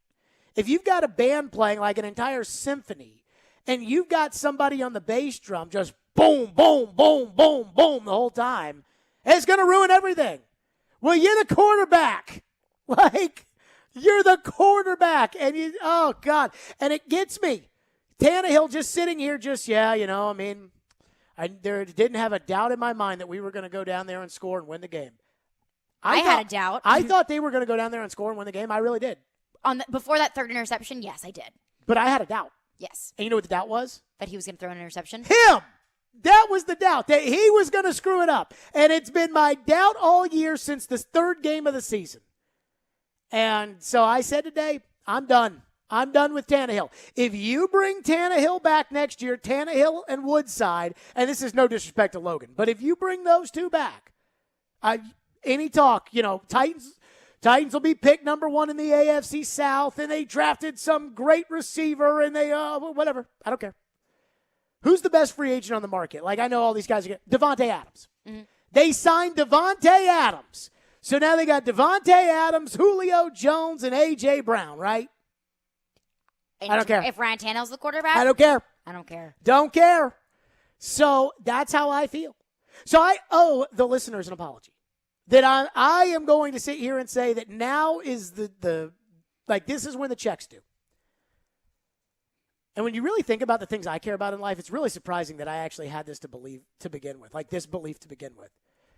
But 2 years ago, we probably spent from February to the start of COVID when they signed Tannehill to an extension, from the combine to that, discussing the Tannehill and Brady stuff every day. And Floyd was very non-committal on any of it, but he thought that Brady was never going to leave New England. I had my doubts, but I thought he probably was going to re-sign in New England. But that didn't affect me. I mean, whether or not you want Brady or Tannehill really has nothing to do with whether or not he goes back to New England. And I said they should go with Tannehill. I thought Tannehill, had proven that he was not the guy he was in Miami, had proven to be an effective quarterback that you could build around and was clutch for you at the end of games and everything else. And I thought he was younger, and I didn't know how much Brady had left, and Brady didn't have a great last season in New England. Now he had nobody to throw to other than the ghost of Julian Edelman. But I said Tannehill over Brady. And we all collectively could not have been more wrong. When Vrabel says that the best thing he likes about Tannehill is his elite toughness, doesn't that raise a giant red flag with you? There's nobody at the quarterback position that's more tough than Tom Brady. And the fact is, Brady's a better passer than Tannehill. Brady has a better arm than Tannehill. Brady reads the defense better than Tannehill. Brady understands the game better than Tannehill. Brady gets the ball out quicker than Tannehill. Brady avoids pressure better than Tannehill. Brady is better at the end of games than Tannehill. And I just don't know how I got caught up in it And I told you all and fully endorsed the idea of Tannehill over Brady. And that was such a big mistake. Tom Brady won the Super Bowl last year. And people would say, well, Jared, do you think Tom Brady could have won the Super Bowl with this team last year? And I was like, honestly, probably not. You probably would have won the home game against Baltimore and gone into the division round at Buffalo, but who knows what all Brady would have changed. But if Tom Brady was the quarterback of this team, they would be playing Kansas City next weekend. And they probably would be favored to beat Kansas City next weekend. And instead of listening to the quarterback get up after the game was over and talk about, yeah, guys, I really didn't expect to be having this conversation with you, you'd have the quarterback that's leading the entire team. And so I can sit there and say, and I hope the Titans can look in the mirror and do this, but that was such a mistake on my part to even consider the idea of Ryan Tannehill over the greatest quarterback and greatest football player who ever lived. I guess I just got caught up in it, but I apologize. But to be fair, it's not your job to do that. It's not your job to evaluate which quarterback is going to be the better one for your organization, and it's not your job to have to apologize. I understand where you're coming from. Sure. That's this organization's job. Well, especially because, no offense, but they probably knew Brady a little bit more than I did. Yes. They spent more time with him than I have. Yes. But it's what I feel like I owe the listeners. I feel like the listeners owe that from me. And by the way, I thought Tommy was going to do it yesterday. It looked like the makings of a classic Tom Brady's down. Okay, we'll see how he brings his team back and then wins and that Arian game. Screwed it all up. Oh, God. The ending of that game was nuts. I love and Brady. Great management by Matthew Stafford I got at the end sad of the game. when all those insiders were talking about how Brady might retire at the end of the year. He's not going to retire. Jeff Darlington was on that report. Okay, Jeff Darlington also said the MFer was Drew Brees, and we vehemently disagree with that. I know that we always agree with Jeff Darlington when it comes to Tom Brady reports. Well, that's because Floyd was convinced Brady wasn't going to leave New England, and Darlington came on our show and was like, nah, he's going to leave New England, and he wants to go to the Raiders or the Titans. I don't foresee Tom Brady retiring a season after where he doesn't win the Super Bowl. I would agree, but you never know. Oh goodness, I love Tom Brady. I just don't foresee it happening. Oh, I love Tom Brady. Ross is up next on Tannehill. Thank you for waiting. Thank you for calling. Go ahead, Ross. Hi, guys. How you doing? Good. Good. Yeah, I totally agree with you 100%. Obviously, this is on Tannehill and his performance yesterday. But you guys are taking an extremely granular view of this. And I want to step back and take a 20,000-foot view, so to speak. Okay. Yeah, Tannehill's not the guy. But I think we also have to kind of question some other pieces of the puzzle, one of those being Todd Downing and some of the decisions that were made yesterday in terms of coaching, play calling. Vrabel told you today, Ross, that Downing is a great coach. Well, you can tell me that Santa Claus exists too, but that doesn't mean it's true. Santa is very real, and every kid listening right now needs to know that if you're good, he will show up to your house, and if you're bad, he will not. But I agree with you, Ross. I do. He'll give you coal. But I do agree with you, Ross, because I will say I think Downing should go. And I appreciate your call, by the way, Ross. I do think Downing should go. And, but here's my thing on the Tannehill front. I think the Titans have a really solid team. I think they could be better on special teams, and I'd like to get rid of the special teams coach Ackerman too. They could use a tight end. By the way, did you hear Vrabel's answer today when asked about special teams? I don't know. He was like, yeah, I think special teams have been fine. We got a return against Pittsburgh.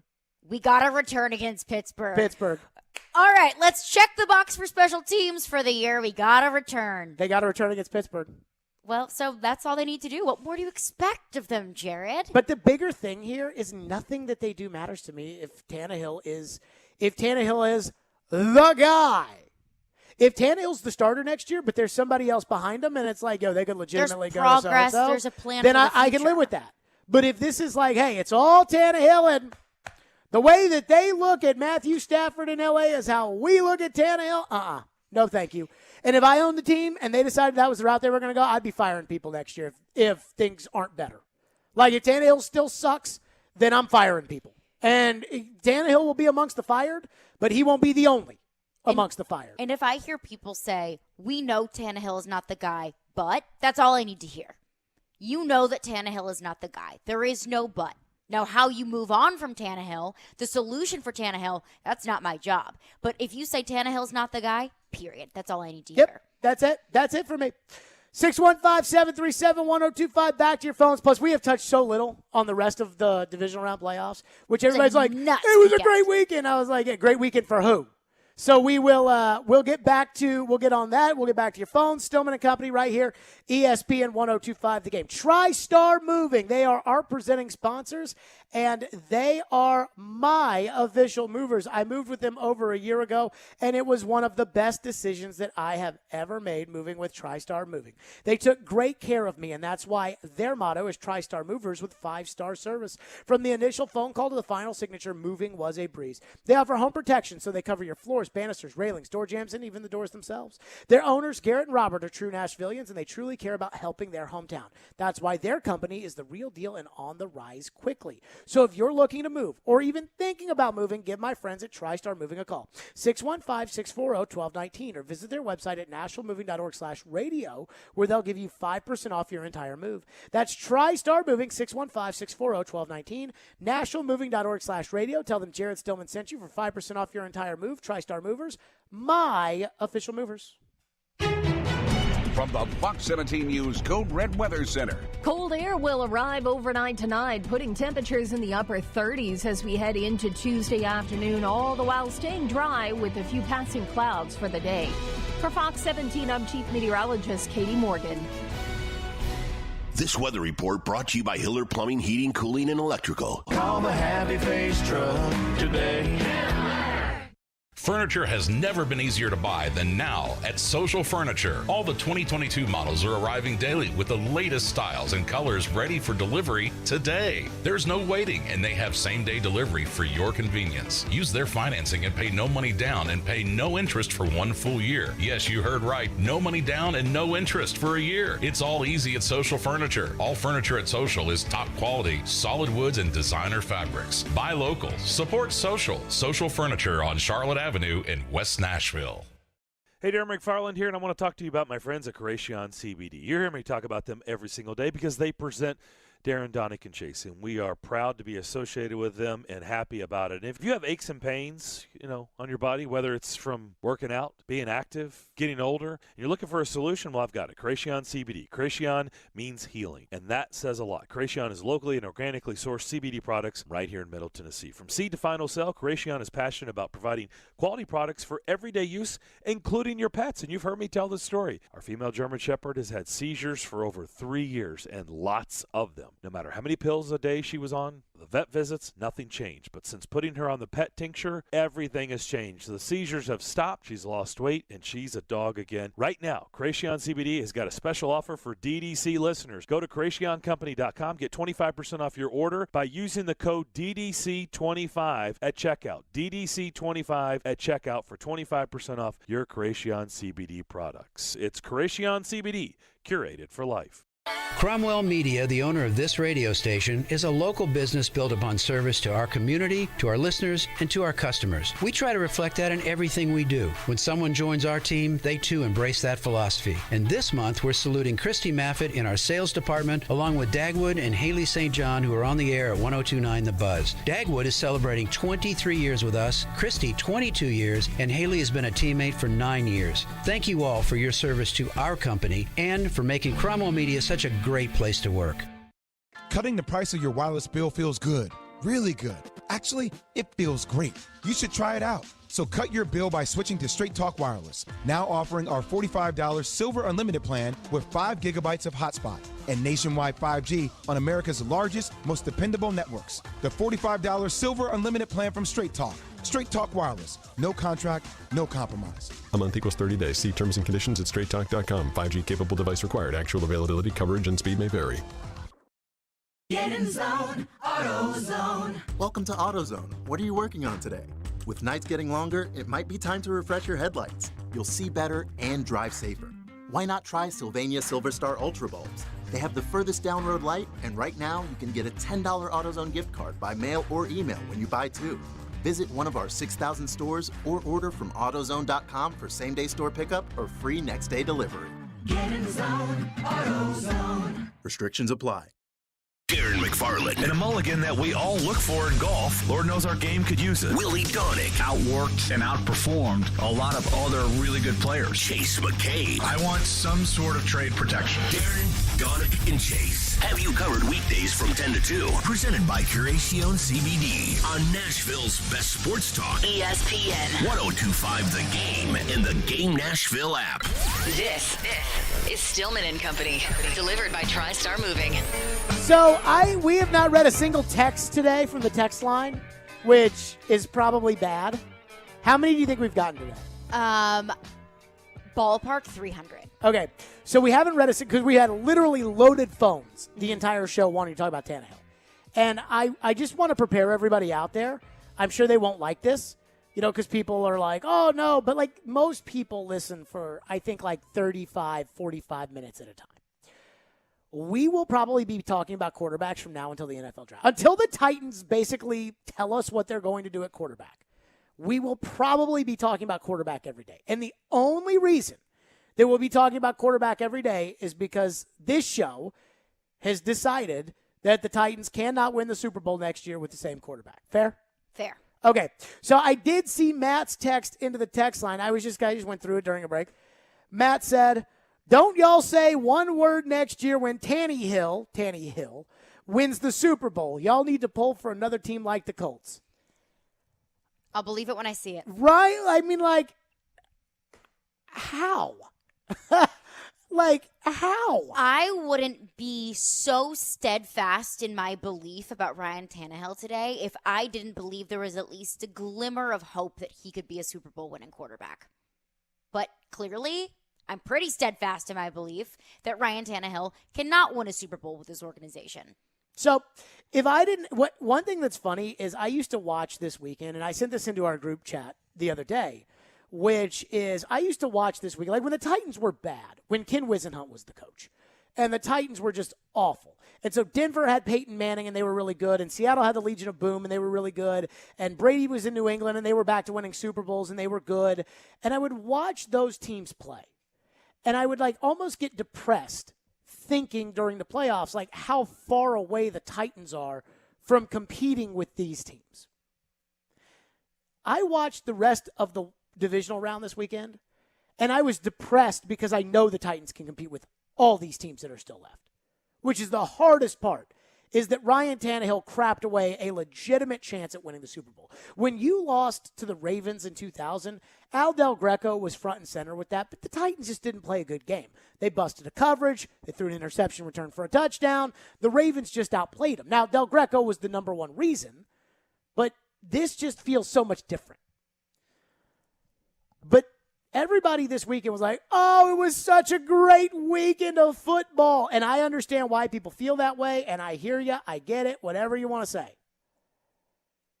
My biggest thought from the weekend, and I haven't heard anybody talking about this, what the hell happened to the Packers? Yeah. Okay, so you tell me that Brady and the Rams was a back-and-forth shootout, and it ended up the Rams won because they had the ball last. And Not surprising. And the Bucs have been dealing with injuries in the postseason, so I picked the Rams to win that game. That wasn't astonishing to me. And I picked the Bucs only because of Brady, and had they come back and won that game, it would have been only because of Brady. Yes. And so, it was a great game. The thing is, I'm used to Brady winning that game. I've seen that game 100 times, and Brady wins it. So I was stunned by that. Mahomes and Allen, that was an all-time classic last night. Mm-hmm. And that's what you would expect. What's crazy is what Mahomes did with 13 seconds and how they got down and kicked the field goal and everything else. And people are complaining about the overtime rules again, which is funny because the Chiefs were the ones who complained about the overtime rules 2 years ago. They tried to pass it where both teams get possession in overtime. I thought that was so crybaby. And honestly, if you want to talk about the overtime rule, you could talk about the overtime rule. Mm-hmm. You want to give the two teams the ball, fine. What I don't like is we lost by it this way. And so now we want to change the rules because it affected us. So now if Kansas City were to bring that proposal, I'd be more interested in listening to hear what they have to say compared to when I felt like they were sore losers doing it the last time. Because that rule could have potentially shot their shot at the AFC Championship this year. Right. I'm of the belief that if you have the number one defense in the NFL, you have to stop them with 13 seconds to go. That's my belief. Mm-hmm. So, I mean, look, I get it. You want both teams to have the ball. I just think it's like, we didn't like it when it was 2 college teams, and so now we want 4 college teams, and now we feel bad for the 5th college team, so now we want 8 college teams, and they want to go to 12. And it's like, okay, when's it stop? With changing the rules to make more fair, I think it's fine. I don't care either way. I thought, and this is the one problem, I mean, I wanted the Bills to win. I think it was for their fans. The one thing that bothers me, that was a Hall of Fame caliber quarter from Josh Allen. Oh, yeah. That was one that you literally send to Canton with what he did in that fourth quarter. And it's like, we'll remember the shootout between the two, but we won't remember Josh Allen's performance. And I thought that, and not to take anything away from Mahomes, and you brought it up on Friday. You were like, Kansas City still has Patrick Mahomes. And I was like, you thought I was crazy. I was like, yeah, but coming back on that, and Mahomes, I thought for the number 1 ranked defense for Buffalo, how did they let that happen? That's worse. What happened to Buffalo is worse than the Music City Miracle. Because had they won that game against the Titans, they would have gone on the road with Rob Johnson at quarterback to take on Peyton Manning and the Colts. Then they would have had to play a 14-2 Jacksonville team that only lost to the Titans that year. Then they would have had to play the Rams. If the Bills had hung on for those 13 seconds, they're the favorites to win the Super Bowl right now. Yeah.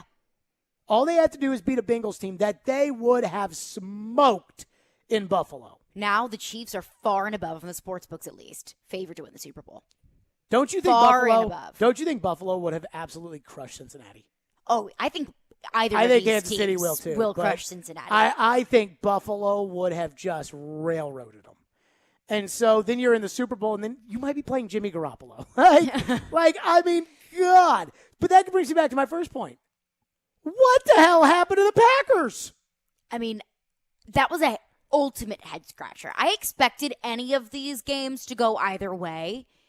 Not that one. That was the one that I felt so headstrong about. I was like, the Packers are favored by 5.5. It's going to be at least a touchdown win. The 49ers have zero business being this far in the playoffs. I texted Robbie Stanley because I've been on Craig Ackerman, the Titans special teams coach.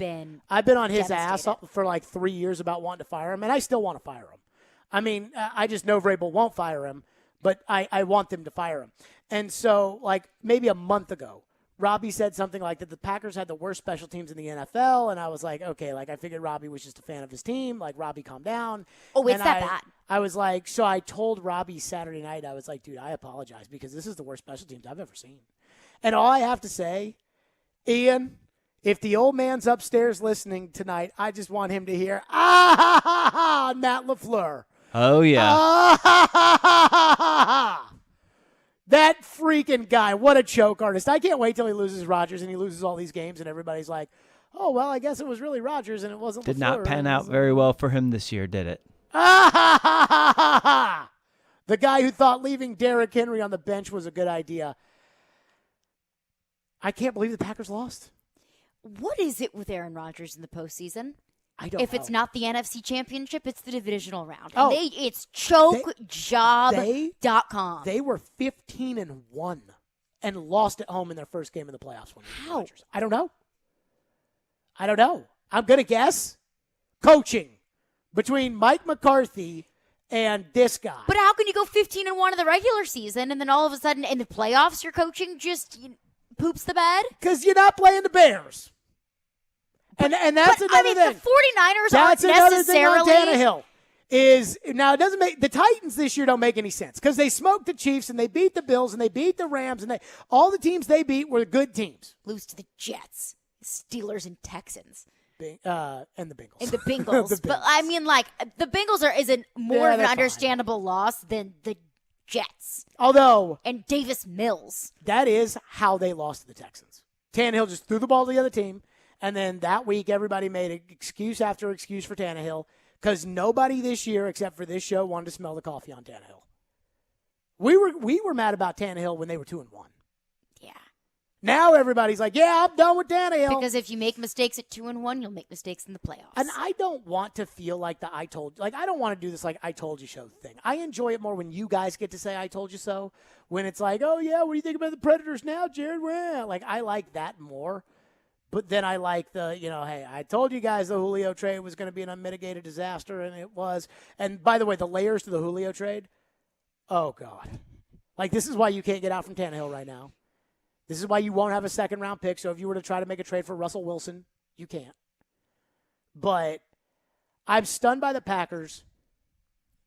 I was sad yesterday when Brady lost. When Stafford fumbled that ball before they threw the ball down the field to Cooper Kupp, which, by the way, should take us. And I know it's not about Westbrook Akina and throwing the ball to him. But like when the Rams need a big play, they throw it down the field to Cooper Kupp.